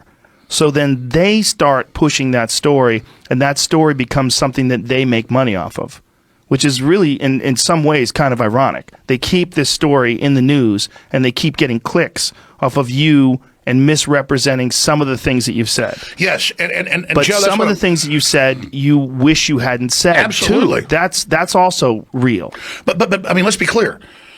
I'm not even defending myself. People learn stuff as you get older. In hindsight, you're like, well, why did I do that? Like, I used to, whatever was the big hot thing on the internet, I would just debate it because it was interesting. Right, but this is what I wanted to get to. You were doing this show, and in this show, you're on the air hours and hours a day, and you're ranting about all these various things. Is it fair to say that you weren't really 100% aware of what kind of influence you were having? Absolutely. And that if you did know, you would have phrased things differently and done things differently. You know, it's even beyond that. I was just younger, and I was covering what other people were saying. I was not the first, the 10th, the 100th, the 10,000th. You were reading about it on the internet. It was a firestorm all over the news that people are denying it. And I've got producers going, hey, look at this video. But isn't that the problem with every single national tragedy? Anytime something happens, there's a certain amount of people that think that there's a conspiracy. Even when it's just a plane crash, even when it's just fill in the blanks, any sort of national tragedy. Exactly. And all I'm saying is, Sandy Hook's not the hill I'm dying on. I support people's right to question, and I understand because there's been so much lying in corporate media and by governments and staged events that are admitted and declassified, that once people see that one thing was staged, then everything else must be staged. And then I have been on the receiving end of literally thousands of made-up conspiracies, which you laugh at until people in a truck with guns show up. Yeah. And so I understand part of this is the complex world we live in, all the information we have more than ever. And a lot of it is all the drugs people are on. And it's just a lot of it is schizophrenics. This is a big problem. I mean, we were talking about the percentage of the human worms. beings. Half of Brazil has the brain worm that makes you basically psychotic. Well, it doesn't make you psychotic. It makes you risk-taking, crazy. Yes, it affects your judgment. This is toxoplasmosis. It programs you to want to have more cats, smell piss. Yes. Well, it definitely does that to rats. It actually reprograms rats' brains, makes them sexually attracted. And there's to a smell bunch of cat parasites. piss.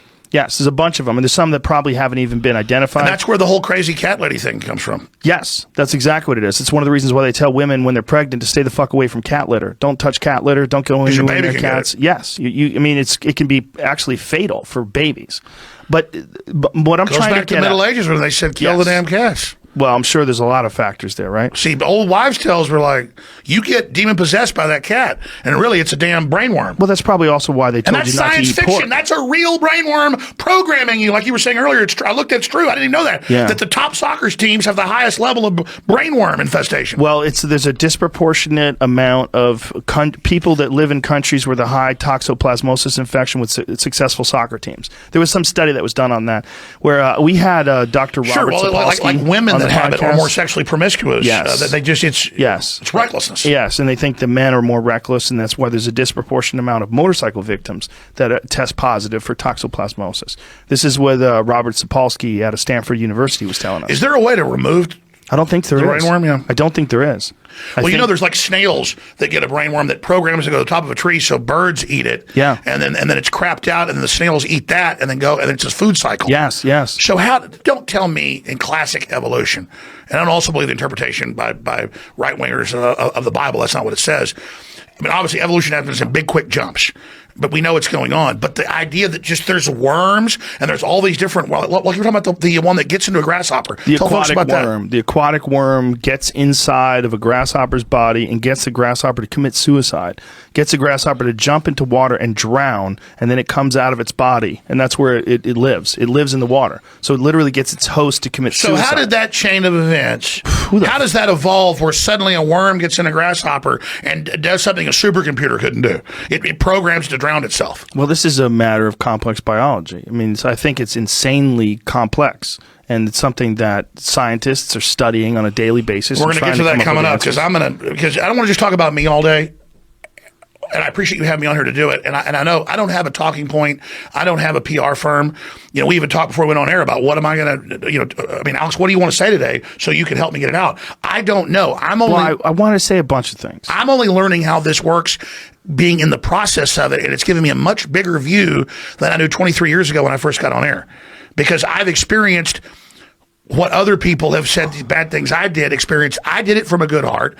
I believed questioning was okay. I was covering other people questioning, but then there's a weird, sick irony in the media that says that I'm the one that progenerated Sandy Hook didn't happen when I wasn't, to then in my name popularize it to a level of like, they've put out more Sandy Hook propaganda against me. This is key. Than before you invade a major country.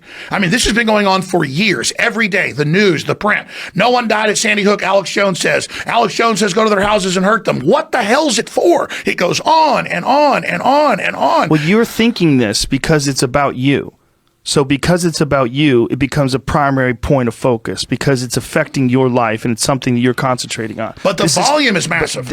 Volume is massive because it's something that generates interest. This is part of the problem with the way we do news today. Anything that generates interest.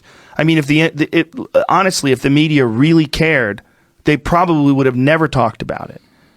They probably would have never brought it up. Exactly. We had real terror attacks in the 60s and 70s that weren't staged. If you go back and look at them, like the Weathermen and all that stuff, yes.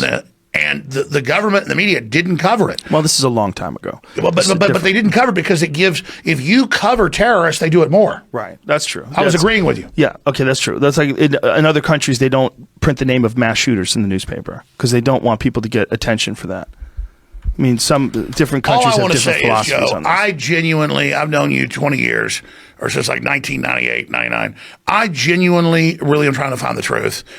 And I realized that once I saw a bunch of declassified staged events, like Northwoods or like Gladio or like Gulf of Tonkin, or Jussie Smollett. I mean, I couldn't help it. I knew he'd probably sue me. The day after it happened, I said, the guy's got a noose around his neck at 2 a.m.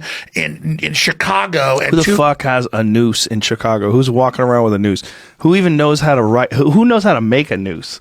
Like who? And the cops show up 40-something minutes later, and he's at the door with a noose around his neck. Yeah, I mean, so I said it's fake. Yeah, but I said on there, I said, sue me, destroy me. It's fake. I can't help it. But see, the problem is that's where the psychosis comes in, because if you're a little kid, because I've been reading more about psychology, trying to understand this stuff. If you're a little kid and somebody with red hair beat you and tortured you, say a man with red hair, I'm just hypothetical. Well, you're going to not like guys with red hair. So it's kind of like, or if you've been lied to as a kid, later that's what creates mental illness later. Right. So if we've been lied to by the media and the corporate system and seen all these fake hoaxes and the fake stuff about Kavanaugh and the fake stuff about the Covington kids and the fake stuff about Smollett, now the public, actually, here's what's happened.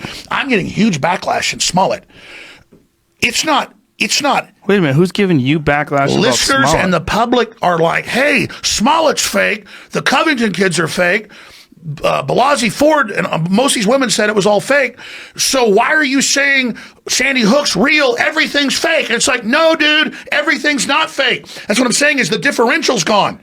And so, yeah, there's a bunch of fake stuff, and we have a right to question it. But now the general public, my fans, believe everything's fake. Okay, but let me stop you there. I'm ranting. I just can't. It's okay. I want you to rant. This is the nature of the beast. This is what you're selling to a lot of these people. This is why they're tuning into you. They want to hear you uncover conspiracies, and some of them aren't as bright as others, and some of them can't see logic. They don't see it. They don't understand. That's what I'm saying. I'm legitimately questioning. I don't just think everything's fake. I know you don't. Listen, I think if you never talked about Sandy Hook, you'd have no problems. I really do believe that. I believe there would be problems. I think people would look down on you and call you a right-wing lunatic and all sorts of other things, which they don't even know. When I first knew you, you were getting arrested for going after George Bush. I remember when you were not a right-wing guy. I just asked him a question. He had me arrested. Well, you were asking him a pertinent question. About the CFR and his dad's drug deal. Yes, exactly. And this was a guy that was running for president as a Republican, and you were getting arrested for questioning him. I brought up Iran-Contra, the CFR. But my point is, you weren't tied to a party. You were trying to find the truth. And no, you're right. When I aligned with Trump, that's when all hell broke loose. Yeah. Yeah, that was part of it. I think that was And definitely Hillary part of it. admits she looked at my whole bio and said, Sandy Hook, hit him on that. Right. Now, do you still communicate with Trump? Not in a while, and it becomes a big issue. I mean, I obviously communicate with surrogates and people that talk to Trump. I mean, Don Jr. was on Tucker Carlson last night. They were talking about me and saying what happened to me is wrong, and the fact that they've used me as the way to start the cashless society, and then. I mean, imagine they're never supposed to block somebody from banking if they have a good record. It's not fraud. Here's a whole other story.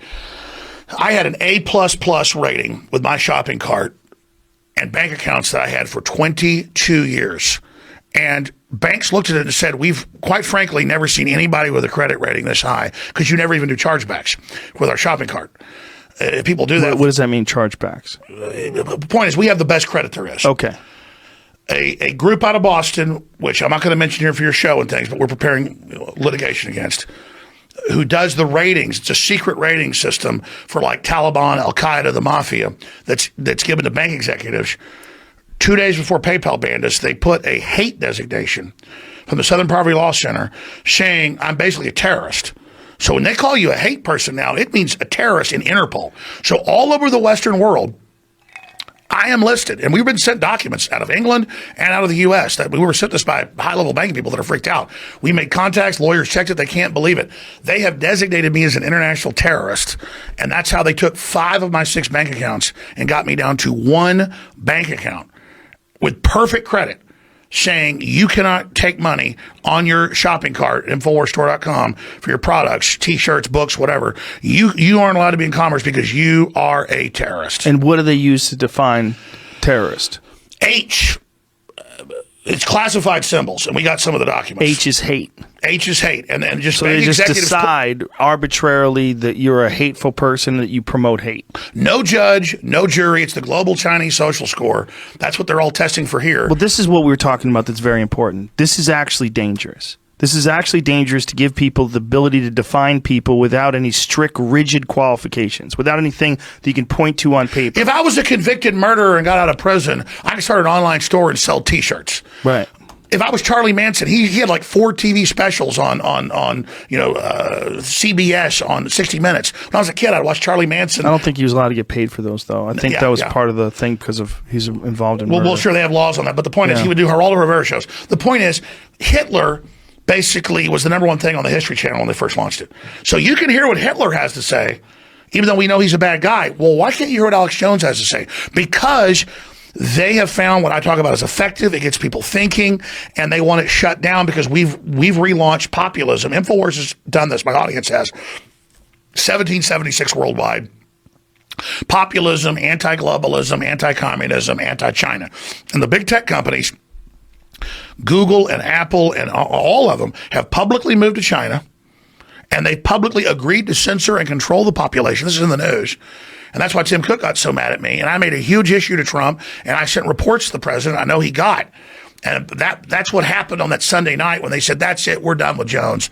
We have to take him down, because I got investigations going at the national security level, sending big reports to the president through law firms of Reuters and AP, and then the articles, which he wasn't getting, where China is given the code keys by Apple, this is last year, and is moving their database there, and all the code keys have been given to the Chinese government, and Apple says that's just part of being there. And Google's building Dragonfly project to help censor the entire population with a social credit score. They're already testing in Venezuela with China, and they're going to bring it here, and everything you do in live time will be controlled. And, all the big airlines now are putting cameras in that watch you while you're on the airplane. So you think, let me stop you, because you're ranting again. I am ranting. It's okay. You think they're using Sandy Hook as an excuse to get you off the air and to censor you and to take away your ability to make income, not because of that, but using that as an excuse because of the other things that you do. Like targeting things like Google and talking about things that you're talking about where they're in China and they're allowing China to censor the population. I'm just telling, I'm not against Google or Apple. They've done a lot of cool things. I'm saying stop it. Congress told you 10 years ago you were built here in the U.S. with DARPA money. Don't go help China do this stuff. Don't be evil. Well, let me tell you something, because I knew someone who worked at Google. I know someone who used to work at Google, I should say. Their thought process was that Google is going, if they don't bring Google to China in a censored form, they're going to copy Google. This was the real worry, because China copies everything. I mean, their intellectual copyright but law then they're over just there- going to steal it better now. True, but this is what they're saying. Think about that, Joe. But let me explain something from the point of view of Google as a business. And I'm not saying I agree with this, because I don't. Drink some more apple juice. Get some apple juice in your system, fella. They were thinking, and this is what I was talking to a woman who was a very high-level executive, and she was saying that they're going to steal it. If we don't work with them, they're just going to steal Google and take the code and make their own version of it. So them as a business, they're like, this is inevitable. They're going to do it anyway. We're just going to give in to their censorship demands. I don't agree with it. I don't think it's a good idea, but I don't know what I would do if I was Google. I'll tell them. You'll tell what? I'll tell Google what they should do. What should they do for China? You're dead on with what that person told you. When I had the globalists 15 years ago, 20 years ago, try to buy me off $10 million a year, whatever. By the way, cheers. Here, cheers, brother. Anyways, when they did all that,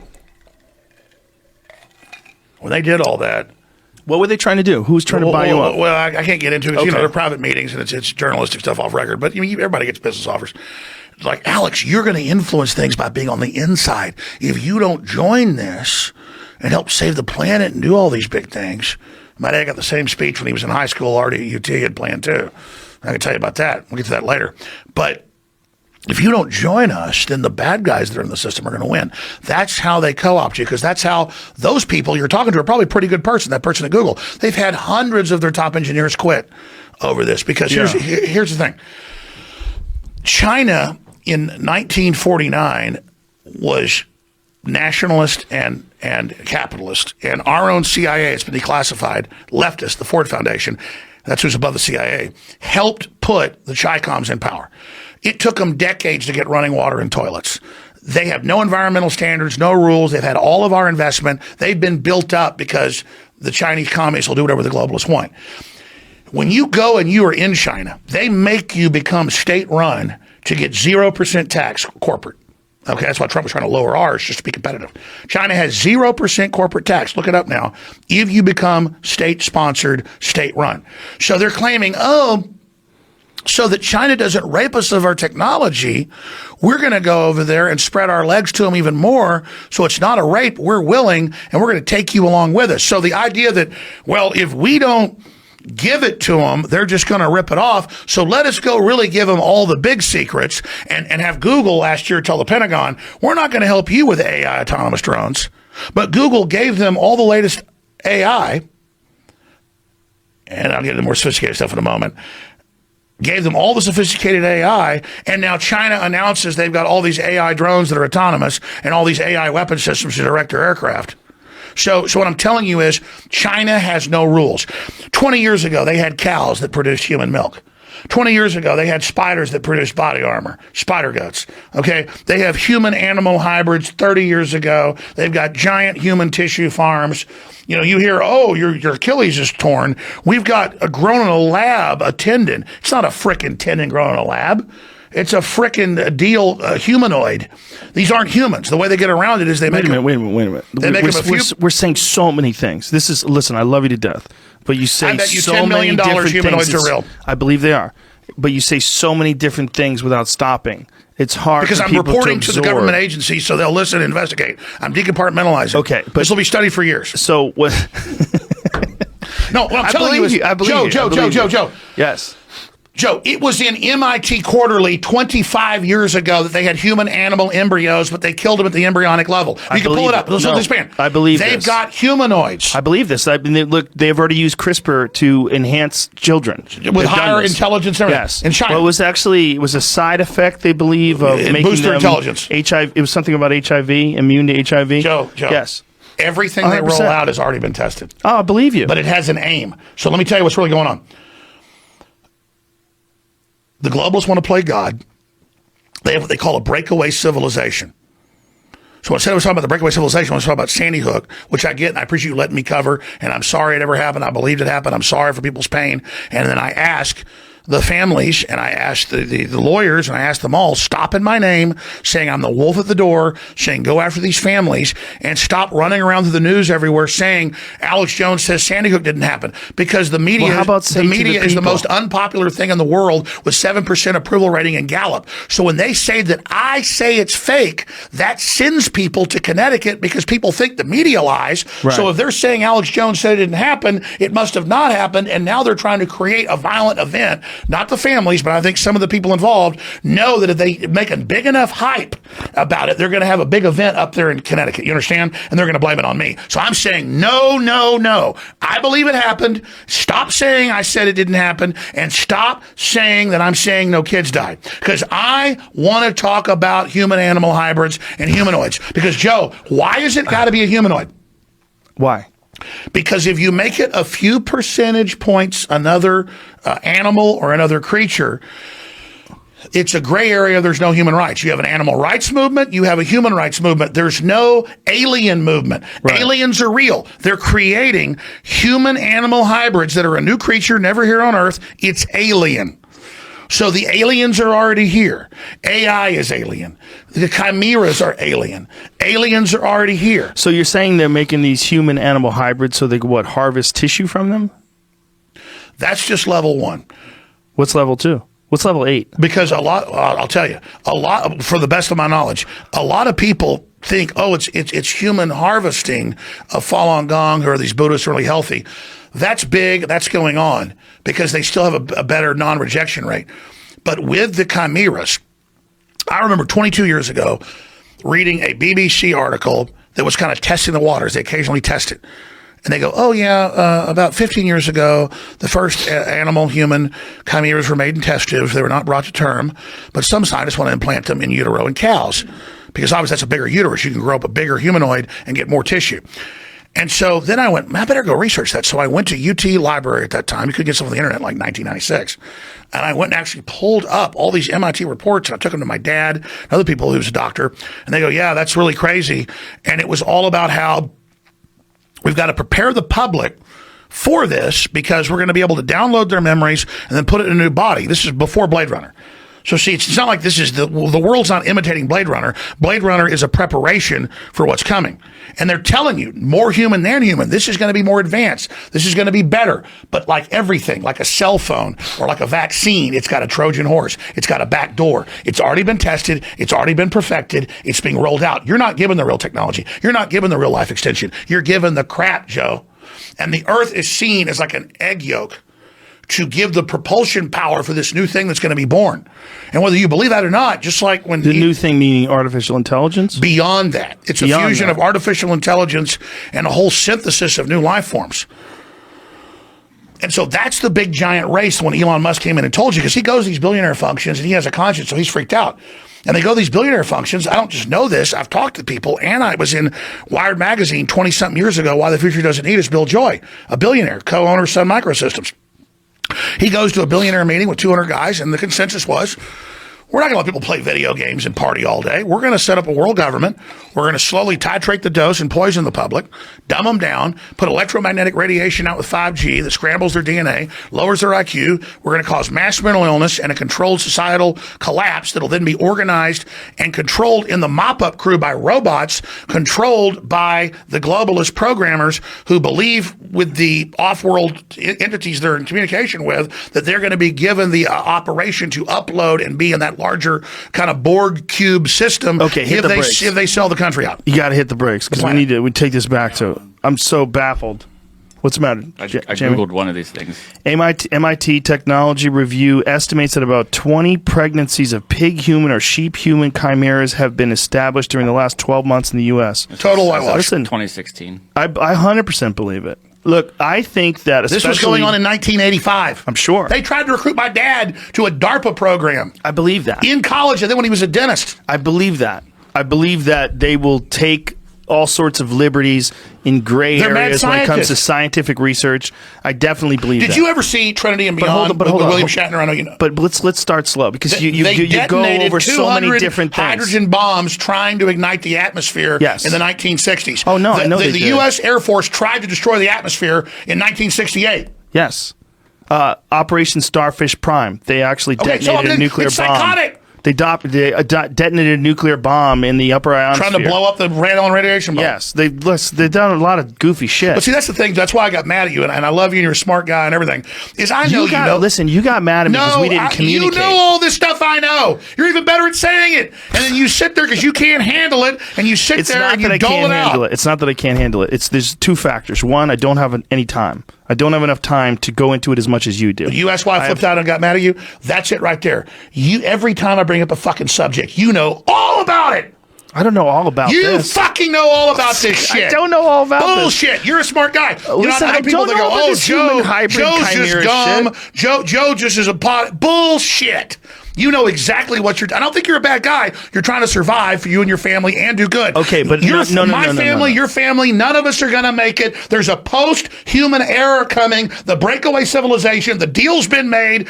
It's not. Okay. It's not in the third dimension. They've made frickin' deals with interdimensional aliens. Okay.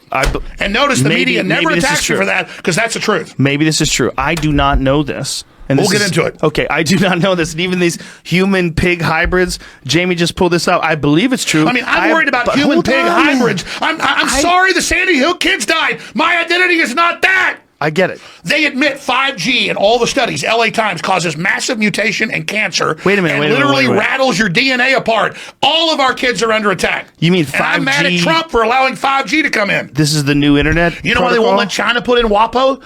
You know What's 5G WAPO? in major... That's the big Chinese 5G. You are on fire today. No, Can the I big just tell 5G. You're on fire. No, Joe, the 5G. You're on fire. Okay. 5G Remember how I told you there was a BBC protocol. article in '96 about human-animal hybrids with pigs and cows? Yes. You got to make you part cow so the cow keeps you and doesn't reject it, or part pig. Okay. Okay, but let me expand. And you know about pigs and rats were most closely related to us, not even chimpanzees. That's why a lot of the organs don't get rejected. Okay. You know about that?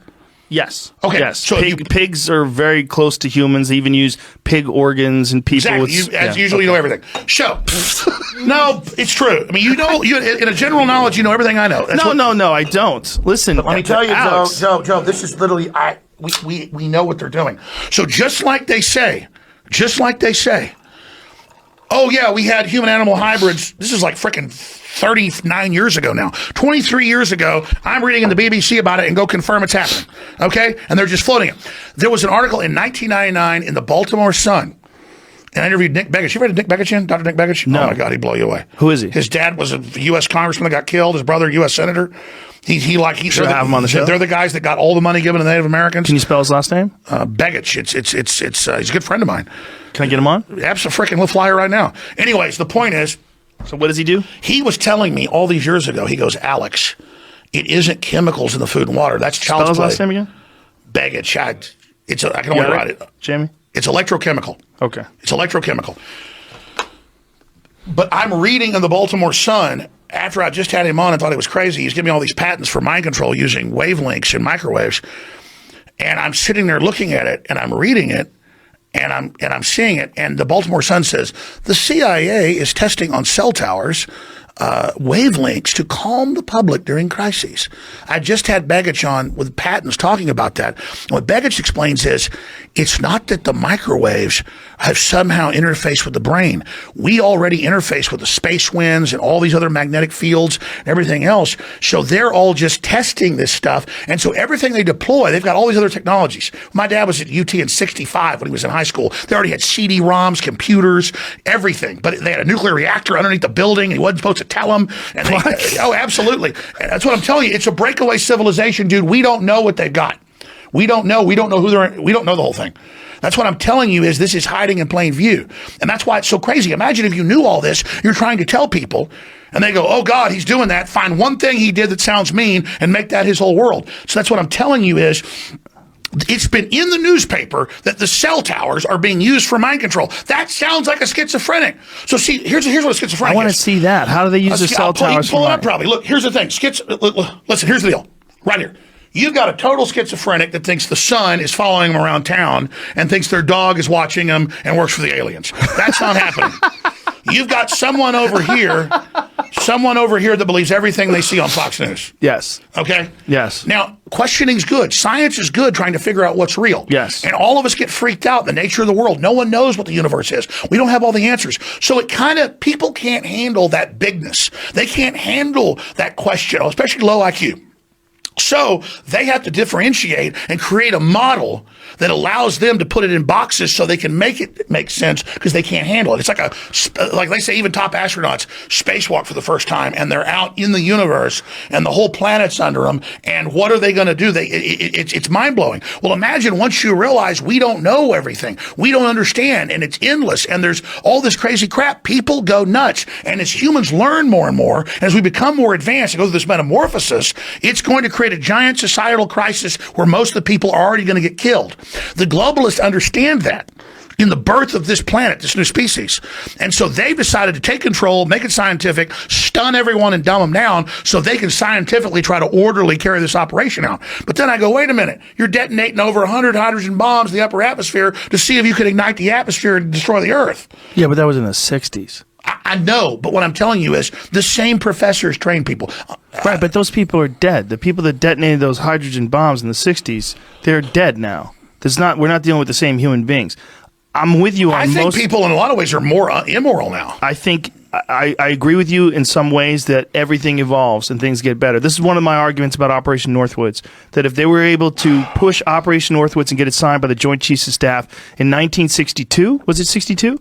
Yes. If they were able to do that, and no one went to jail, and no one got arrested for proposing that they were going to arm Cuban friendlies and have them bomb Guantanamo Bay and blow up a Cuban jetliner. And shoot people in movie theaters. Right, yes. And schools. Yes, that things evolve. Things evolve. And if unchecked, and obviously that was unchecked, no one went to jail for that. No one got in trouble for that. Did you know even PBS covered it? Like, I never even knew this. Here, let's read this one here. The significance of the research, he explained, is that although the cell phone power is low, electromagnetic radiation can nevertheless have an effect on mental behavior when transmitting at the proper frequency. What is this article, Jamie? Scientific American.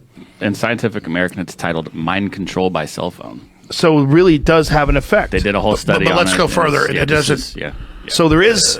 So do you think that they're making this? No, 5G they declassified last year a 37-page CIA manual from the 1970s where they were putting up cell towers that look like trees, already testing it in neighborhoods. Okay, they do that now, right? So you're saying the cell phone tracks you and watches you and controls you and surveils you, and you think that it's one way.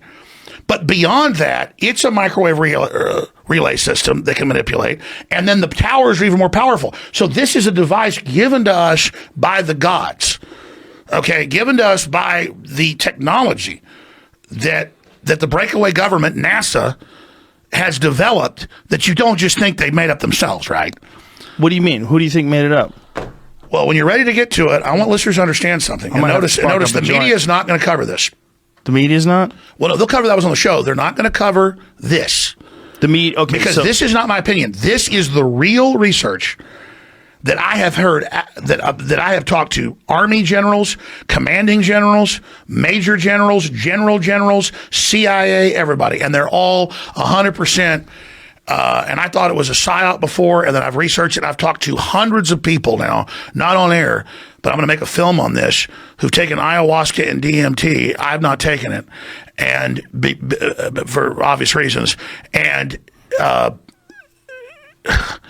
it's unbelievable because, I mean, they 100% in San Francisco is the main project site, literally have an alien base, and they are literally communicating, and they've got like astronaut level people taking super hardcore levels of drugs and going into meetings with these things and making intergalactic deals. And again, that's what the government believes and says they're doing. And when you say the government, that's a broad stroke. You're painting you're using a broad brush. Like, what do you mean by the breakaway rogue intelligence agencies? Okay, so what you're saying is essentially that they're using psychedelic drugs to communicate with interdimensional beings. All right. Yeah, spirit guides. Okay. Everyone who's done a high dose of psychedelic drugs has had this experience. So everyone who's listening to you right now who's done DMT or done 5 grams of psilocybin, they know that this is you have some kind of communication with something else. The question is that something else inside your psyche, or is that something else a chemical doorway? Question. Is there a chemical doorway inside the mind that opens up? And the belief is that when you die, and this is what the afterlife is, that when you die, your brain produces these chemicals. These chemicals open up this doorway, and this is the portal to the next dimension. So you're saying that the government is aware of this, and they must be aware of this. They've heard enough people talk about it. They must have done experiments on it. What do 'Cause it's an scientists do? unbelievably They potent want to know thing. the secrets of the universe. For sure. And people that have the courage to experiment with these things and try them themselves realize that this is such a profound experience that it's so alien that if an alien landed right now in our parking lot and a little gray man with big black eyes got out, it would be nothing compared to what I've seen on psychedelic trips. Well, let me just tell you, me getting into this, Joe, is just because so people need to understand that I've known about this for a long time. And I just don't think people are ready for it. But a lot of folks who have low oxygen and who have 9-volt brains. Well, who have sleep apnea, big necks, big heads, tongues go big. Like you and me. You go down to 62% oxygen. That's another time that the brain releases DMT. So my whole life, since I was about, my first memories were every night was a DMT trip. So I basically, I don't want this to sound arrogant, it's not. I've seen everything. Well, I believe that when you're dreaming, it's most likely the same chemicals that are being released. Well, a key point, when you go into the REM sleep, it opens the gate, which scientists have proven your brain is working in the 4th, 5th, 6th dimension. And if you can work into those dimensions, you can see beyond it. So what I'm trying to tell you is this. And I know you already know all this, Joe. But for your audience, here's what's happening. I'm not saying you're bad. I never said you were in the CIA. I say the CIA is on record with Timothy Leary and everybody promoting hallucinogens in the 60s. They admitted that it was a plan to try to see what it would do in the public to make them more suggestible. But there's a larger program, and then they kind of backed off because it kind of got out of control and actually created some people that were actually fighting them. So it didn't have the effect they wanted. So then they moved on to the ayahuasca and the DMT that they promoted, which good, strong people that have a compass don't have problems with, but weak-minded, stupid people and others. Here's an example. This guy's smart. Eric Mancow Muller, syndicated radio host. I've known him like 15 years. You just lost me. Well, I'm going to tell you the story. You said he's smart. He's a nice guy. No, I'm just kidding. He's a smart guy. Don't be mean. I've been on his show before. He likes you. I like him too. The I'm just point is, fucking around. Everybody's on this quest. Mm-hmm. And I told you I've talked to like 100 people. I've talked to more. Because a lot of people are going and doing these DMT and ayahuasca trips outside Austin. They're doing them all over the place. Yes. And I'm on his show, and he's telling me the same story everybody tells me about being in Peru or being in Costa Rica. He went and did 2 trips down there. And he said, yeah, we're sitting there and we take the ayahuasca, and then all these basically aliens come out of the woods, and we're all seeing the same aliens. We're all hearing the same thing. And it's like 43 of us or whatever seeing it. And he goes, but it was the drug's effect on our brains. No. A drug, everyone sees something different. When you open a gate, and now, interdimensionally, your brain's already filtering out most stuff because you can't handle it. Your eyes are already seeing it, kind of like a cat when it's like seeing something, or a dog. Well, when they first identified, there's certain components to ayahuasca, and one of them is harmine. And when they first identified it, they tried to call it telepathine. Yes. The reason why they called it telepathine is because when they were taking ayahuasca, they were having these group experiences that were undeniable. They were experiencing like very vividly the same things. And so the government's obviously obsessed with this and isn't worried about. But here's the problem. Here's the problem. That term, the government. Are you talking about the post office? No. I'm not talking about police officers down the street. You're talking about the firemen? Or the fire department. Right. I'm talking about the real ruling technotronic. Right, but who are these people? But I think the government is a shitty term. I know who they are. Okay, but that term, the problem with that term is it lumps you into like, that Mel Gibson movie, Conspiracy Theory, where a wacky dude was driving a cab and believed in fucking tinfoil hat type shit? Because he'd been tortured. Yes, exactly. He'd been compartmentalized. Yes, but that kind of stuff, when you say the government is doing it, like who is doing this? Who's working on these experiments? But you don't have to say names. No, Joe, here's the thing. Is it there's obviously okay? Maybe you want to say the government because it paints a broad brush. I'll tell you. No, you're right. It's dumb to say the government, and the big question is who runs things. That's a smart question. That's the thing is they. When everybody says they don't want you to know. Do you remember that fucking guy who was ripping people off like weight loss secrets that they don't want you to know? Kevin Trudeau, and they put him in jail for that. He's in jail right now because he won't give up the money because he's got a pile of cash somewhere, and he said he would do that. I think they said they would give him Kevin Trudeau, time I think, off. is a con man. I've met him a few times. Very manipulative, but I think he has a right to say healthcare cures or natural cures they don't want you to know about. There are some. But the point is they don't. Look, I have some love in my heart for Kevin Trudeau because he started the international pool tour. He was putting a lot of money into professional pool. Yeah, but I mean, here's the deal. The OxyContin company, the documents came out, said we're going to totally addict people, and then we're going to sell them drugs to get off of it. Yes, that's pure freaking evil. Yes. So lock Pure their evil. ass up, and then we'll get to Kevin Trudeau later. I agree with you. And I'm not even defending Kevin Trudeau because I met with Kevin Trudeau a few times. I didn't know all about him, and it was like he was 100% about him and a one-way freaking street. Well, I didn't get that experience with him. Me and him just talked about pool. I was doing some stuff with him when he was first starting the pool tour. I came to a couple of his events. But this thing, is like... You always have a good way of asking questions. Instead of saying who runs it all, right? You wait till I do the cliche of the government, and then you correct me, and you're 100% right. What I'm doing is playing devil's advocate, and I'm also looking at it from the perspective of people. But like I say, 5 hours. I still Eddie's coming. Let's do another hour and get Eddie in here. Okay. Listen, Joe, you want Eddie to come at 2? No, not yet. Do you want him to come at 2 instead of 1:30? Yeah, whenever you want. I'm gonna text him right Anyways, let me try to be clear, Joe. I'm having a good time with you. I just want you to know Let me this. try to be clear. I can't say all of this on air. Okay, and I'm going to leave it at that. But I'm on record 20 years ago, before anybody else was talking about the clockwork elves and how the globalists think they're in touch with these entities and things, only because, and I don't want to get, I'm not in the CIA. The CIA is bigger than Coca-Cola. It's like bigger than Walmart. I've never been in an intelligence agency. I've never been a part of any of this stuff. But I had family that was in advanced DARPA research projects that I don't know all the details about. And when I was a kid, my dad told me about some of it, not knowing I'd be a talk show host later. But like when the deputy director of the CIA needed to have a tooth pulled, he came to my dad. Okay.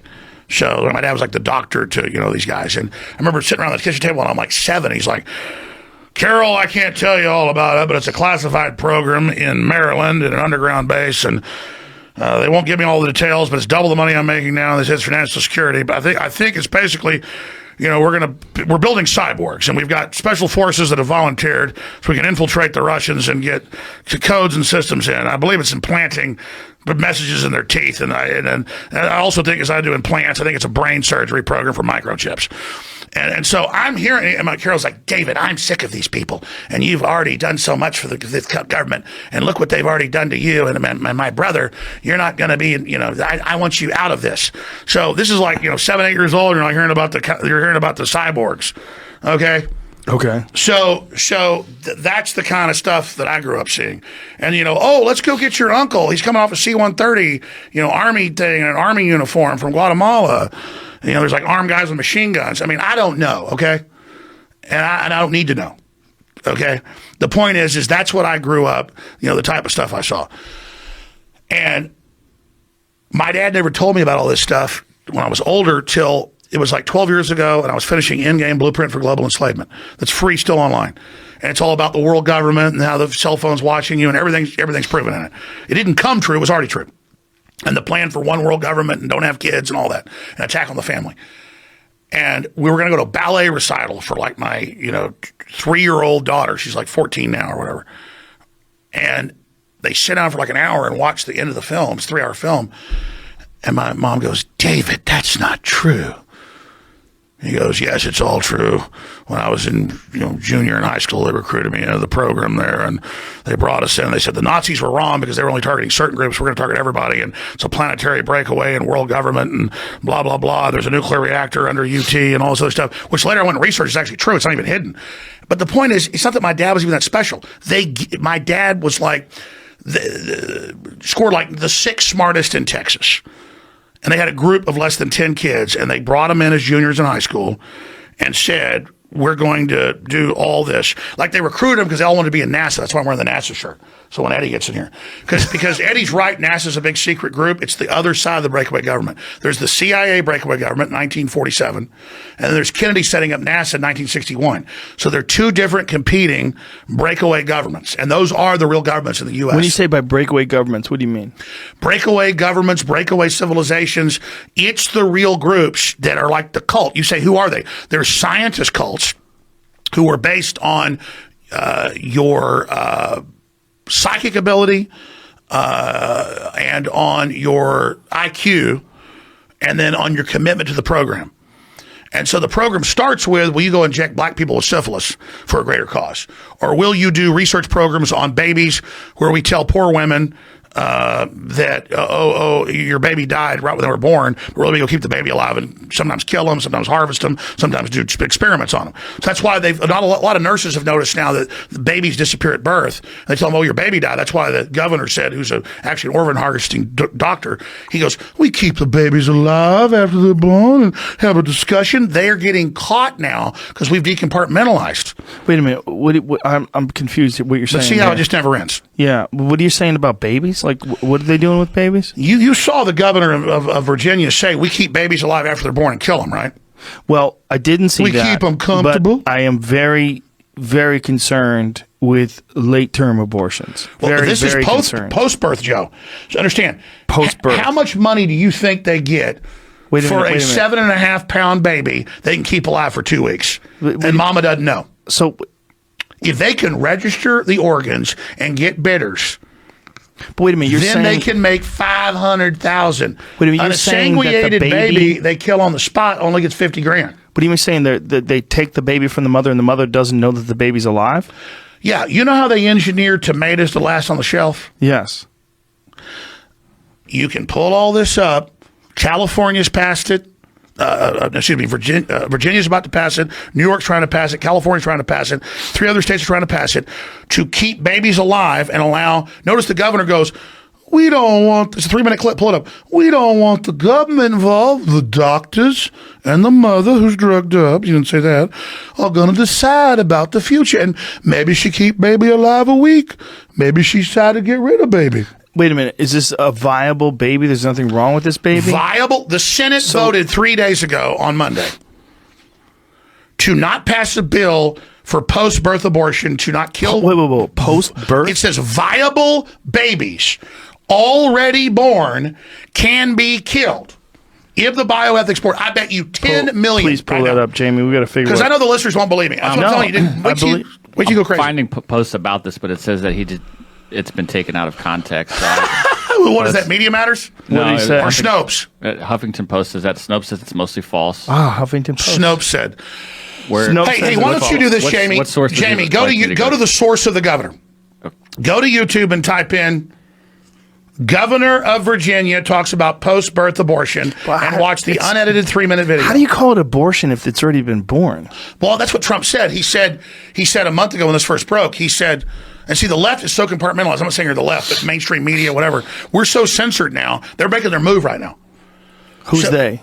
The globalist technocracy, the mad scientists, the guys that want to learn the secrets of the universe, probably already have them. So what you're saying is a lot of this censorship. Joe, I will give 1 million. I don't have 10 million. I will give before God and country to Jamie's. I'm not kidding. What do I get? I will give $1 million to your charity of choice. No, listen to me. This is serious, Jamie. You need to come out for the children. I will give you $1 million if you can prove that I'm making up that the governor said we keep babies alive after they're born, we keep them comfortable. And then it turns out he's an organ harvesting thing, and that's what they're doing. So they keep babies alive. Don't go to Snopes. Go to the governor. Go to the governor of Virginia. And that's why they went ahead and burned him for the blackface, what they were using to blackmail him. They already had that on him. That's the same guy? Yeah, same guy. As soon as he said... Really? As soon as Trump, and we all covered it, as soon as he tweeted, he said, yes, we're getting rid of babies after they're already born. You don't want none of that. No. You already figured out what George Soros is putting in it, right? No, I mean, I oversimplified that. The media took that out of context. I know. I said they've weaponized marijuana into an hallucinogen category, so it causes more schizophrenia. I think it does. I said that 2 years ago in court. I agree with you. Yeah, I think it does. I think it does with certain people. I've had a lot of friends who are already susceptible. Yes. And the weed's so strong that they start thinking that I'm wearing swastika shoes. No, listen, I agree with you on that. I mean, I think I've Strong simplified it. alpha types needed to not have a heart attack. Well, I don't know if I needed to not have a heart attack. Remember when you wanted me to smoke pot with you in that bathroom shooting a video like as a joke like 20 years ago? Yeah. And I said it makes me paranoid. Yeah, that was funny. Joe, the only time I feel fear. Remember we were wearing fucking George Bush and George Bush Senior masks dancing around the Capitol? It's fun times, Belly man. the Beast. Belly the Beast. And with the song that you wrote, you had that fucking song about it? Jamie, this isn't a joke. I will give $1 million. Okay, you don't have to give any money, but I believe you. I just want listen. No, but I have skin in the game. I can pull it up on my phone. I believe you. I mean, he's going to find it. We'll listen to it. You don't have to. We're listening to you. And then he uses these arguments. He goes, well, sometimes the baby is deformed. No, they want the organs. And so you saw all the Planned Parenthood videos out of Texas and California 2 years ago that Project Veritas and others got, where they're saying, I'm getting a yellow Ferrari. Man, I'm making hundreds of thousands off each baby week. With partial birth, they keep the baby alive. They take it in the back. And then they have a van pull up that takes it to a Chinese government-run facility in the U.S., and they got the sucker. Let's listen to this. Is this the video where he says it? After birth abort. Is this it, Jamie? I hope. Is this I it, don't know. Alex? Yeah. Okay. Committee hearing yesterday when Fairfax County Delegate Kathy Tran made her case for lifting restrictions on third trimester abortions as well as other restrictions now in place. And she was pressed by a Republican delegate about whether her bill would permit an abortion even as a woman is essentially dilating, ready to give birth. And she answered that it would permit an abortion at that stage of labor. Do you support her measure and explain her answer? Yeah, and I wasn't there, Julie, and I certainly can't speak for Delegate Tran, but I would tell you first thing I would say, this is why decisions such as this should be made by providers, physicians, and the mothers and fathers that are involved. Jamie, I didn't mean to interrupt. Start over. Back it up 10 seconds. Notice he's usurping law. And their whole plan is bioethics. I'll explain in a minute. But let's let him sorry, go ahead. It's only 2 minutes. Mothers and fathers that are involved. There are, when we talk about third trimester abortions, these are done with the consent of obviously the mother, with the consent of the physicians, more than one physician, by the way. And it's done in cases where there may be severe deformities, there may be a fetus that's non-viable. So in this particular example, if a mother is in labor, I can tell you exactly what would happen. The infant would be delivered. The infant would be kept comfortable. The infant would be resuscitated if that's what the mother and the family desired. And then a discussion would ensue between the physicians and the mother. So I think this was really blown out of proportion. But again, we want the government not to be involved in these types of decisions. We want the decision to be made by the mothers and their providers. And this is why, Julie, that legislators, most of whom are men, by the way, shouldn't be telling a woman what she should and shouldn't be doing with her body. And do you think multiple physicians should have to weigh in, as is currently required? She's trying to lift that requirement. Well, I think it's always good to get a second opinion, and for at least two providers to be involved in that decision, because these decisions shouldn't be taken lightly. And so, I would certainly support more than one provider. All right, let's go back to the phone. Wow, that's a weird thing that she just kind of let him say. Would you like to the rest of the story? But hold on a second. What's weird is that they were talking about resuscitating the baby, that they would keep the baby alive, then a decision would be made. Isn't that's like euthanasia? Like you can't even do that to your Grammy. That's why you're so smart, John. I'm not kissing your ass. But you can't do that to your Grammy, right? Your Grammy's like 80 years old. You can't just kill her. Well, remember Newsweek? Remember the Newsweek cover, the case for killing Granny? They say that. So let me explain. Now you've got it. Did you hear that, legalese? Turns out, when I saw that clip a month ago, because they had them doing debate about the bill. Right. And they said, yeah, we'll kill babies after they're born. And they're debating, well, how far along? Well, whatever the doctors say. But it's jurisprudence. There's law. You can't do that. So this is saying, oh, the government not involved. This is the medical system usurping. If they can kill a baby after it's born, because sometimes they deformed. See, sometimes they deformed. Here's the key. Notice he said, we resuscitate. They don't consider you alive till the bioethics board says that you're a viable human. And under the bioethics in Europe and under the UN now, which is all Nazi. By the way, the EU was set up by the Nazis. Volkswagen, I'm not against Volkswagen itself, but that was literally drawn, the first Volkswagen by Hitler. Audi, the Olympic symbol. I mean, Hitler was a really bad dude, but he literally, so much of our world's governed by him. NASA, everything. They had a system where they first killed babies they thought were deformed. That was 1934. And the final solution happened like 6-7 years later. And so he's saying, because they've got a big problem. They've got undercover videos. They're keeping babies alive. You want to pull those up? I'm not BSing. There's dozens. So they've got to start getting it going now with governor, physicians, and people to go, because the nurses are freaking out. Mm-hmm. And they're saying, we're keeping babies alive, and they get put in a van and drive away. What's going on? They're like, well, we didn't keep them comfortable. So the baby's worth $500,000. Who's paying that? In the chain of delivery, just on time delivery. I mean, each organ's worth a lot of money. And so, but if you kill them right on the spot, they're like, why are we wasting this 7 pounds of meat?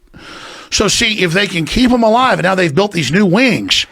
They've built new wings. No, I can pull up. They have wings where they go, oh, we consider the baby dead. The mother decided it didn't live. If she decides we resuscitate and it lives, but it didn't resuscitate, its flesh, it's a legalese, it's passed into a special ward with doctors that make a few million a year, and the little flesh ball is kept alive and comfortable until all the orders come in, the planes land, and they take the organs, then they take the blood, and they take the skin, Joe. You see how it works? Now Dude, you know you're freaking why. me out with this voice. No, but see, it's a Southern loving voice. Oh. You see, my dad knew organ harvesters in Dallas, and he said, don't sign your organ donor card. They've got corrupt hospitals where if you're totally viable, they take your organs. Oh, Jesus And Christ. then I said, Dad, you're crazy, but I didn't sign the organ donor card. And then my dad owned a hospital, too, in Dallas. Then when I was a decade later at my grandparents' house before my grandpa died, watching 60 Minutes, and it was Dallas, Texas, and Chicago caught killing people that were viable to take their organs tonight. The 60 Minutes expose. And it was the freaking hospital my dad told me about. Jesus Christ. So, Joe, that's what I'm telling you is, were you at the kitchen table when you were 8 hearing about cyborgs? See, that's why I know about this. My dad never got fully into it. He decided to get out of it. And he decided to get out of it. You're legitimately freaking me the fuck out. Joe, I will let you. You know, the problem is some of it makes sense because people figure out a way to rationalize a lot of things. And if you see a guy who's mangled in a car accident, but he's still alive, and you know you can sell the organs. His back's broken. He can save 5 lives. Yeah. Make him comfortable. Yeah. I mean, Joe. But the thing is, how many people would have to be involved for that to be real? Joe, I can show you, let's not exaggerate, 15 videos of Planned Parenthood workers laughing, saying, I made $1 million last year. It's incredible. If we can just keep them alive longer, we'll get 10 times the money. We're only getting $50,000 per baby because we got to kill them before they leave the building. The mother doesn't know. They talk her into it. Oh, ma'am, you're 3 months pregnant. Oh, the baby might have a problem. Might have a heart murmur. Oh, the ultrasound. Oh, yeah. And then they get you understand, you're going to get this is the truth. Yeah. They then keep it alive, but only a few hours. And they got to get planes coming in and vans, and they don't get the full price because they can't put it on the auctions. They've got digital corporate auctions. Look this up for organs. Let me bring something up to you. I had this guy on yesterday. This guy who wrote this book, El Narco. His name is Joan Grillo, and he's an investigative journalist who lives in Mexico, and he studies the cartels. They sell organs. And but this is one of the things he was saying was that they get these people used to killing, and they were getting these kids and having these kids kill at a young age and dismember people, and they were doing it to get the fear out of their body. So this one guy who they had a nickname for him, Tyson. He was a cop, but he was also in charge of hiring these little kids and training these little kids to be assassins, and he would teach them how to dismember people. Mm-hmm. And he was going into it and all the things they did and all the beheadings that they did. And he was saying that they try to that in certain groups of people, when they have this organization, they try to get them used to horrific acts. Well, it's called the cement of blood. and that's a Heinrich Himmler term, head of the SS, is that the SS, Hitler had about 7-8 years before he launched the war.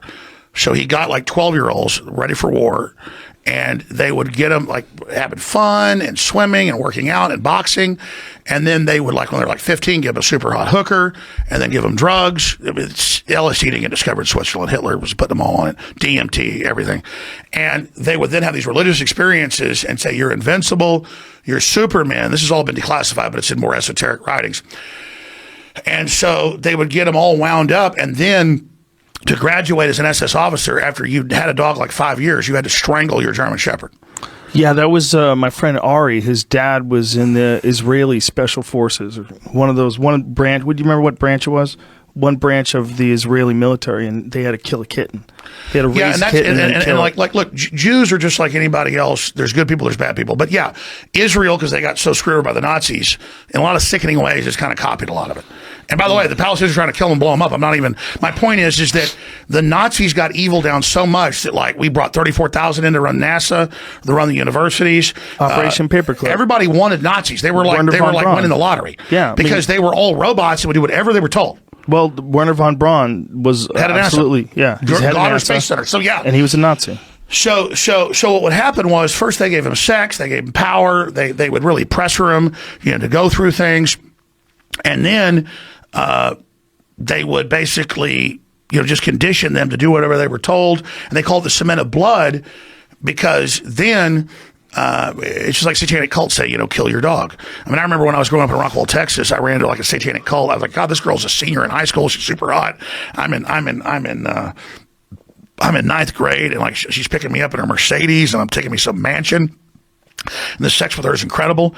And then I'm walking out of the house, because I looked like I was about 16 when I was, 13. And the dad goes, you like screwing my daughter? Yeah, I screw her too. Whoa. And just as soon as you join us, you love Lucifer, you get all the tail you want, boy, because we want you. But what? Really? Oh yeah, but yeah, man, I've had an incredible life. Look at all the stuff I do now. I mean, look at it. But the point is that hell, you're in LA, you know about all this. But the point is, I don't know about all that. The point is that then the Satanists, because I never really got into Satanism, they said, well, what do you want? Because I don't want to be, they go, well, we want you to kill your dog. Whoa. And so the point is that now, all these years later, kill a loving thing that serves you, cares about you, is interface. Dogs are very psychic. They're psychic buffers. Dogs are able to interface with you. And they want you to take something that's ready to die for you, and they want you to kill that. That's like killing a child. A dog is very similar to a child. Yeah. Very spiritual, very holy, very good. A dog will take on its master's aura, and it can be evil, but Joe, I'm just totally spilling my guts here, because people need to know about all this, and this is what's going on, and this is what's happening. And so they want the cement of blood, is they get people in a group, and they get them to do horrible, evil things during peer pressure, and then they create this synthesis. And you have to know the darker elements of the criminal networks that are inside our government are actually running Mexico as a laboratory test.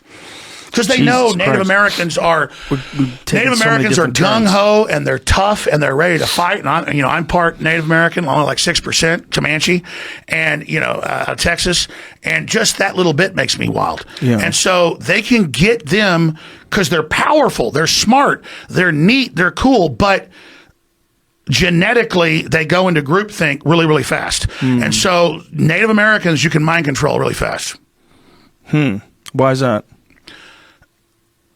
Well, it's like Vietnam. I mean, the Bering Land Strait, and basically they test the genetics of Mesoamericans. It's basically Chinese or Han, because there was always some whites and Vikings even 10,000 years ago going in the area. Nobody in fights like in Korea fighting the Chinese. That's who we're really fighting there, or Vietnam. Do you think freaking? I mean, they're conscious and real people, but when they get into a fight, they all sync up and are robots and have no fear. I mean, you're talking about psychotic killers you're fighting. And so Asians are about the most fearless killers there are. You like the Mongols, like the history any of them. The if you get I mean, once Asians go to war, it's like they do not. In fact, they're not even crazed going wild in a battle. They're like robots coming to kill you. And so, what do you think that's from? Do you think that's from their heritage of war, that they have a long, like if you think about Japan has a long history of being a noble warrior culture with the samurais and all the martial arts that is it from the nobility? It's the genetics, right? But the genetics is what creates the. It's like 500 of you loading planes to go kill yourselves. That's what I'm saying. I mean, I agree with you. What I'm saying is, think about a place like Japan where so much martial arts came from, kendo, sword fighting. Karate, a bunch of different branches of karate, judo, jiu-jitsu. Japan. All that stuff came from Japan. I mean, that is a group of people that were obsessed with combat. I mean, they figured out the combat. ruling class was. Well, not just that, the soldiers and even the civilians. No, I agree. But the ruling class was the samurai, the shoguns. The ruling class was the shoguns, right? And when you think about what a small place Japan is, and how stunning it is that so much innovation, especially in terms of my line of work, martial arts. I don't get into bell curves because you've got black people that are as smart as any white person, and then you've got black people that are way better at sports or whatever. I mean, there are genetic differences. And then you've got the head of your former, it was Cold Springs Harbor, Watson comes out and says blacks aren't human, all that BS. That's just the racist crap that's in the government. But it's true that some groups of Northern Europeans, and then the Japanese, on average, per capita, have the highest IQ.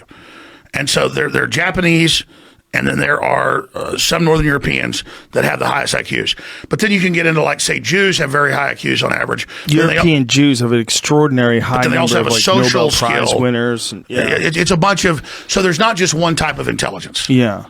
For sure, yeah. Well, there's tests that you can run in terms of mathematics, but there's no real tests you can run in terms of social intelligence. Real test is psychic connectivity, and they've proven the DNA is a transceiver. And so my skill is, that's why I'm usually kind of almost autistic, is I'm just being constantly, everything's going on. But then if I actually focus in, I can figure out the exact enemy operation. That's why they're really pissed. People that are Jewish, that are German, that are Chinese, that are Japanese, that are Italian, that are Mexican, people that either through fear or whatever get into dark side, light side, don't give people the knowledge, control the people, dumb them down, dominate them because they're only rocket fuel for you to go to the next level. You know what's interesting about this? Not that you're right or wrong. What's interesting is how many people resist the idea that it's possible for someone to try to control everybody. And if you just go back in history, go back to World War II and how Hitler controlled Germany. And that's it. They tell you no one's trying to control you, but that's all that's going on. But that one is a particularly fantastic one because it was a culture that came out of a bad time, right? They had out of World War I, and Versailles Treaty. And this guy offered them pride in being German. He offered them this idea of a master race. The master race is a crazy idea. But if you look at the black Israelites, or you look at La Raza or Metya, or you look at some of the right-wing Jewish groups, the Chinese, every group says we're the master race. Yeah, well, sure. But, I mean, how many have tried to engineer it the way Hitler did? That's what's really crazy. Well, no, exactly. The reason the globalists, if you want to get the secret of Hitler? No, but I'm saying... You want Hitler's secret? But hold on a second. What I'm saying is that it is amazing that there is a guy who has this idea of a master race. And if you were... but people rejected it worldwide. It was one of the most evil aspects of who he was. That's really interesting to me, that people rejected it because they knew it was like an improper calculation. The general public rejected it. The idea. Other elites tried to duplicate it. It was an improper calculation. The calculation was the only way to get people to get. You want to get a master race, you have to have master genetics.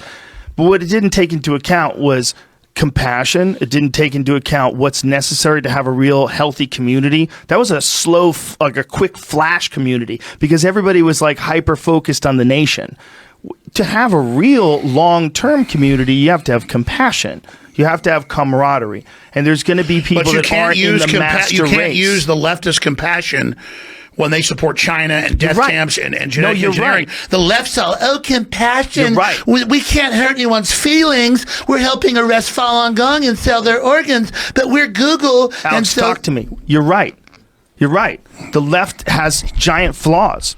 It has giant flaws in its ridiculous ideas. As you know, I'm against war. I am too. And so now you've seen national studies show this, Gallup poll. Democrats now support war more than Republicans. Well, this is about what? This is about pulling out of Syria? Trump's trying to get denuclearized, and everybody's loving it in South Korea and Japan and North Korea, and he's actually got them to not fire missiles and destroy nuclear sites. There's a real problem in people not being able to say that anything that Trump does is good. If a Democrat was doing what Trump was doing on some issues, I disagree with some, I would support them. I don't give a damn what they're D or R. Well, and so then Trump got rid of he's getting rid of the minimum sentences. I mean, Hillary Clinton, oh God, I saw this the other day. I know I'm ranting, but I was watching, I forget who the top Democrat was. They were on CNN. And I meant to play the clip on my show and I didn't do it. And they go, President Trump thinks blacks. Yeah, the clip was CNN. CNN says Trump thinks blacks are stupid. And it was a CNN panel going, Trump says blacks are super predators who have to be brought to heel. And Joe, that's Hillary Clinton, 1994, after she passed the Crime Act. That's her quote. So they're inverting reality, knowing our talking point is she did that. And we have the video. Type in Hillary says blacks are super predators. They said Trump did it. It's not about Trump. It's that he didn't do that. Okay, but let's get back to what we were trying to say was that if he does anything good, no one can accept it because he's on the wrong team. That's part of the problem with what's going on. It's part of the problem with people willing to accept ridiculous shit on the left and people willing to accept ridiculous shit on the right, is that we get on a team. And that the people that are on the left, they can't admit if the economy's going well. They can't admit if things. Bill Maher said, "Let's crash the economy." Well, Bill, I don't know. I know you like Bill. I listen. I've been on his show before, and I talked to him once. We did a show together once with Craig. No, Titus. nobody can lie and say that he's not very talented, and that he's more truthful than most leftists. He says, "I want abortion. I want death. I want more room on the highway." He's a comic. I'm telling you, man. The shit that he's saying, he's only saying because he thinks it'll work. And I don't By the way, I don't need to go on his show. With his but bits. Why would he, knowing to be the highest ratings he ever got, not invite me on? I don't know, man. You'd have to talk to him. But what I'm saying is, when he starts talking, like people are saying, "Oh, Bill Maher's mocking the red states," he's doing a bit. He's doing a bit. Like he thought there's funny in that. That's all it is. Like if you talk to him about his legitimate opinions, he's capable of having a conversation about legitimate opinions. No, but I agree. And but you can disagree or he's agree. wrong on that point. Which point? Say that the red states want to be the blue states. The demographics show the opposite. I think it's just a joke. I really do. I don't think he even means it. I mean, if he does mean it, I disagree with him. But I think it's a joke. Let me have a beef with you. Let me have a beef with you on this, and I'm not saying you're wrong. Okay. Because everything I've learned is great. There's mixtures of everything. Yes. And by the time I go to the next thought, I forget the last thought. But the point is that. What we were saying was that he was doing a joke about the red states wishing that they were the blue states, and you were saying that that's wrong. And I was saying he's just fucking around. He's like prodding. That's it. Mainstream news is dead. It has very low ratings. I mean, it went down to almost nothing, and they go, "Oh, ratings are up in the Trump era," like a dead cat bounce. It's like 10% of what it used to be. Larry King used to have 15 million viewers. Now the top CNN show has 1 million. So we're looking at that. This is the future. This is where the people are. Real things, not scripted, no teleprompters. There's no teleprompters here. This is real. And so they get up on television. I'm literally having Alzheimer's. What was the point again? We were talking about Jesus Christ. One problem. Here's the problem with no teleprompter. I literally tell you what's in my brain. This is like my truth. Doesn't mean I'm accurate. It doesn't mean I'm perfect. It means I'm telling you what I really thought. Oh, I know what it is. Fucking around. I know what it is. No one's watching mainstream news anymore. No one's watching mainstream news. Right. But let me tell you what they are watching. The Big Five. The nightly comic shows and Comedy Central shows, The Daily Show. Trevor Noah, Stephen Colbert, all those guys. Because they want some relief. But it's not, they want relief. Right. I used to watch, the ratings are down. It's still not as bad as, as other stuff. Because now that no one's watching news. Doesn't Sean Hannity do really well? Isn't his show very popular? No. Only Fox because it's seen as alternative, just like you. Oh, okay. But what I'm saying is. Well. The problem is I'm not articulating this well because it's the truth. It's not like some packaged thing. They have turned all of the so-called comic shows into fake comics posing as fake news people, putting out political commentary, which people take as real and believe on the street. And so that's where all the propaganda is. And so you say Bill Maher's just joking around. Bill Maher's just over here. Bill Maher doesn't know what he's doing. It's all a unified message. They have Stephen Colbert get up on air and say that I'm a KKK member and make jokes. And you know what? People shouted at me on the street. Well, that's unfortunate. But what I will say about what they're trying to do, they're not trying to deliver information. They're trying to crack jokes. I guarantee you, there's a whole writing staff I behind know, but all Bill those Maher hosts shows. admit that the Democrats call them and tell them what to write now. I don't know if that's true, but if it is as true and they do listen, that's not good, and that's unfortunate. Who's the guy you host the Man Show with? Doug Stanhope. No, the other guy. That's not he what I hosted worked it too. with. There's Jimmy Kimmel and Jimmy Adam Kimmel Carolla. says he gets calls every day from Chucky Schumer, and they work on what he says. For his television show? Type it. This is what's so frustrating. He might have been fucking around, though. No, dude, it's talking points, man. Okay, I believe you. When Hillary lost, Jimmy Fallon went from being funny to being totally weaponized. So you think it was NBC's idea? Do you think it was someone in the government that contacts NBC and says, tell Here's Jimmy an example. Fallon? There's a very well-known UFC fighter that you know.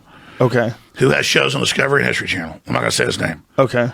And I got a call about a month ago, and they're like, wow, this is incredible. Don't say my name, but you can talk about it.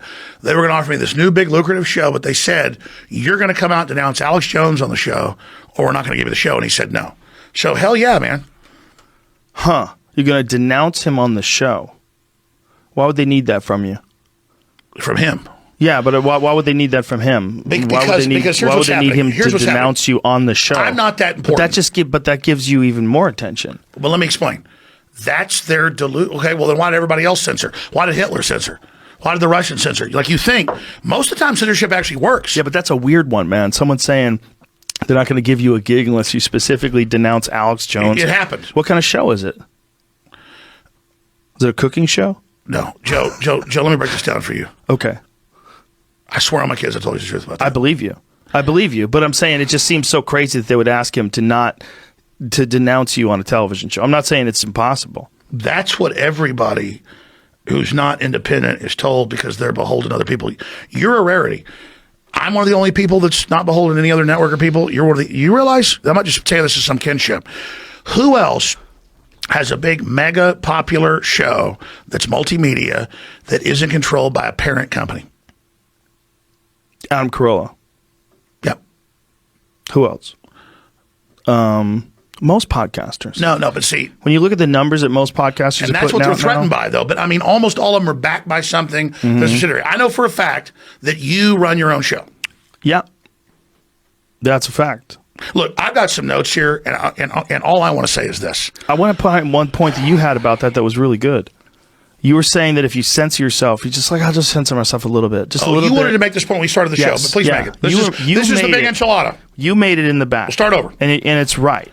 We were talking, and we were, first of all, we gave each other a big hug. We talked it out.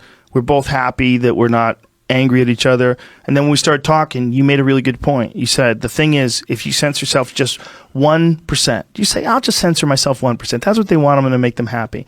And then they're just going to keep moving it. They're just going to keep moving it forward, moving the goalposts, and providing you with more money and giving you more things, but keep moving it in a certain direction. And if you keep giving into it, they're going to have a hold of you and they can control you. And that's how network television got started. If you really think about what network television is, the reason why they don't swear and they don't have explicit content isn't because people wouldn't want to see it. The reason is because the advertisers won't let them.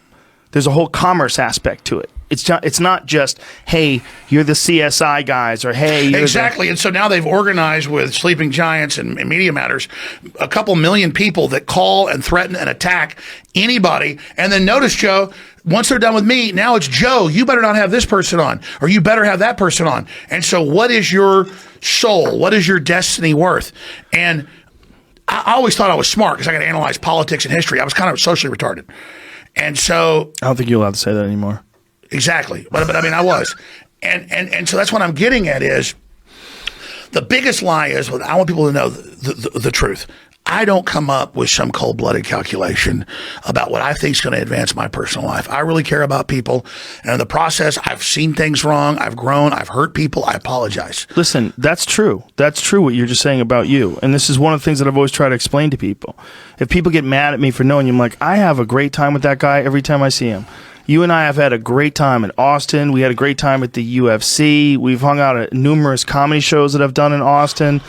I've done your show. Films, you've done 20 years ago. We've had a lot of fun together. And so when people get mad at you about Sandy Hook or about anything, I just go, Even when you were mad at me, I wasn't mad at you. I was like, I just got to talk to him. Like, it's one of the reasons like Eddie Bravo got the two of us to talk again. I'm like, once we talk and just be honest with each other, we'll be fine. And I want to clear this up, because when I was going big guns on you, just so you know what it's like to be judged, I thought that you probably never had me on the show. It was not an attempt to get back on your show. Listen, I knew that if I'd gotten you to the point where you were that upset, that I must have made mistakes too. I'm not that person that sees things and always points in the other direction. I point at myself. I'm a fucking ruthless self-critic. Ruthless. I'm terrible.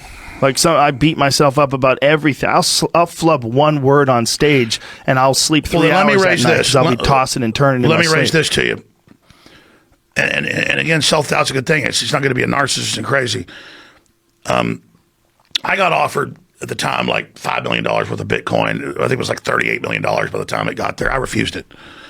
And I got told like 8 years ago, I got told by two different people, very well-known rich people. They said, George Soros likes you. He wants to work with you, and Alexander Soros and this other Soros. You just need to stop attacking him. And by the way, we want you to pump Bitcoin, which I believe in cryptocurrencies. I believe it's the future. We got a private Federal Reserve. It's all fiat. I'm not judging anybody. I'm just saying, be careful. And I was so dumb back then. I don't even say so dumb. I was not in the corrupt mindset the way the world worked. Like, I knew how politics worked, and I knew how science worked, and I knew how crypto type, government and CIA stuff worked.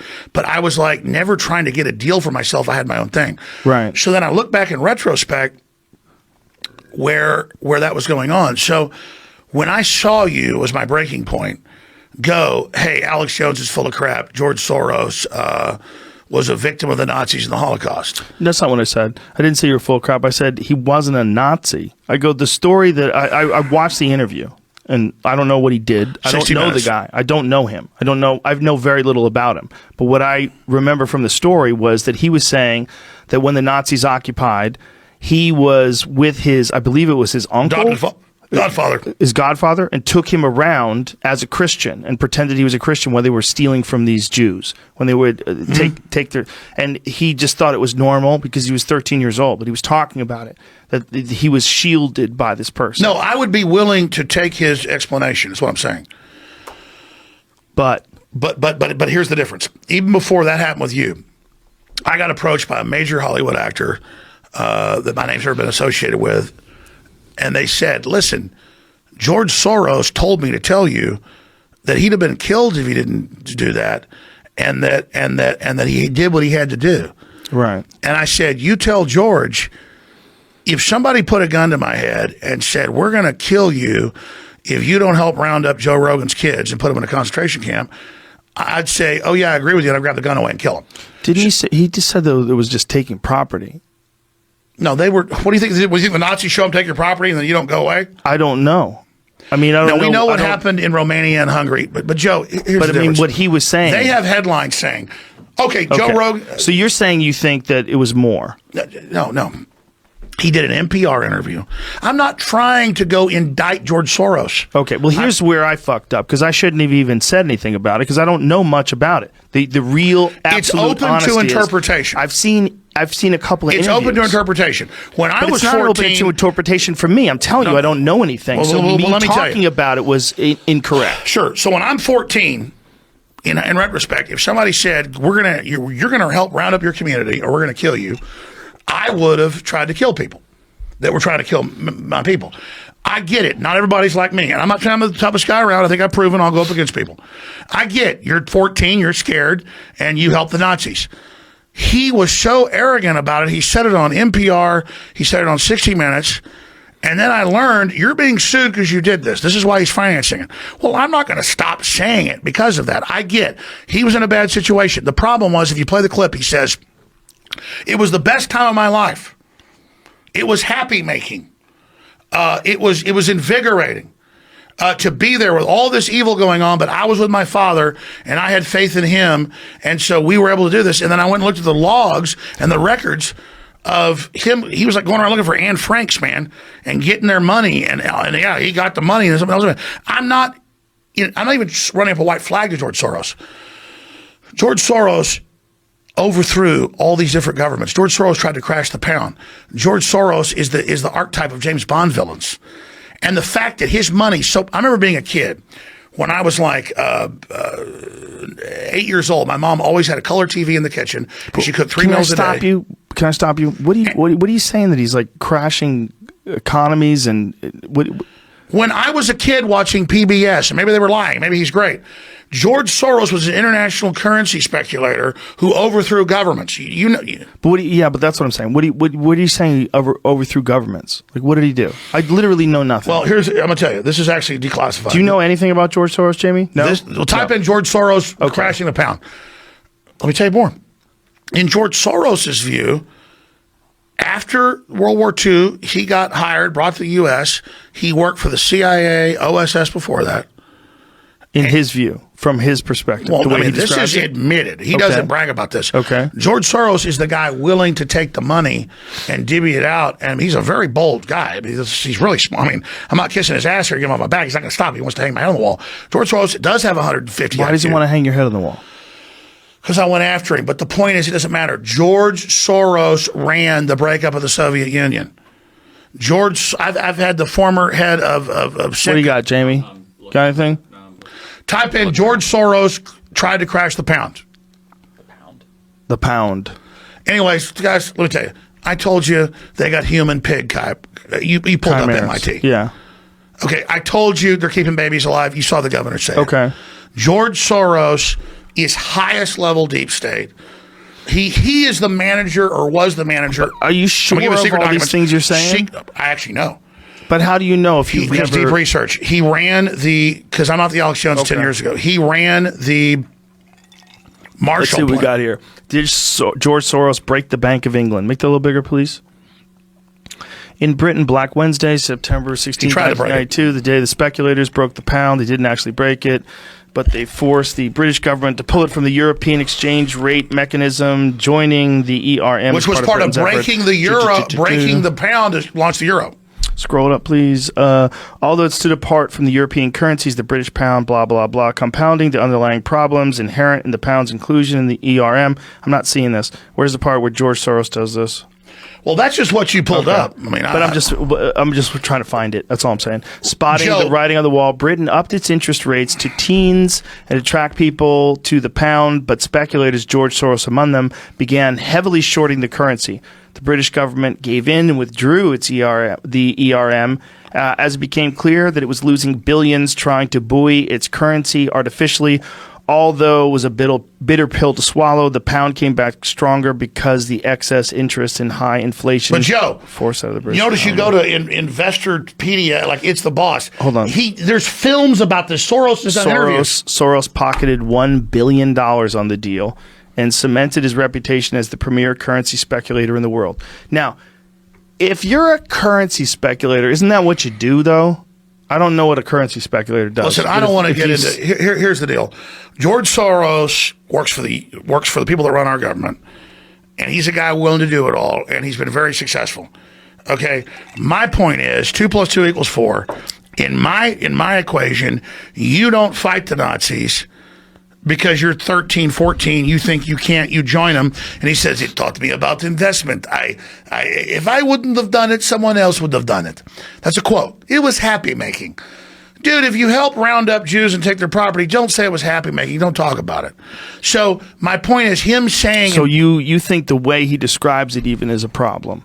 It's problematic. It disturbs you, the way he's describing, that it was happy making, that it was not a big deal. If I didn't do it, other people would have done it. That's a problem.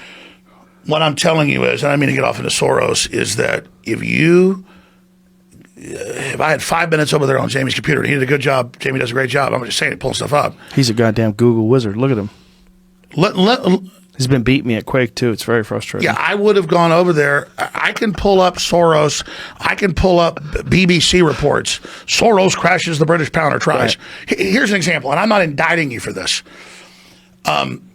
Someone in my family about 10 years ago was digging through stuff for basically a garage sale. It wasn't a garage sale. We were going to give it away to charities. And all these clothes I couldn't wear because I didn't weigh 180 pounds anymore.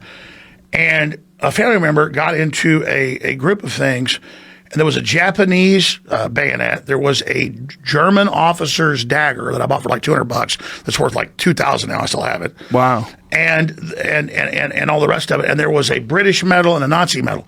And this person in my family, because it's like a power thing, goes, "Oh my God, you're a Nazi." So I walk in to the garage and open the box, and I go, I bought this at a gun show like a decade ago. I think a freaking swastika medal. You know what the thing though is, if you own, this is the thing, if you like see that helmet that you were No, that's where I was going. Yeah. Can we show the helmet? That's what I'm going to say, Joe. You get to it. So you've got a German helmet that a French artist dug up with all these mass graves. No, what is and it's got a German bayonet. You're not a freaking Nazi. That's a piece of history. I think that's a U.S. soldier. I don't know. No, that's a German helmet. That's a Is it a German helmet? That's a For Kurzel. sure? But it doesn't matter. France has banned owning German war memorabilia. Can we If give I this go to the guy his props? Smithsonian, the coolest thing I ever saw at the Smithsonian when I was a kid, so proud of us beating the Nazis, was they had a German helmet with a bullet hole in it. The Smithsonian's not Nazi. Right. That's what I'm saying. Right. I'm not Nazi for having a Nazi medal and a bunch of other war paraphernalia I thought was cool. You're not a Nazi for a Nazi bayonet. Well, it's a helmet and a bayonet. What is the gentleman's name that makes that shit? Shane Martin design. Can we show it, please? What is his? Yeah, we showed it. He also made me a fucking super dope skull. He's got a really But cool. I'm saying is that's a he's an cool artist. Yeah. The German helmet's interesting. But that's what I was going to say, is that you could have a Nazi helmet 20 years. Look about Hogan's Heroes. Hogan's Heroes was a goddamn sitcom about Nazis. It was a sitcom about Nazis and prisoners of war. I mean, that was, and that's you the couldn't do that political today. correctness that I literally had a family member. This was like 18 years ago. I'm really upset about what I found. Shane Against the Machine, right? Yeah. Is that his and name? they're in the garage, Yes. and it's like British medals, U.S. medals, a couple of of course, I wanted the Japanese thing. I even had a Marine carbine from Vietnam. That's not as cool as World War II. Yeah, go to Shane Against the Machine on Instagram. Yeah, there it That's is. his So page. he's not a Nazi. That's freaking cool, man. He does a bunch of those. He sells those, folks. If you want one, I'm not trying to do a product plug. I should be plugging no, but he's a InfoWarsStore.com. good dude. He made me another sculpture too that I bought from him. Which is But this you know what I'm cool saying, metal Joe, skull. is I'm not saying you're a Nazi. But Okay, I had thanks. family think, because I had one Nazi party member medal. Yeah. It'll be on the news today. Jones admits he has Nazi stuff. No, it's freaking interesting, Right. man. It is. This is from a battlefield dug up of dead people. Yep. It couldn't be more interesting. And you take darkness and light comes out of it, and you make evil become good. I bet if you talk to the artist, God, I'm doing a huge plug for him. This guy does dope shit. Look at this guy's stuff. Look at that eagle. Go back to that bird with the fucking cylinders with the car. Is that what it is for his knives or the bayonets? Bayonets, What's yeah. the top of his shoulders? The top of his shoulders. Isn't that a Cylinders. car cylinder? That's a car cylinder. Yeah, that's a polished down car cylinder, and then bayonets for But the wings. I didn't mean to be product That's placement fucking because they're dope. trying to shut me down. InfoWarsStore.com. Listen, Incredible products. InfoWarsStore.com. He's No, just a make $10 fucking million. artist, man. He's a great No, but artist. I brought this up because I walked in here and I said, God, it's dope. that is amazing. And you told me the story, like they dig up, I know these battlefields in France and stuff, and then people get this stuff. That is a rotting German helmet that then you put light in and it makes it beautiful, and it takes the evil of Hitler and makes it beautiful. Yeah. Not Hitler, it takes humanity and makes it beautiful. Yeah, it's but it is interesting that you can't own, like, you could never own a Nazi flag or any, like, you could But own, why couldn't the you could own Smithsonian something have from it? Genghis Khan. Why could here's the thing. Right. Both my grandfathers, and I'm not bragging about family, but you remember Tom Landry. My grandfather was UT football, won state championships in track, all my mom's dad, and he went in the Army Air Corps with Tom Landry. And I remember being over there on Sundays, even before he played for the Dallas Cowboys. He'd like, Tom Landry would call and they'd pray for 5 minutes. Both my grandfathers, both Jerry Jones and my mother's father, Mr. Hammond, almost died in a crash landing and another deal. I almost died. I don't almost exist because my family, America, fought Hitler. And then now I'm a Nazi because I believe in the Second Amendment and I believe in America. That's not fair. Well, that's not what they're saying. They're saying it because you had a Nazi piece of memorabilia, but it still doesn't make any sense. Doesn't make any sense. Look, if I saw some cool Nazi thing at some place where I could buy it, I might buy it and frame it because it's just a piece of history, just like I would buy a Genghis Khan dagger or a helmet. Oh my God, Eddie Bravo's here. Oh, shit. Jesus Christ. You guys haven't choked each other out yet? No, we're having a he already great beat me time. up earlier. We're having a great time. talking about interdimensional beings. Shirt is this? Nasa, bro. Fuck, I'll choke you out with this shirt. Nasa. Eddie, I'm gonna make you regret wearing this fucking shirt. Hey, listen, in high school, we used to choke each other out. That's like a DM teacher. Go ahead and choke me out on air. No. Please don't. That would be hilarious. Please No, do it. don't. I'm not scared. Let's do it. No, Eddie, don't. Do it. Please Let's do don't it. choke him unconscious. Do it now. I'm not Please afraid. don't. Let's go. He can't do it. You know, you think I'm afraid of this? Let's do No, it. I definitely don't think you're afraid of this, which is why I don't want him to do it. You know He was what? Let's telling not be pussies. Choke me out. You know what? Let me tell you a story first. Back when I used to work at the strip club. You're the one. Hold on. I'm not afraid. Alex, sit down, please. Come on. Please, Alex, I know this can kick my ass. we have to work together here. We have to work together. Come sit down. Have you guys been I'm not gay, but Eddie's good looking. Yeah. Anyways. Have a seat. Hey, have a you seat. better choke me out. Alex, please. Please have a No, seat. we used to do it in high school. I know you did. You told me. You grab each other and you fall down and hit your heads. It only takes like 20 seconds. What were you going to say about strip club? Back when I was a blue belt, 1995, I worked at the strip club, and there was this girl I was dating. You never had any of those items. She was a bartender. She was seriously 4'10", and Why she are weighed, the bartenders and waitresses always the best looking at strip clubs? I don't know. But Because you got to let him. I will. She was 92 pounds.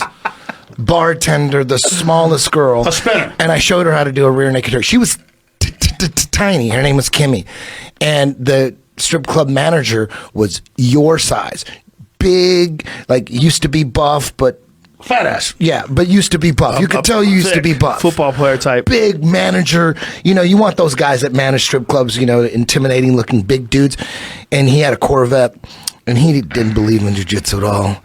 And she said, he said, if she could choke me out with one of them jiu-jitsu moves, I'll give her the keys to my Corvette. So she had to literally get on a bar stool. And she was standing on a bar stool and had to go around him, and she went like this. And he was just like this. And then he went out. Lights out. He dropped like a sack of potatoes. He hit his head on the fucking floor. And the impact of his head hitting the floor woke his ass up instantly. So he hits the ground, and then he pops back up.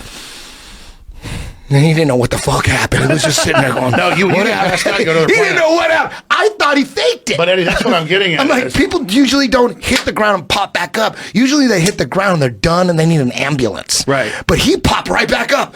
And he's like, what happened? I'm like, bitch, you need to give her your Corvette. I'll pop right back up. It was a gold Corvette. No, this was a thing. I didn't know about this. About in 7th grade during lunch, some of the kids would choke each other out. You put your hands up on their neck. Kids don't do this. I'm not teaching like Tide Pods. Don't do this, You can kids. die doing this.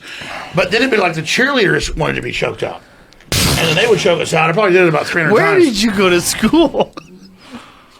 Where did Bill Hicks go to school? Where did Bill Hicks go to school? He's not Bill Hicks, bro. I know. We already went over this. Did you guys talk about that? Yes. You know the People crazy yell thing. at him. You know They what's yell at crazy him. is you can put together a case where you fucking you No, believe you it. can't. Hey, No, you I can't. wave. No, all but- things. but- If no, I no. saw Bill Hicks live. Yeah. I've known Alex since just Yeah. a few years after Bill All you Hicks gotta died. see, all you gotta see is They those look old. way different. There's a Well, bunch that's of that old schizophrenic pictures. separation because you and I worked with somebody that worked with him. When you work with thousands of people, suddenly Yes. it's like, oh, we knew the Yes. same person. It's over. We're all All you got to do is just show those pictures of you like at 20 You know, I don't buff, like this, where though. you're buff. I'm like, Bill Hicks was never 20 and yoked. You were you were yoked. jacked. I was You were like a natural, too. bodybuilder. And I used to run like, the thing is, I wish I could get in that zone again. You can. I got in this zone where I ran 6 miles every other day, and I lifted weights. And people go, dude, you'd be bigger if you didn't work out 3 hours. I was addicted. And then I got on radio and TV and like started drinking and just stopped. Then didn't work out for like 10 years, gained like 100 pounds. Alex, let's get you on something where we actually like put it online and talk about what you're doing. If you commit to something online like that, you'll do it. All you have to do is like set a realistic goal. I used to do 40 pull-ups, and I can do like 2. 40 in a row, like CrossFit type Yeah, pull-ups full. where you use your whole body and everything. Where you're That's like amazing. You're like doing the worm 40 and is shit. amazing. But the problem was I used to go to all-you-could-eat buffets. That's amazing too. Chinese and I don't believe you. and regular. And the problem was I would literally like order. I go, no, I don't want the 2. What do you think about this? What do you think about a self-improvement thing that you do online? Well, you do it online. I need to do it. The problem is every time I try to work out, the phone's ringing. And it's No, like, horseshit. Listen, you just get up earlier. Get up an hour and a half earlier. I'm going to have surgery soon for my torn bicep. Well, once you have surgery for your bicep and everything gets fixed, I think once you get your bicep torn, you're probably going to be a little bit out of action But That's you know at what? least 6 months. No, you know what? Nowitzki had it done. It's fucking amazing. I had now. my bicep done. But to the shoulder or to the bicep? You know, to the I elbow? don't like this. To the elbow. Bicep I'm to the not- shoulder. listen, I waive all That's what I'm liability. different. No. You have I to want to do be it. choked out. We're talking freaking 100 million views, number one podcast. No. No, it would be ugly. No. There's no need to choke you You out. would try to sue me and shit. This is one of the I first just things. said, I swear, dude, I've been choked Eddie, out. Listen, you would sue me. Once we made up on the phone, one of the first things you wanted me to do is choke him out on the air. No, You might need to go to them SMM, those S&M them clubs. I'm not Dungeon- into pain. dungeon when type you get clubs. choked out, you like go somewhere, you have a little dream, and then you come right back. It's like DMT. It is. You hate that shit. James on point as always. All right, let's get serious. Let's get serious. Let me just say a few things before he goes down this road. Okay. These are the notes. What are the road? I'm not going down no road. What were we just talking about? We know what the road is. You're talking about George Soros. No. We passed that. Okay. What were we just talking about? You were talking about the strip club, the guy choking the girl out, the girl choking the guy out, the guy falling and hitting his head. And then what happened after that? Any ideas? Jamie? No one. Everyone's stupefied. Or that.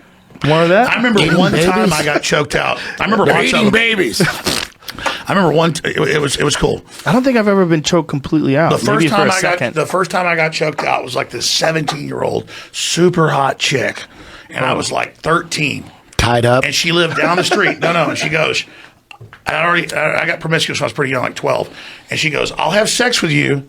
This is a true story. I'll have sex with you if you let me put makeup on you. So I'm not into gay stuff or anything. So the girl puts the makeup on me and I have sex with her, and she's super hot. And then like a week later, she goes, now I'm going to choke you out. And that relationship went really well until her like 30-year-old boyfriend caught me at her place once because her mom was always working. Oh, my and tried God. to kill me in the parking lot. Oh my God. I'll have sex with you if I can put makeup on you. I let her. It's a full deal. Dude, listen, you're a wise man. That bitch can dress me up like a clown. You know? Why not? Anyways, that's Who another gives a story. shit? You still So get to have let sex? me. Here's some of the things I have, and then we can go forever. Here goes. Not conspiracies, but real-world programs developing a breakaway civilization. What is a breakaway civilization? You understand that? It's the key to everything.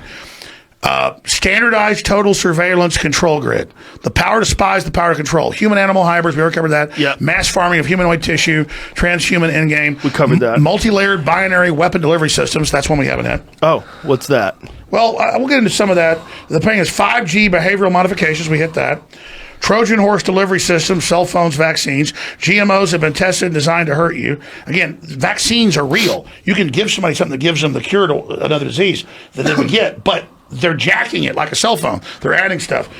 Your ticket to immortality. Wait a minute. What do you think is? Let's cover that. What do you think is happening with vaccines? I know. Okay, tell me what's going on. I always use this because everyone's heard of it. Everyone heard about 1947 to 1983, and it only came public because the program was exposed in Peru and exposed in West Virginia. But the media picked up because it was white on black. Not all the white people it happened to. I don't care if you're black or white. Injecting over 1 million people with live syphilis in the name of vaccines. You know about Tuskegee? I do know about that. But you only know about Alabama and over 40-something years only injecting blacks. But it happened all over the world. Search engine, Hillary Clinton apologizes for syphilis experiments in Tuskegee. It wasn't Tuskegee. It was in Peru. Can I ask you this? Was the Tuskegee the conventional story that they had syphilis but they weren't really curing them? That's a cover. No. But is that what they say? No. If you actually read it, no, they were giving them syphilis. Okay. I understand what you're saying. But was the conventional explanation of what happened was that they knew that they had it and they allowed them to No, that was the first pretend cover they're story that treating came it? out. Okay. Have you heard about... Here it is right here. U.S. apologizes for Guatemala STD experiments. that's another one. Can you make that bigger? They did all over the world. A different one? Just type Peru in. Hold on. Captain Peru, and this is what Can you make that a little? Go scroll up so I can read it. U.S. government medical researchers intentionally infected hundreds of people in Guatemala, including institutionalized mental patients with gonorrhea and syphilis without their knowledge or permission more than 60 years ago. Jesus Christ. So, Joe, again, When you've read, because what I do is, Oh, Jesus Christ, look at this. Many of those infected were encouraged to pass the infection on to eugenics. others as part of the study. Where is this in? What is the NBC website News. here? Can you This is imagine? NBC News? Can you imagine finding out you have syphilis but you've never had sex before? But let me stop. Jesus I'm gonna Christ. Can you give imagine how confused you'd Are you be? ready for another ultra secret? So this is 46 to what? 1946 to... Sorry, what? I don't know. It says it at the bottom. Notice it's 46 to exact years I told you. 1948. God damn, That's just a 1946 to whitewash. That's a 1948. whitewash. That's not true. Okay. It's not 2 years. Okay. So let me expand. Then imagine, Joe. Here's what's happened. Okay. We had a real liberal media in this country. They weren't leftists. That's occultic. That's different. We had a real liberal media in this country that had problems, but they really cared. They were open-minded. And Like they were when I said Delta, focused on information. a few years after I proved Delta Force was in Seattle in 98, 99 and proved it, they all said Alex Jones is right. It's incredible. That's the WTO tape that I always cite. That where you show the agent provocateurs went into a peaceful protest and started smashing windows. And I'm not against the Army, but Delta Force ran it. Because they always go, oh, now the Army's terrorist. Like you said, don't call it the whole government, a select group. The Army did that. They staged it. So imagine, used to the press would get a lot of stuff right, but they would get demoted or whatever would happen. Once Trump got in, which I don't think Trump's bad and at gut level I think he's good, but I almost think like it's more sophisticated. They put him in knowing it'd piss everybody off to get the liberals who traditionally have been the real watchdogs for free speech and against human experimentation. And suddenly they're like in Gallup polls, we love war. We love experimentation. We love everything. I'm getting chills right now. And so imagine, Joe, I've been on air for 23 years and I'm a news hound. I spend 4 or 5 hours a day reading news. So I don't just believe NBC News that our government gave people. Notice I said Peru because that was a big documented case. You just found Guatemala. Different I can't case, keep yeah. track of this. Well, it's the They same probably program. did it everywhere, And it went on right? to the 80s. It's still going on. So imagine, I have literally, by the time Sandy Hook happens, I've literally seen 10,000 articles and documents or more where they're admitting in 1962, the Joint Chiefs of Staff under L.L. Emitzer came to President Kennedy, this is on PBS, and said, we're going to blow up buildings, shoot up schools and movie theaters, and bomb Army bases and Marine bases. We're going to have people with their kids with names changed that are CIA get on a jumbo jet that takes off. It gets blown up over the Caribbean. We blame Cuba, but that plane really lands. And there's another plane that's a drone we blow up. And then Kennedy says no, but his brother says, no, I'll do it. It's why they killed Kennedy, because Bobby said he would, but then he got pissed when they killed his brother. This is all declassified. He wanted to bomb the Honduran embassy and blow up stuff and go to war with Moscow. Bobby was bad. You could actually, you can pull this up. Pull up Bobby Kennedy wanted to bomb the U.S. Embassy in Honduras. This is declassified. And so imagine you see hundreds of these, and then a Sandy Hook happens and your listeners don't buy it. And then it's a psychosis where then, well, because every man I knew when this is hypothetical, my dad was great. Every man I knew when I was a kid backhanded me and beat the crap out of me, so men are bad. Or a woman that's been raped, she thinks all men are bad. So I get like the psychosis, and I'm not trying to put myself down like I'm a victim. I'm being honest retrospectively that it got to where when I learned that so much stuff was false, then later I experienced where I had the guest, I did the thing, I knew it was true, and then people made up a whole story because they don't believe anything anymore. So that's all I'm trying to say. Do you think part of it is that even though this stuff does exist, it's almost like there's too many things happening for one person to pay attention to all of them? And if you're only focusing informational overload. Yes, exactly. If you're only focusing on that aspect of life, it can be incredibly overwhelming because you start thinking that's the whole world. That the whole world is these conspiracies. Because these are the things you're concentrating on primarily. But this is what I'm saying. That's it. He just talked about Operation Northwoods. That whole thing. Yeah. That was Operation Northwoods. Yeah. That is some. That's about. By the way, that's ABC That's News. about as. That's true. Clear as day. Yeah, it's clear as day. By the way, I broke that. But if you break it down and you look at it, I'll tell you. You look at Operation Northwoods. You look at that shit. That is about as gangster and sinister and evil as you could. Yeah, we get. went over just a little while ago. We were going into totally. it So before you got my here. point is, if you believe that, no other conspiracy theory, whether they're right or wrong, like government conspiracy, should be ridiculed. You shouldn't. There should be no You're right. ridicule. You're right. You should, instead of looking at them with ridicule, you should look at them objectively. All of them. And exactly. And the only people that have a right to ridicule conspiracy theories are people that don't believe in any conspiracy theories. If you don't believe in any of them, yes, I understand why you're ridiculing it. I deal with those people all the time. What's the but if you saying believe in some of them, the other ones you don't believe in, I think you should be more. I don't believe in that shit, but I understand why people do. Well, that's going to be my defense. Almost, we can probably get this thrown out of court. I'm almost looking forward to trial in Texas and Connecticut because I want to, and the lawyers already agreed, I'm going to sit there and I'm going to show them history and all these things and say, I watched the, it's already been out for like a year or two, but I watched the Minions 3 or 4, and it's like in the 60s. And they break onto the set of Hollywood, and the moon landing's being staged. Now, astronauts died doing that. So how traumatic is that for their family? But I believe they have the right. What astronauts died? We're going to get to it in a minute. Wait, astronauts died? Which ones? Oh, a space shuttle. Well, we're going to talk about it. The guys from Apollo the launch 1. pad, Yeah, Apollo 7. You're talking about 1? Or 9 or 7. Which one they burned up? The one where they were practicing. Yes. They were practicing. Okay. Yes. Listen, we're going to get to this next, and I respect you. Hey, I want you guys to yell at each other for 3 minutes while I go pee. I got to pee too. Okay. As you don't talk to yourself. Just hold. We'll do it in shifts. We'll do it in shifts. I'll go first. Okay. Anyways, Eddie, no, I'm saying you're bad questioning. I get it. No, you do get it. You know why? Because, I wore this as a joke for you. No, of course, Alex.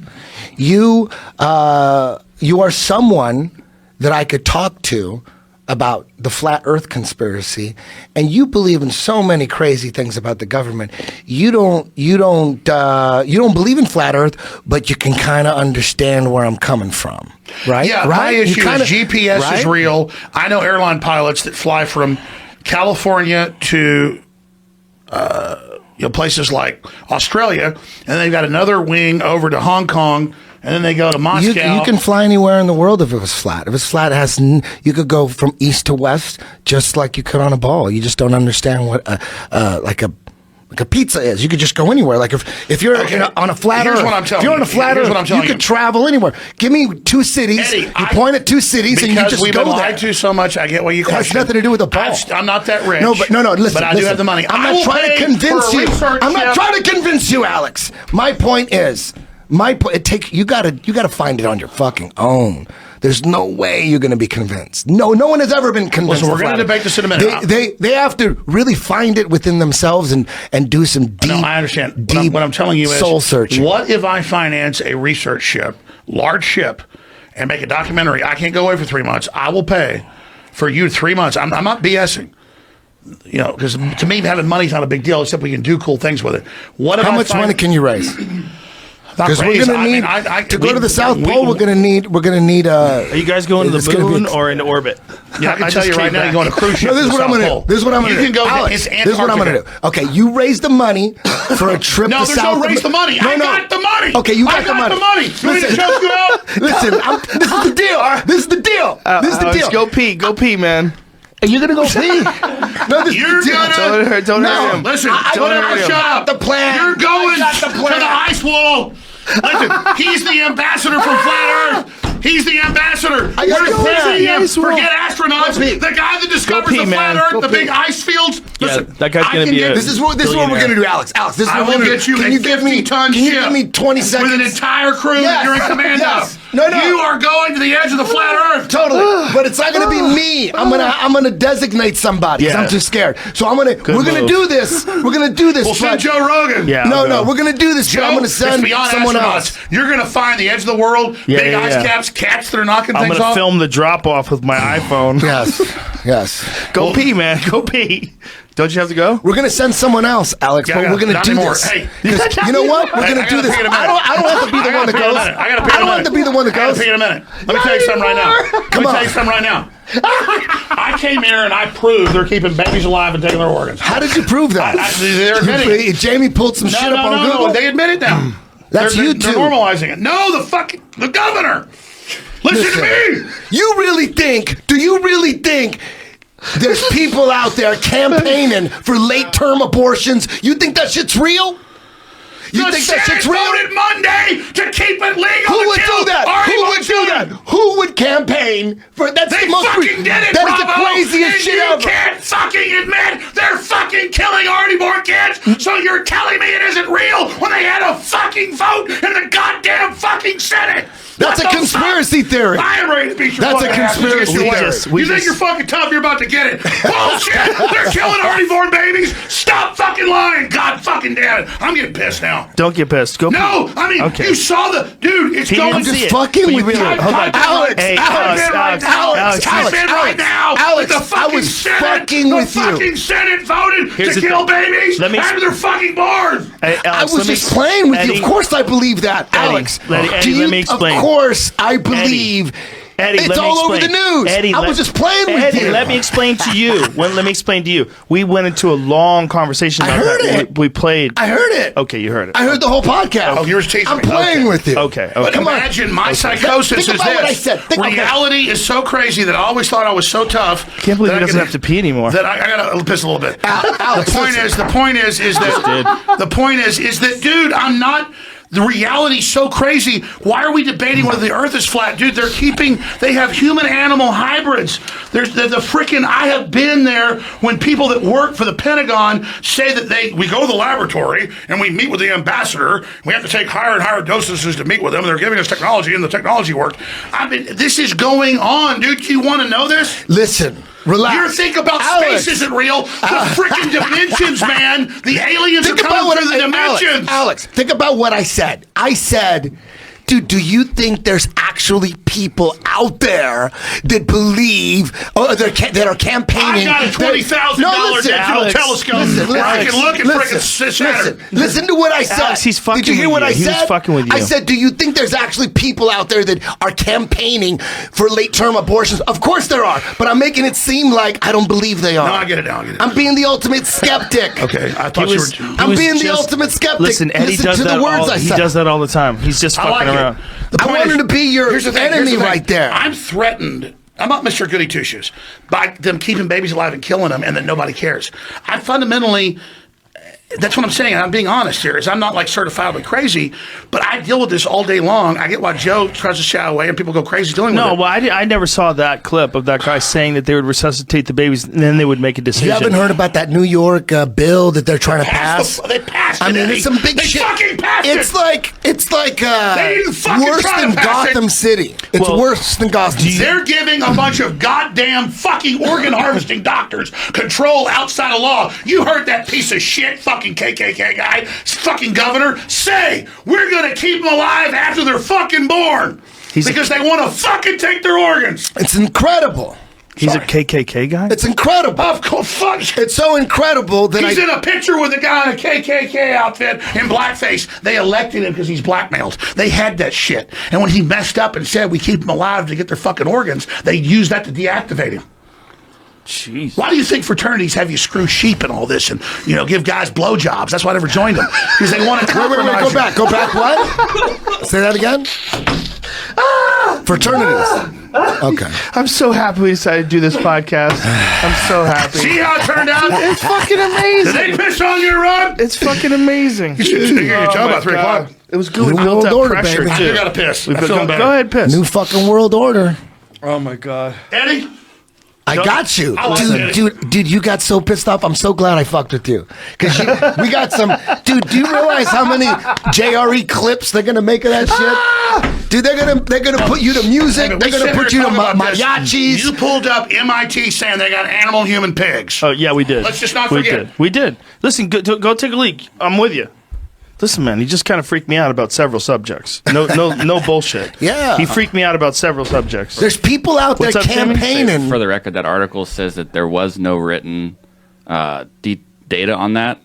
That came from 3 interviews they had. So This is the people were- human pig one? Yeah, people were saying that to them in that Listen, article. man, but- of course they tried it. Why wouldn't they try it? If you were a leader of the free world, like wasn't there some God damn it, was it the Nazis that were trying to theorize how to combine humans with animals to make a stronger human? Wasn't there some of that? They were for sure into that. Wasn't there something like that? If there's a YouTube link, that's that's a for sure, right? Like for sure, proof. they definitely. I mean, I think all governments definitely give their soldiers steroids. They definitely give them amphetamines. They definitely give them chemicals to make them crazy. Shit, I would. Are you kidding? That's where they started doing. You're running your fucking army. The Nazis, or not the Nazis, rather the kamikazes. The kamikazes, they would meth them up. I mean, I'm pretty sure that's true. Read that. 100%. I read that on YouTube. Yeah, that was one of the ways they would get them, not just like nationalism and pride for their country. They would jack them up on crystal meth, and that's why they'd fly that plane right into that fucking boat. They knew, boom. I mean, that is a nutty thing to do, man. You got to be in a weird state of mind, and you got to have such a horrible life that you're like, fuck it, let me just crash into this fucking boat, right? For the general. And they're like happy about it. They're like, I can't wait to escape this shit. What an insane choice. That's the only peace he has is when he's in that plane killing people. What a fucking crazy choice that you're going to do that for your... Alex, welcome back. We're talking about kamikazes. We were saying that we think kamikazes were... they gave him crystal meth, right? Wasn't that a part of the program? Yeah. No, I mean, warfare is always drugs. And we were the saying Nazis that too. and the Japanese... Well, the Japanese learned about in World War I when they were actually on our side against Russia. Well, it went back and forth. In World War I, the Japanese learned about MSG because Japanese like good food, and they're like the military wouldn't complain; they would just lose weight and starve to death. So they learned when they were fighting the Russians in World War I to just go ahead and give them MSG. Which MSG eats holes in your brain, everything. It's super toxic, and so monosodium glutamate, like the stuff from Chinese food. Is that what you're saying? It's super freaking toxic. Yeah, but the is point it is, really? But beyond that, yes, they would give them. Well, the Germans were big on steroids and methamphetamine. We were just saying that. Yeah, well, that's on record. Saying. I mean, it's not. Yeah. Well, I mean, this is like in mainline history stuff. By the way, I said I'd give you the secrets of Hitler. Oh, there's secrets? Yep. What are they? But this is not the BS. This is the real thing. Okay. How do you know, though?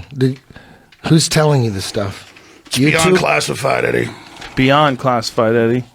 No, I mean, Alex, seriously, do you ever think? Okay, because you have a lot of sources. My grandfather was German in Dallas, and he worked for the inventor of indoor air conditioning. He was a billionaire in what's the rich area of Dallas where the Republicans all live?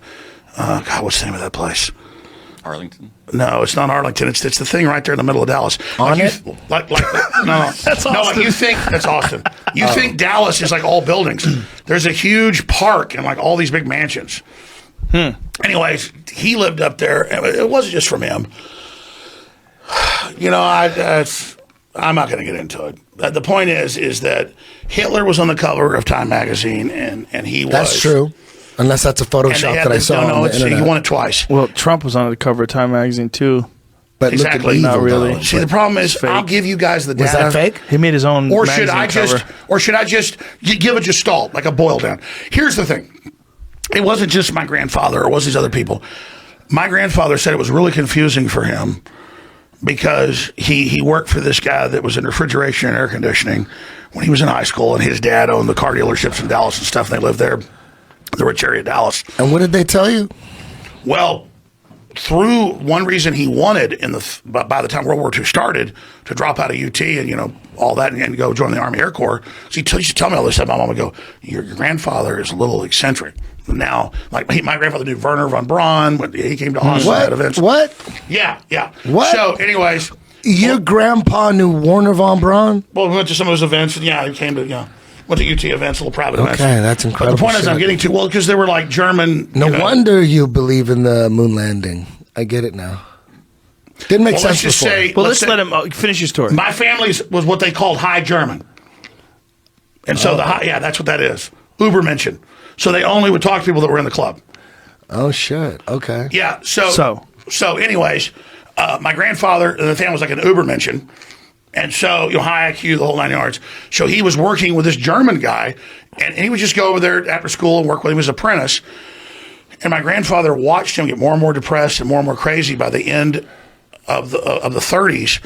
And the guy confided in him. He said, he said, Clyde was my grandfather's name. He said, yeah, the Nazis have my family in Germany. They're going to kill them all. But I'm having to give them everything I got, all my money, and I'm having to sell the patents and work. Like, I was working like 20 hours a day, giving everything he had because they were going to kill his family in Nazi Germany. And he was German.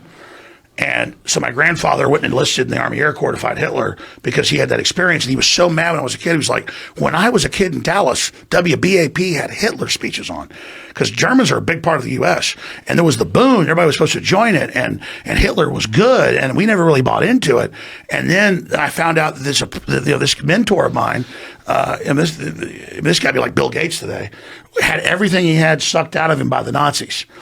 So that's what the Nazis would do, was extort and control. So I kind of heard about that. And then my grandfather would go, so they'd send me down there like a week during the summer. I was like 8 years old. I'm hearing this. And he's like, Von Braun has the plan for this orbital spacecraft. We're land it, and we're going to have artificial gravity systems. And I'm hearing all this stuff. He's got like markers at the table, like talking about it. And I'm sitting there listening to this.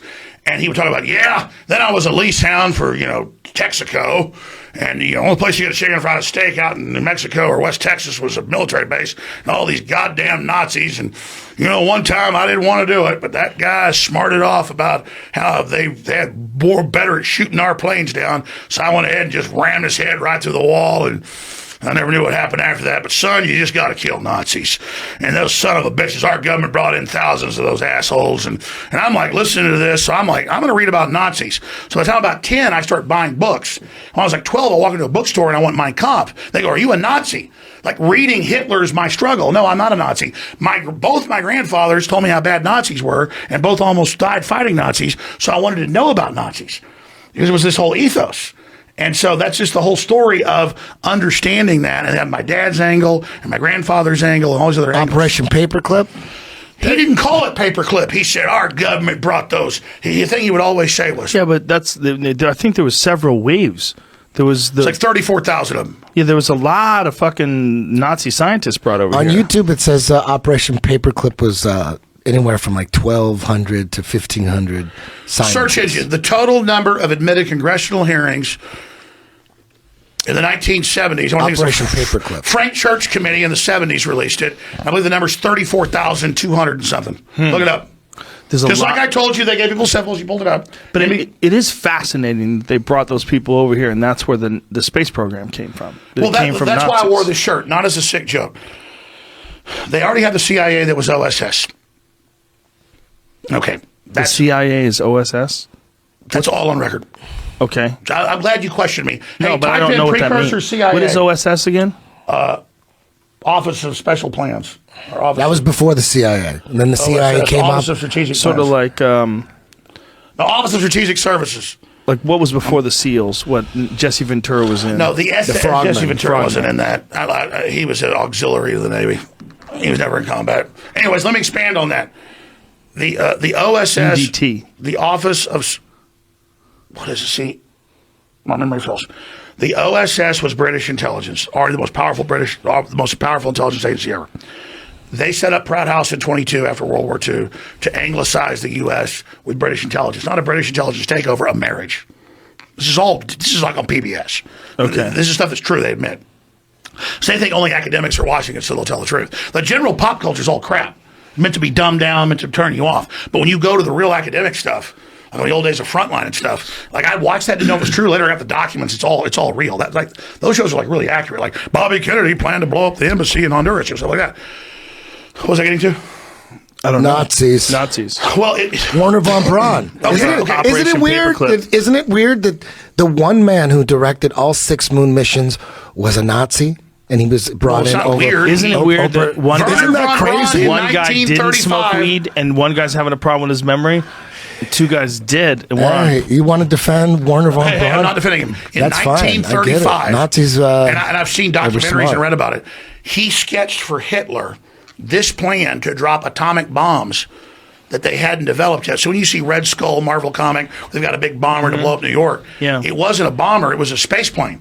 And it was about half the size, but looked just like this. And the Germans, actually, some of their scientists went to the Russians. Remember when the Russians tried to build their space shuttle and it was half the size? Mm-hmm. That was actually the German plan. So you look it up. I'm not kidding. Because the Russians took a lot of Germans as well, correct? About a third of them, yeah. So look. The reason I'm wearing this is to explain this is a gateway to all of it. So you have British intelligence that had won World War I, even though Germany had way more advanced technology. They then take over. British intelligence basically merges with the U.S., and then the Germans and others say we've got to go way ahead in technology. It was all theoretical in labs, but they couldn't mass deploy it. They didn't have enough machine shops and systems to build it. And U.S. Special Forces went on suicide missions and blew up the underground mountains. How about the Nazis were the first to build flying saucers? All of it. How Jet crazy is that? But let me tell you. That's crazy. So, isn't that a coincidence? So British intelligence flying sets saucers, up dude. The CIA in 47. So now the Nazis are over here and they go, listen, you don't want them running everything. And they go to Eisenhower and they say, we want to launch a off-base breakaway civilization where you compartmentalize things, forget empires, and you have a new ruling class of technological elites.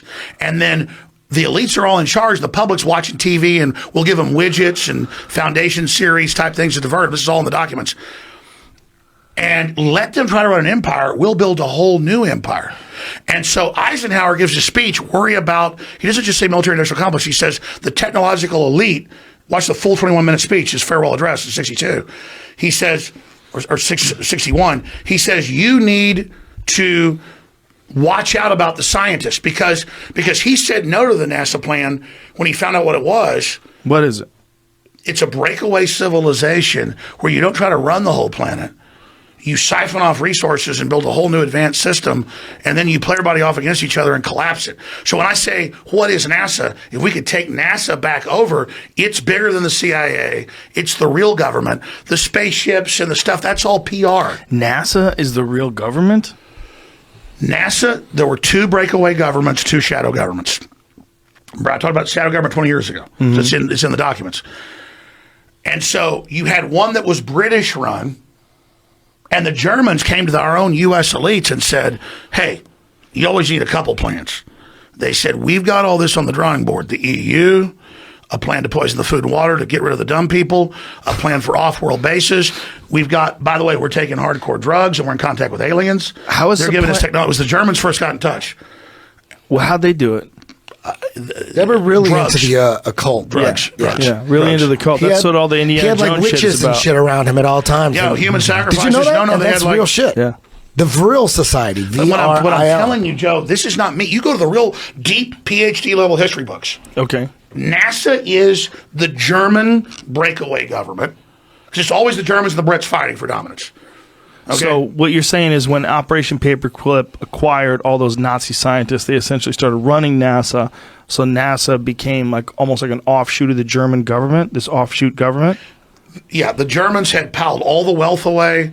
They had everything, so they made deals. Does that really make sense, though, that in 2019 that's still going on? No. The British intelligence doesn't run the CIA today. The British Empire was under attack and just bankrupted itself in World War I. It said, we'll give you the keys of the kingdom. Churchill wrote 3 books, this history of the English-speaking peoples. He was half American. And this is officially in books. We merged with the British Empire in 1930, covertly. Okay, that's what the CFR is British intelligence and U.S. intelligence. So the U.S. runs the show. Okay, so you've got, but German intelligence came to Eisenhower and said, listen, you don't need to do all this. We haven't given them the real technology. We're in contact with aliens.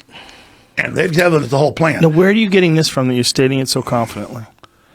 It's in the literature, man. Hitler would go. What literature?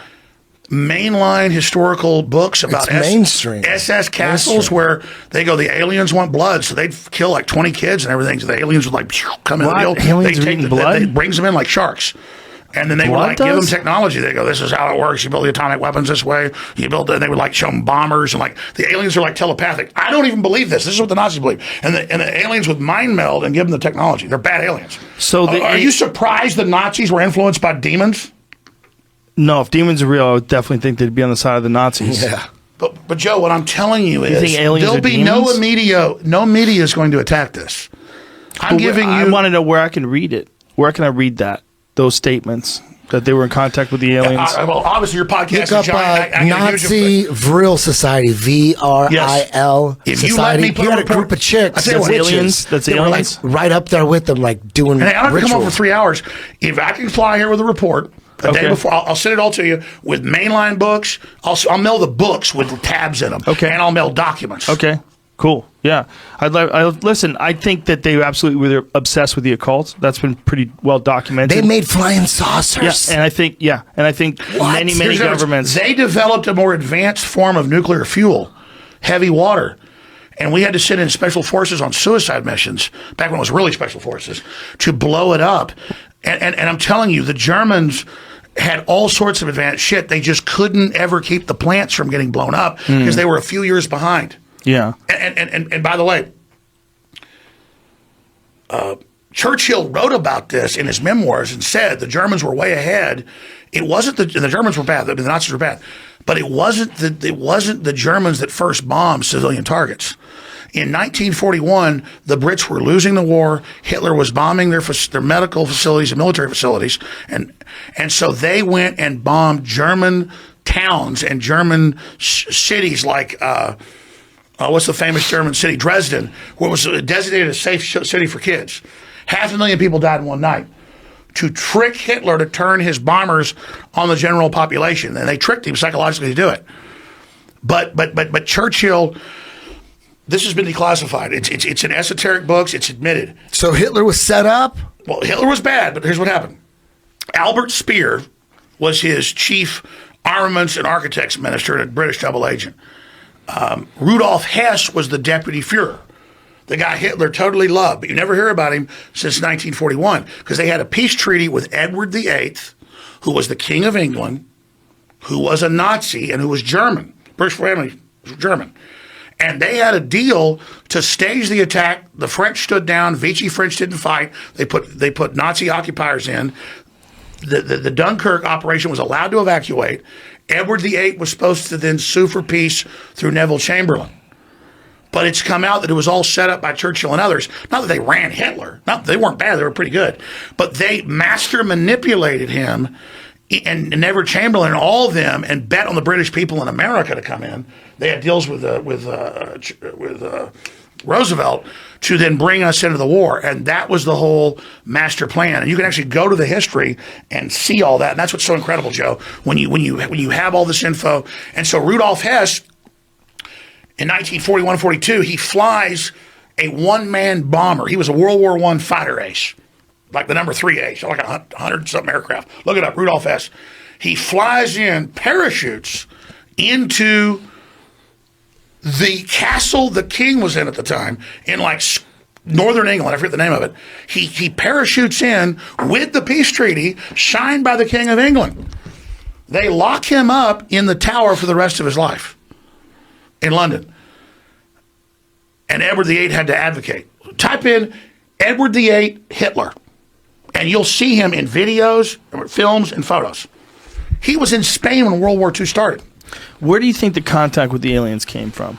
When did that start? All right, this is the most important thing we're going to cover. Not aliens, like no, hold on, hold on. Interdimensional aliens? Alien means anything not of this world. When did that happen? Get that orange. motherfucking vodka loose. No, I don't. Fake vodka looks like It's fake. I need to hear about aliens. I'm going to take a pull of that cigar, but I don't smoke marijuana.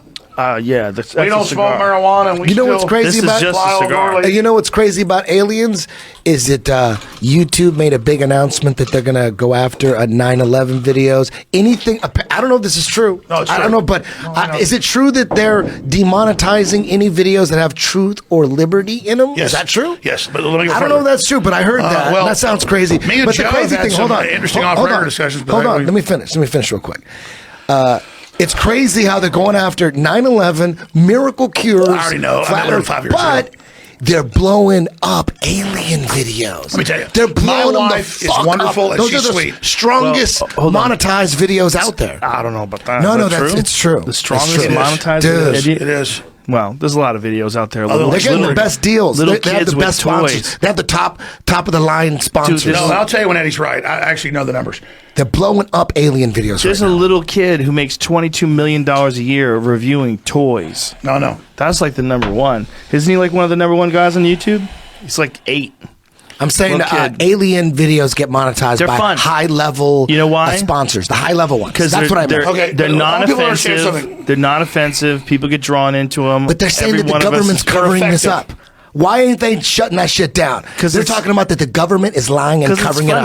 Because it's funny. Dude, but it's hysterical. Tell me, You're right. It is. How did the connection with aliens start? You said this is the most important thing you discuss on the podcast. And Eddie, I love you to death, and you're awesome. That's why I asked for you to be here. Hey, if you want to believe in aliens, I'm cool with that. I still love you. I don't care. I don't care about that. Listen, this is not what I believe, okay? I love you for who you are. I love you too. I'm trying to tell you something. Listen, man, let me tell you something. Okay. I'm not making this stuff up. I believe you believe it. No, I mean, the stuff I told you earlier about my dad at the table being offered $500,000 in 1986 I believe to that. build cyborgs I in believe that. Maryland. No, he wasn't here for that part. Okay. He came in later. But Okay. tell me how the connection with aliens got started. With who? Connection, aliens, and The who? Nazis, Oh, when people started becoming obsessed with contact with the aliens, Yeah. he was saying the Nazis 1947, Roswell. developed some sort of a connection. You know, Eddie's right. They flood YouTube and mainstream media. Like, they always thought it was safe. I talked about the private Federal Reserve, the New World Order, if I went on some big show, as long as they mixed aliens in with it. And I was Right. never the alien guy. Right? I've never been the big alien guy. Never. As long as I'm 2 years ago with you. And you know what? That's right. I remember when I was balls deep in aliens because I believed all that shit. I believe it used to be that you'd be a conspiracy theorist if you believed in aliens. But not anymore. Now, if you believe in aliens, Eddie, this is you're not real. a conspiracy. This You're is real, mainstream okay? now. Okay, but let's tell me how the connection between aliens and the Nazis took place. When did all this start? Let me begin. This is really, I'm telling you, Joe, this is a real deal. I believe you. This is, you ask, who are they? It's people who are psychically, genetically available to interface in this incredibly diverse universe with all these dimensions above and below and all around us with consciousnesses. And the truth is, no energy is ever destroyed. It all continues on. The truth is, our bodies, this is a fact, are a communal hive organism of all of our ancestors and all of their race memories, but not in just some compressed epigenetic system. It's beyond that. It's an electrochemical antenna, they've proven this, that connects to higher and lower dimensions. So our bodysuit, because our predecessors wouldn't put us in a position without giving us a bodysuit that is them. Our families are loving us. They're holding us. They're wrapped all around us. Their strength, their will, their bad, their good, their sins, the good things they did, the battles they won, the battles they lost, the woman they loved, the man they loved. It's all in us, all these people. It's why we're able to look into so many things and have so many different experiences. And so all the shaman, all the ancient religions, everybody says there are the good ones and there are the bad ones, and people are interfacing. So you say, where does it begin? From the Tibetans to the Mesoamericans to the Egyptians to the Druids to every ancient society describes the same thing. There are bad things that look like elves that have horns when they show you who they really are, and there are good things, but they don't contact you unless you contact them, and then they're almost not even concerned with what you're doing. I never bought into this, looked into it. But then I began to think about, what did I hear when I was a kid? What did I see? What was coming out in government documents? What was being admitted? When I read all these books about World War II and the Nazis and Hitler obsessed with the Dalai Lama and the Tibetans and what they were able to do without drugs to interface with this, and all the rituals they would do and how they would believe that beyond the ether, like at Skull and Bones, it's a German death cult, they do rituals and take drugs to talk to the goddesses. Well, they're just appearing as, sexy, beautiful women. It's whatever you want as these spirit guides, because lower entities will come in and violate your free will. God and his angels, which are below him, will not get involved in your everyday life. They will not manipulate your free will unless you ask them in. But then the devil masquerades as an angel of light. So we're on this planet, the third dimension, which is a launch pad to all the other dimensions below and above. The third dimension, all the mathematics shows, is the primal sea of where all this happens. And the Earth's like an egg, and we've got all this potentiality. And God will send out a transmission for a larger plan, but evil is willing to come in. And what does it say? Demoralize, get rid of children, don't have kids. Humans are bad. We'll be better once you're all gone. And it's because it's their operational mission for whatever reason that we'll understand later what's going on. So the Nazis, if you get into deep literature, they believed they were basically seancing and being possessed by entities that, I mean, it was before the Nazis. For whatever reason, it was the Germans that this happened to, and the Swiss. Like, they didn't discover LSD in the 30s. These people were running the psychology departments. They were interfacing with the occult. They were involved in all this crazy stuff. And it was all about their power and how great they were going to be. And the Germans were seduced. And they were seduced because they had high IQs, but more than that, they were psychically connected to each other and would work like robots. The Chinese and the EU want robots to replace us because they'll follow orders. And the Chinese are very conscious when they're conscious, but they're also very robotic. But the Germans are just as robotic. So this entity system picked Germans as its attempt, even in World War I, World War II, and it was manipulating the Brits as well, and offering them technologies, but two different paths. One was social control and all this other stuff with the Brits. The other was high-tech weapons, systems, interdimensional with the Germans. And so whoever these players are, and you can dial into it, but it's very dangerous. They're manipulating the British arm versus the German arm, and then they've got the Chinese arm that's almost seen as like their robot army. And so when you study it, the globalists go to these events and they take bigger and bigger doses of drugs. They do electroshock. If you go back to owners of Time Life books, weren't just in the 20s and 30s into LSD and other hallucinogens. And Apothecary, they were getting electroshock. They were having people turn their heart off to like try to communicate with these things to try to be dominant and get that. So you go back thousands of years, Merlin, the archetypal, or these magicians or these wizards are taking drugs in these temples and interfacing with these palantirs, these crystal balls, which aren't really crystal balls. It's their psychic focus of an interdimensional connection while they're on drugs looking into glass to then be able to see the future and understand what's happening to give them temporal power over this planet. But like the Bible tells you, any pharmakia or any of that always leads to destruction because only evil is going to come through that way. So we're basically have these light sockets. We can't jack into the higher unless it's our free will, and that takes time. We jack in to the evil. So you can jack into evil, you can't jack into good right away. So it's quicker, it's easier, like Yoda says about Darth Vader. Quicker, easier, more seductive. And so then I remember being a kid, and my parents, they don't really get mad about this, it's whatever. They didn't even know what they were hearing at the time. But they had friends that they knew at UT that were involved in research projects. And then they were, and 9 times out of 10, I read about research projects in San Francisco. UT has some, MIT has a lot, and stop me anytime you want. But this was in like the 60s. They had virtual reality gloves where you'd put them on and put goggles on, and you'd go into stuff that looked like the holodeck from Star Trek 20 years before it existed. And they were doing surgeries and all this, and they would do empathy loads where they'd say, we need the public because we're so weak, because the West is so strong. People haven't had trauma, so they sold them low level. Oh, we're going to create trauma. Like when you go to Mars, you're not getting any gravity, so your heart's no good when you get there. Who's organizing all this? Well, they don't tell you. They go, oh, it's a special class you've been adopted to. So in the 60s, they had gloves. So there's a special class of people that are organizing all this shit for It's the what? highest scores. But is it for what purpose? Well, you don't know. That's what I'm Financial telling you. gain, social No, it's all about status? spiritual. Jack Parsons, was he? Jet Propulsion Laboratory, Aleister Crowley, Devil Worship. Exactly. Okay, so wait a minute. So you're saying Aleister Jack Crowley over 100 years ago. Listen to this. Goes to How the Great crazy is Pyramid this? and the aliens give the plan. The founder of JPL, Jack Parsons. Have you heard this before? No, I just can't believe I didn't want to have Alex on the podcast. No, but have you ever heard that? Let me finish. Have you Let ever me heard finish. that? Just let me say this. No. I'm not trying to take over, but it's 2 years ago.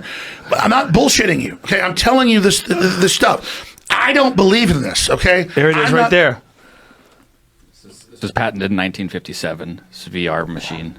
Exactly. No, exactly. That's crazy. So I've talked Amazing. to people, not just family. Holy shit. And Gives you wind, vibration, aromas, stereo sound, color, motion, wide vision, and 3D, three-dimensional. But let me tell you, they wore a mask in the 60s and 70s that was already like you see like paper-thin TV screens. Mm-hmm. And it was already, I talked to them, they said, there's no way this was human technology. So you've seen these foldable phones? Yeah. Yeah, I think the aliens have already taken over Samsung and Huawei. Yeah, See no, they're that dialed shit? in. The point is, do you think the aliens are taking over Samsung? Do they have something to do with Samsung?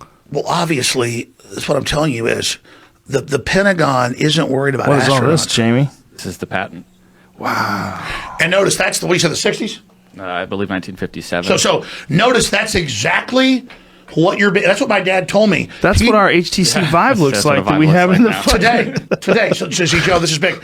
My dad didn't tell me this till he saw Endgame, and he said, "No, son, we had virtual reality goggles, and we had CD-ROM, and we had things, and then something else happened, and I'm not at liberty to get into it, but I was shown 3 years ago what the University of Washington was doing under Bill Gates, and this is in the 90s. What were they doing? What do you do? They don't even know what they're being given. It's intravenous. So you think it's some sort of alien intervention type shit? Dude, they to get even deeper, they turn your heart off for 5 minutes and they pump oxygen into your blood. And you're in the meetings. I've talked to people that are involved. I mean, top scientists. And you're in the meetings with frickin' aliens. Elves is the main group. But they're like, so by shutting your heart off, it makes you have that psychedelic experience. By keeping blood in your oxygen, it keeps you alive? Well, let's explain. Okay. The heart goes out, the body thinks it's dead. Right. So you can stay in longer. I don't know all the science behind it. I understand. But let's explain this. Lucky when you've I don't taken either. DMT or ayahuasca 200 times, like most are astronauts and test pilots aren't flying planes. Those are robots now. It's all mind war.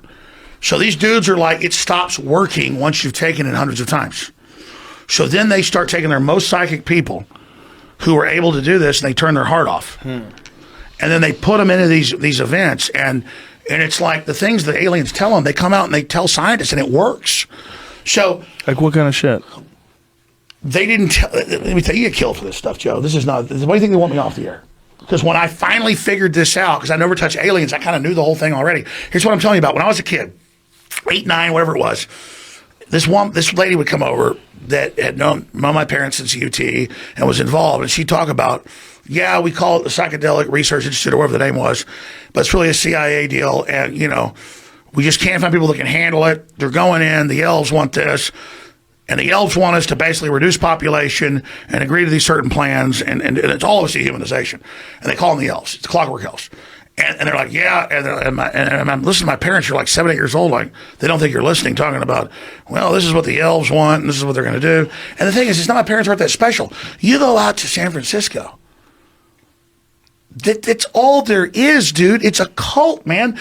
All these guys you know from San Francisco, dude. You look at the head of Google or YouTube or freaking Apple. He's on TV. Tim Cook and his eyes are this big under lights, man. These guys are on stuff that like nobody even knows. What do you think they're on? Stuff they've been given. I mean, I know people at UT. They won't tell me specifically, but I was telling like the dude who owns YouTube. Who's that guy? What's his name? Maybe it's a girl, you sexist pig. No, it's like he, him. It's Alphabet. Him. Alphabet's the parent company. Maybe it's a Zur. Take Pachari. It's not one dude. There's not like a Jack Dorsey of YouTube. Take Sundar Pichai. He goes in Congress. I'm there. He's the CEO of YouTube? He's the CEO of Google. Google, sorry. And he's literally on TV going, we never fix the result. We don't spy on anybody. There is no surveillance. And you've got all these old white men, and I'm not saying white men to be trendy. It's all a bunch of old dumbass white men and a couple of dumbass old Mexican and black ladies. They're all dumb, whatever color they are, going, so you don't spy on it or control it. Meanwhile, their own prospectus to their shareholders is how they control it all and how they're going to deliver maximum profit. And Sundar's like, yes, it is true. We have never controlled the search result. And it's just, I'm just listening to pure lies. Meanwhile, this guy's only the front guy of Eric Schmidt, and God knows what they're into. Has it been proven that Google does something to alter search results? I'm asking because I don't know. I'm not asking to fuck with you. Yeah, no. What did they do? Google itself is about if you pay them, they put your results at the top. Just like Facebook. Okay, well, that's definitely altering search results. So what he said was not true. If you can pay, it's like saying water ain't wet, Joe. I know you know all this stuff. No, I don't know that. I don't know that. No, listen, I'm honest about what I don't know. I know some things. But there's a lot of fucking holes in my knowledge base. That's a fact. Well, you know that they try to block my name and direct it toward negative stuff. I'm sure they do. If 'Cause they manipulate all data. they do is true? do is the negative. You attack me, it's digital currency. You go to the top and they pay you money. Right. Some of everybody, a little tip watching. Attack me, lie about me, and go to the top, but you lose your soul. Your soul. But I don't want to burn this out. There's important stuff to cover. Aliens. And I think this is a good podcast. Fuck But you need to drink some whiskey. Tell me about your sponsor. Don't end this, Joe, because I'm already missing my flight. Look at this right here. What is the end game? I mean, here's an example earlier. We already talked about human-animal hybrids, mass farming of humanoid tissue, transhuman end game. And we talked about aliens. And you looked it up, and it's all right there. Yes. As for the aliens, We're creating talking about, a human-animal greys, hybrid is an alien. Like greys and stuff like that. Do you think greys are like a robot? Yeah. I think I've heard that theory that it's not a real there's no doubt. living They're thing. pro. The idea is that at a certain point in time you can interface with that robot so that you could see it in real time through its eyes somewhere Wait, so you else. believe in greys are real? No. This is what I'm saying. If one day in the Greys future, are biological androids. hold on a second. If one day in the future they figure out a way to take a thing that looks like a humanoid, It's an avatar. yeah, and transport it through a spaceship onto another planet, and you could look through its eyes because you're somehow or another connected to it the same way they're connected to these satellites. That's still an No, alien. you're all being prepared in video games where you're bow hunting and you're all that. You just saw the 1950s diagram of the VR goggles. Can we pull up a famous photo of... You don't believe in any aliens, Eddie? I don't believe they come from up there. Pull up Think they're Mark Zuckerberg interdimensional? I think they're from the same place we They're all wearing are. VR. I think we're in this vast plane, You know and there's that a photo lot where of it's like all his shit employees? everywhere. They got us enclosed in this little thing. Here's and the they- deal. Eddie, you learn, here's the thing. You learn what the plan is by the attack. They don't want us having kids. They want us demoralized. They want to break us down. They don't want us to think we can expand. And they don't want us to believe that there's space. And I'm not trying to attack you, but they don't want third dimensional resource expansion. I don't even know what that is. Well, they don't want us.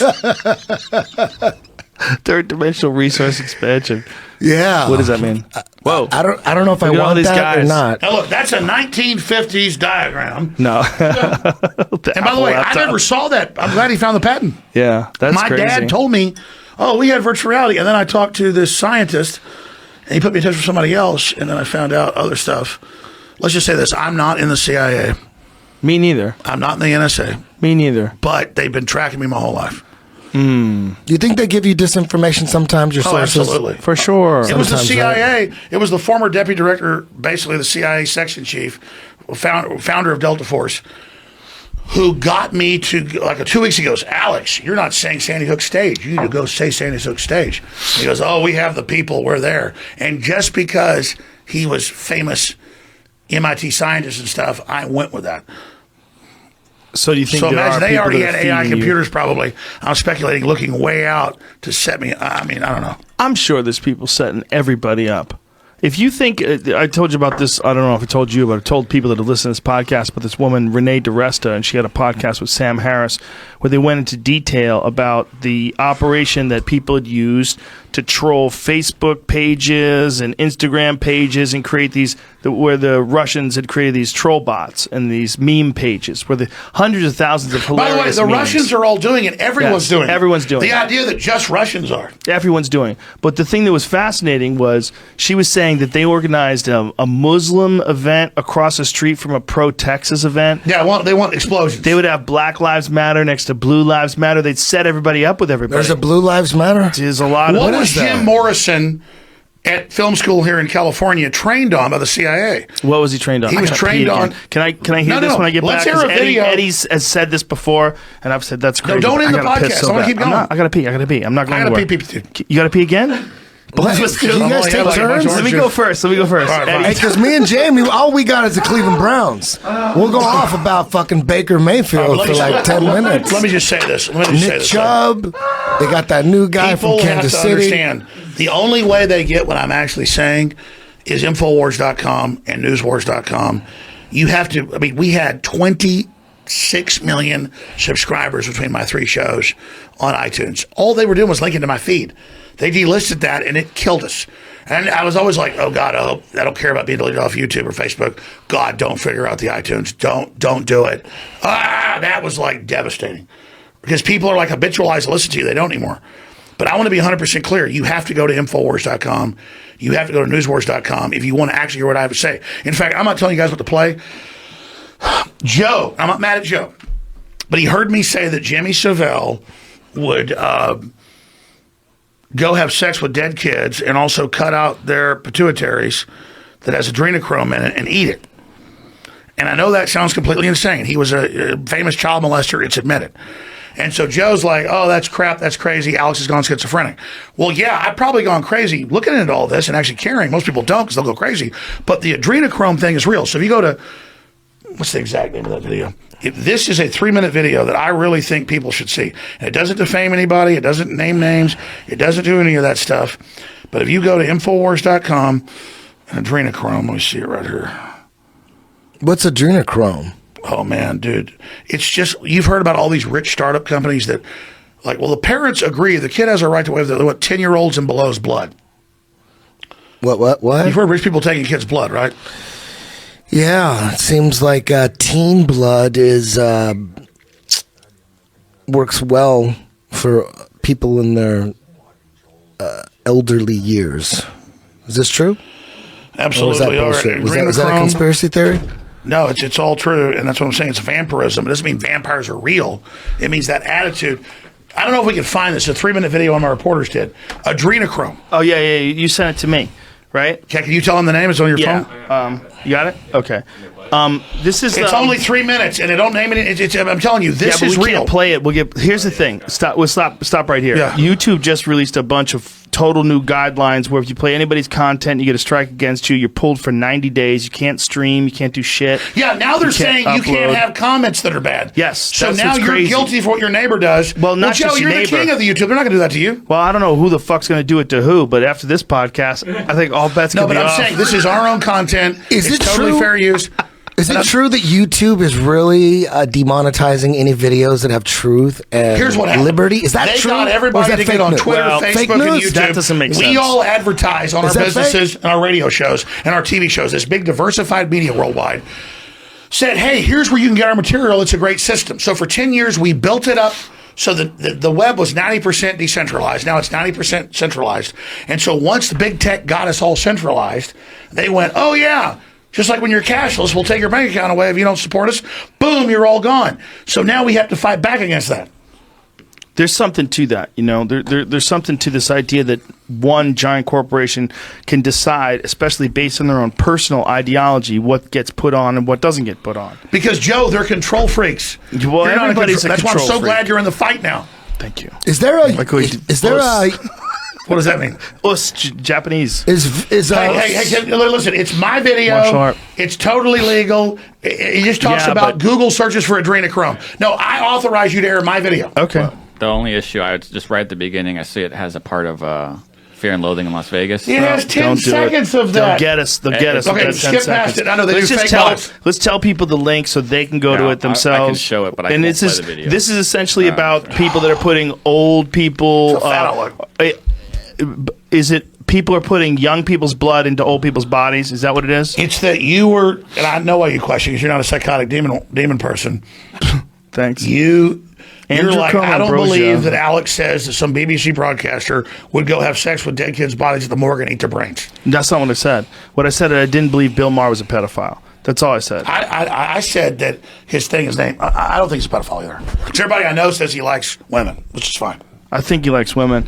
You know, well, we were talking about him earlier, and I could say this from the perspective of a stand-up comedian. We say a lot of shit that we don't entirely mean because we think it's funny. Eddie and I do it all the time. That's why Eddie said that to you earlier. You really think that someone's they're gonna legislate to harvest babies? He's doing that to fuck with you. No, I know. That's Eddie Bravo. I thought it was that's being his serious. style of comedy.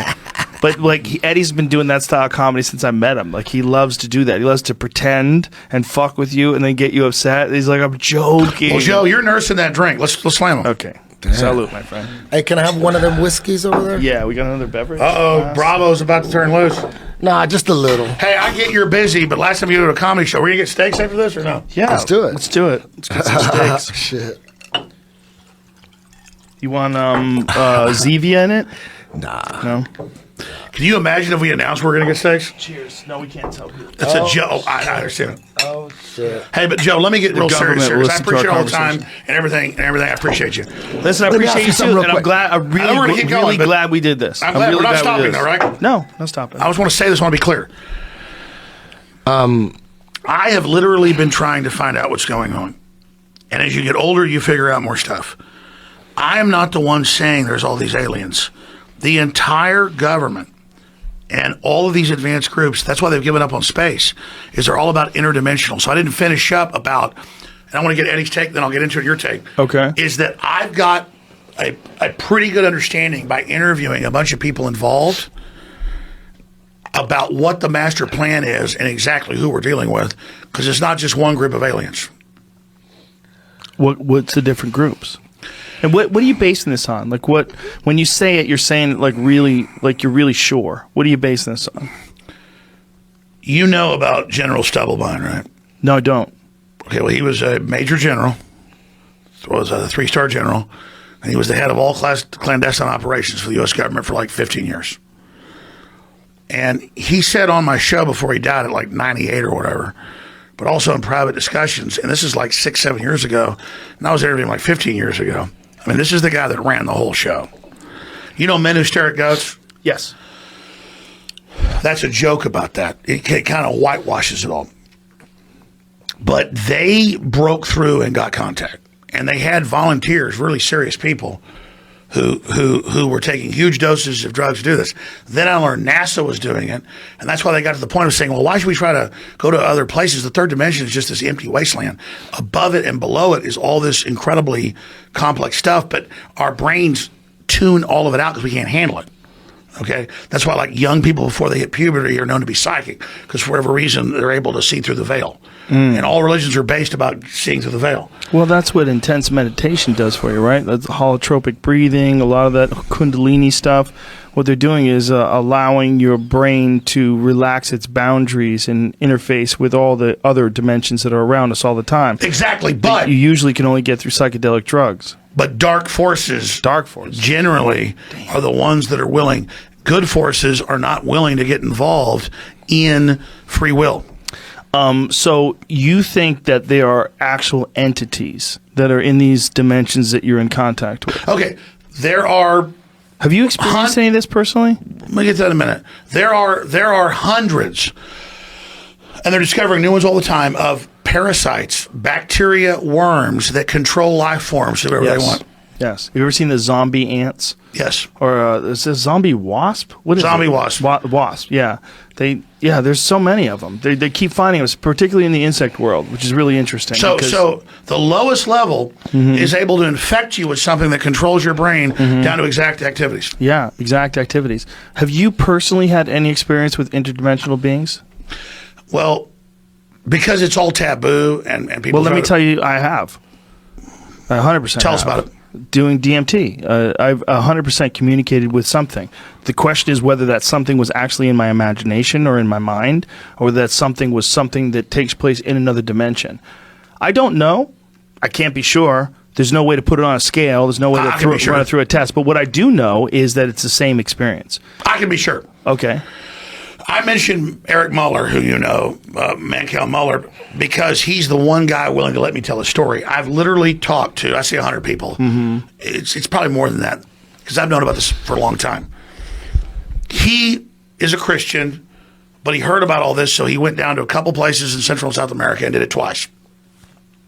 Both times it was 30 to 40 people in the group.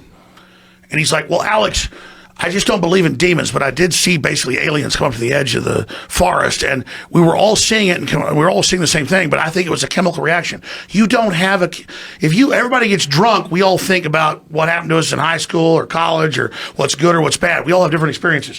When you're taking a hallucinogen and suddenly you're all seeing the same thing, it just means it clicked off the part of your brain as a filter, so you go crazy. Yeah. Because a lot of schizophrenic people just see more.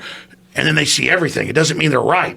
It just means that the filter is off. Well, I always said, like, you ever run your hand over an insect that can't see? They have no idea you're there. They're like certain insects that just don't see anything, whether it's a centipede or whatever. And how do we know what they see? Well, we don't know. You're right. Yeah. We by dissecting dead ones, we have an understanding of what sensors they possess, and we think a bee or a fly sees like in a bunch of little Dude, I told you that- hexagons or whatever. We You don't know? know. We know that they have a bunch Composite of different. Yeah, we don't know what the exact experience was. I told you the whole story. that Joe, happened when they've I- got computers hooked up to the damn bugs. They've got everything. Computers are hooked up to the bugs? The difference is, let me tell you. Yeah, they've got 35 years ago, they had remote control rats with microchips. They could send 500 yards into a bombed out building with a camera on their top. They 30 They did years that shit ago, to dolphins too, right? Didn't yes, they strap they've got missiles roaches on dolphins' in heads? mainline Scientific American, roaches with a chip on their head that run around. The difference is the reason it's dangerous is that once you open that gate, it's all bad. Why is it all bad? Why can't you experience that interdimensional being and learn something from it and be a better person when you come out of it? Because for whatever reason, at first it's all beautiful, and soon you're an Aztec base, kidnapping all the local tribes and killing whoever's the tallest or the smartest. Every time it gets control, it starts murdering everybody. And it always starts beautiful. It always starts great. So you're talking about ancient civilizations where they ritualize psychedelic drugs and they wind up killing everybody? In every case. In every case, the priests say we have to throw babies into fires. We have to cut their hearts out. We have to bite their genitals. True or false? Supposedly, the mushrooms were used by the Aztecs so that they wouldn't resist. They'd get them all high on mushrooms. It was beyond that. Way They had when a cut their heart cocktail. out, They had a cocktail. They don't resist. Of Is this dozens true? of hallucinogens and toxins that would give them an enema. True or false, though? They didn't use mushrooms No, just they to did. keep them sedated. I'm so they telling you, could they make could ground sense. It makes sense if you get. They killed. Pull this up. I think the temple. I forget how you say it. Teotihuacan. But in this one temple, I think they killed some insane amount of people after it was constructed. After the Tens of construction, thousands. tens of thousands. They sacrificed tens of thousands of people. That the ones that were actually working to build the temple. Once they But let me died, tell they you, killed everybody. I've been down Just there the with like stench. real university heads who I want to hear from them. These are the Mayans, and they said, "Yeah, no, we're opening an interdimensional gate. The gods want blood," and they didn't take it internally to the mouth. They would take enemas of dozens of hallucinogens and alcohol, and so the priest would take a couple of drugs, and then the priest wanted to communicate with the aliens. And the aliens wanted blood. And they also So it was more like, we're chopping hearts out. Yes, sir. Okay, we did 1,000. Okay, the gate's open. Gate's open. Here it goes. Jamie says, look, it says they, between 10,000 and 80,400 persons were sacrificed in the ceremony in 1487 when the Aztecs completed the temple. And how do you say the temple name? Pull up the top of the... You're right. What is it? How do you say it? Memory's good. It's all over. How do you say the temple name? It didn't say it right there. Oh, it didn't say? That's I Mexico think it's City. Teotihuacan. Mexico City. I think I'm saying it Mexico wrong. City's where they think they killed about 5 million people. This is one day. Fucking insane. They killed 80,000 people in a couple of days. That's bananas, man. And by the way, you go down there and you're walking around in the woods and the Mayan guide goes, the bones. And they pick up and you're like, it's not gravel. It's petrified bones are everywhere. Oh, my God. But let me go further. The priesthood were meat sellers. This happened in Europe as well. They would hang people up, and the stores, the market is below the temples. And so you would eat the meat, and the most valuable meat was warriors. Like when you won the ball throwing game that went on for days, they would kill you. They killed you. The ones who won were murdered. This is the thing. They used to think that they sacrificed the losing team. Now they realize they sacrificed the winning team. I had a bit about it for a while where I was like, that must have been the longest fucking game ever. Dude's just dropping the ball, fucking up. No, missing but shots. they were all fighting because they wanted to. That's They funny. believed they were They food wanted for the to gods. die. Yeah, they because wanted they to told them. die. They said, Quetzalcoatl, the flying serpent, Quetzalcoatl, yeah, is you're gonna interface and upload to its brain. And you look at their paintings; it's all like spaceships and dials, and they have perfect in the Spanish Museum for 200 years, proving it's not a hoax because there's drawings of it in 200-year-old Spanish textbooks, but you can go see it. It's about like a half foot long. Looks like a jumbo jet with the windows and the engines. True or false? The Mayans smoked penis blood. They did. They did. See? Well, what they did was...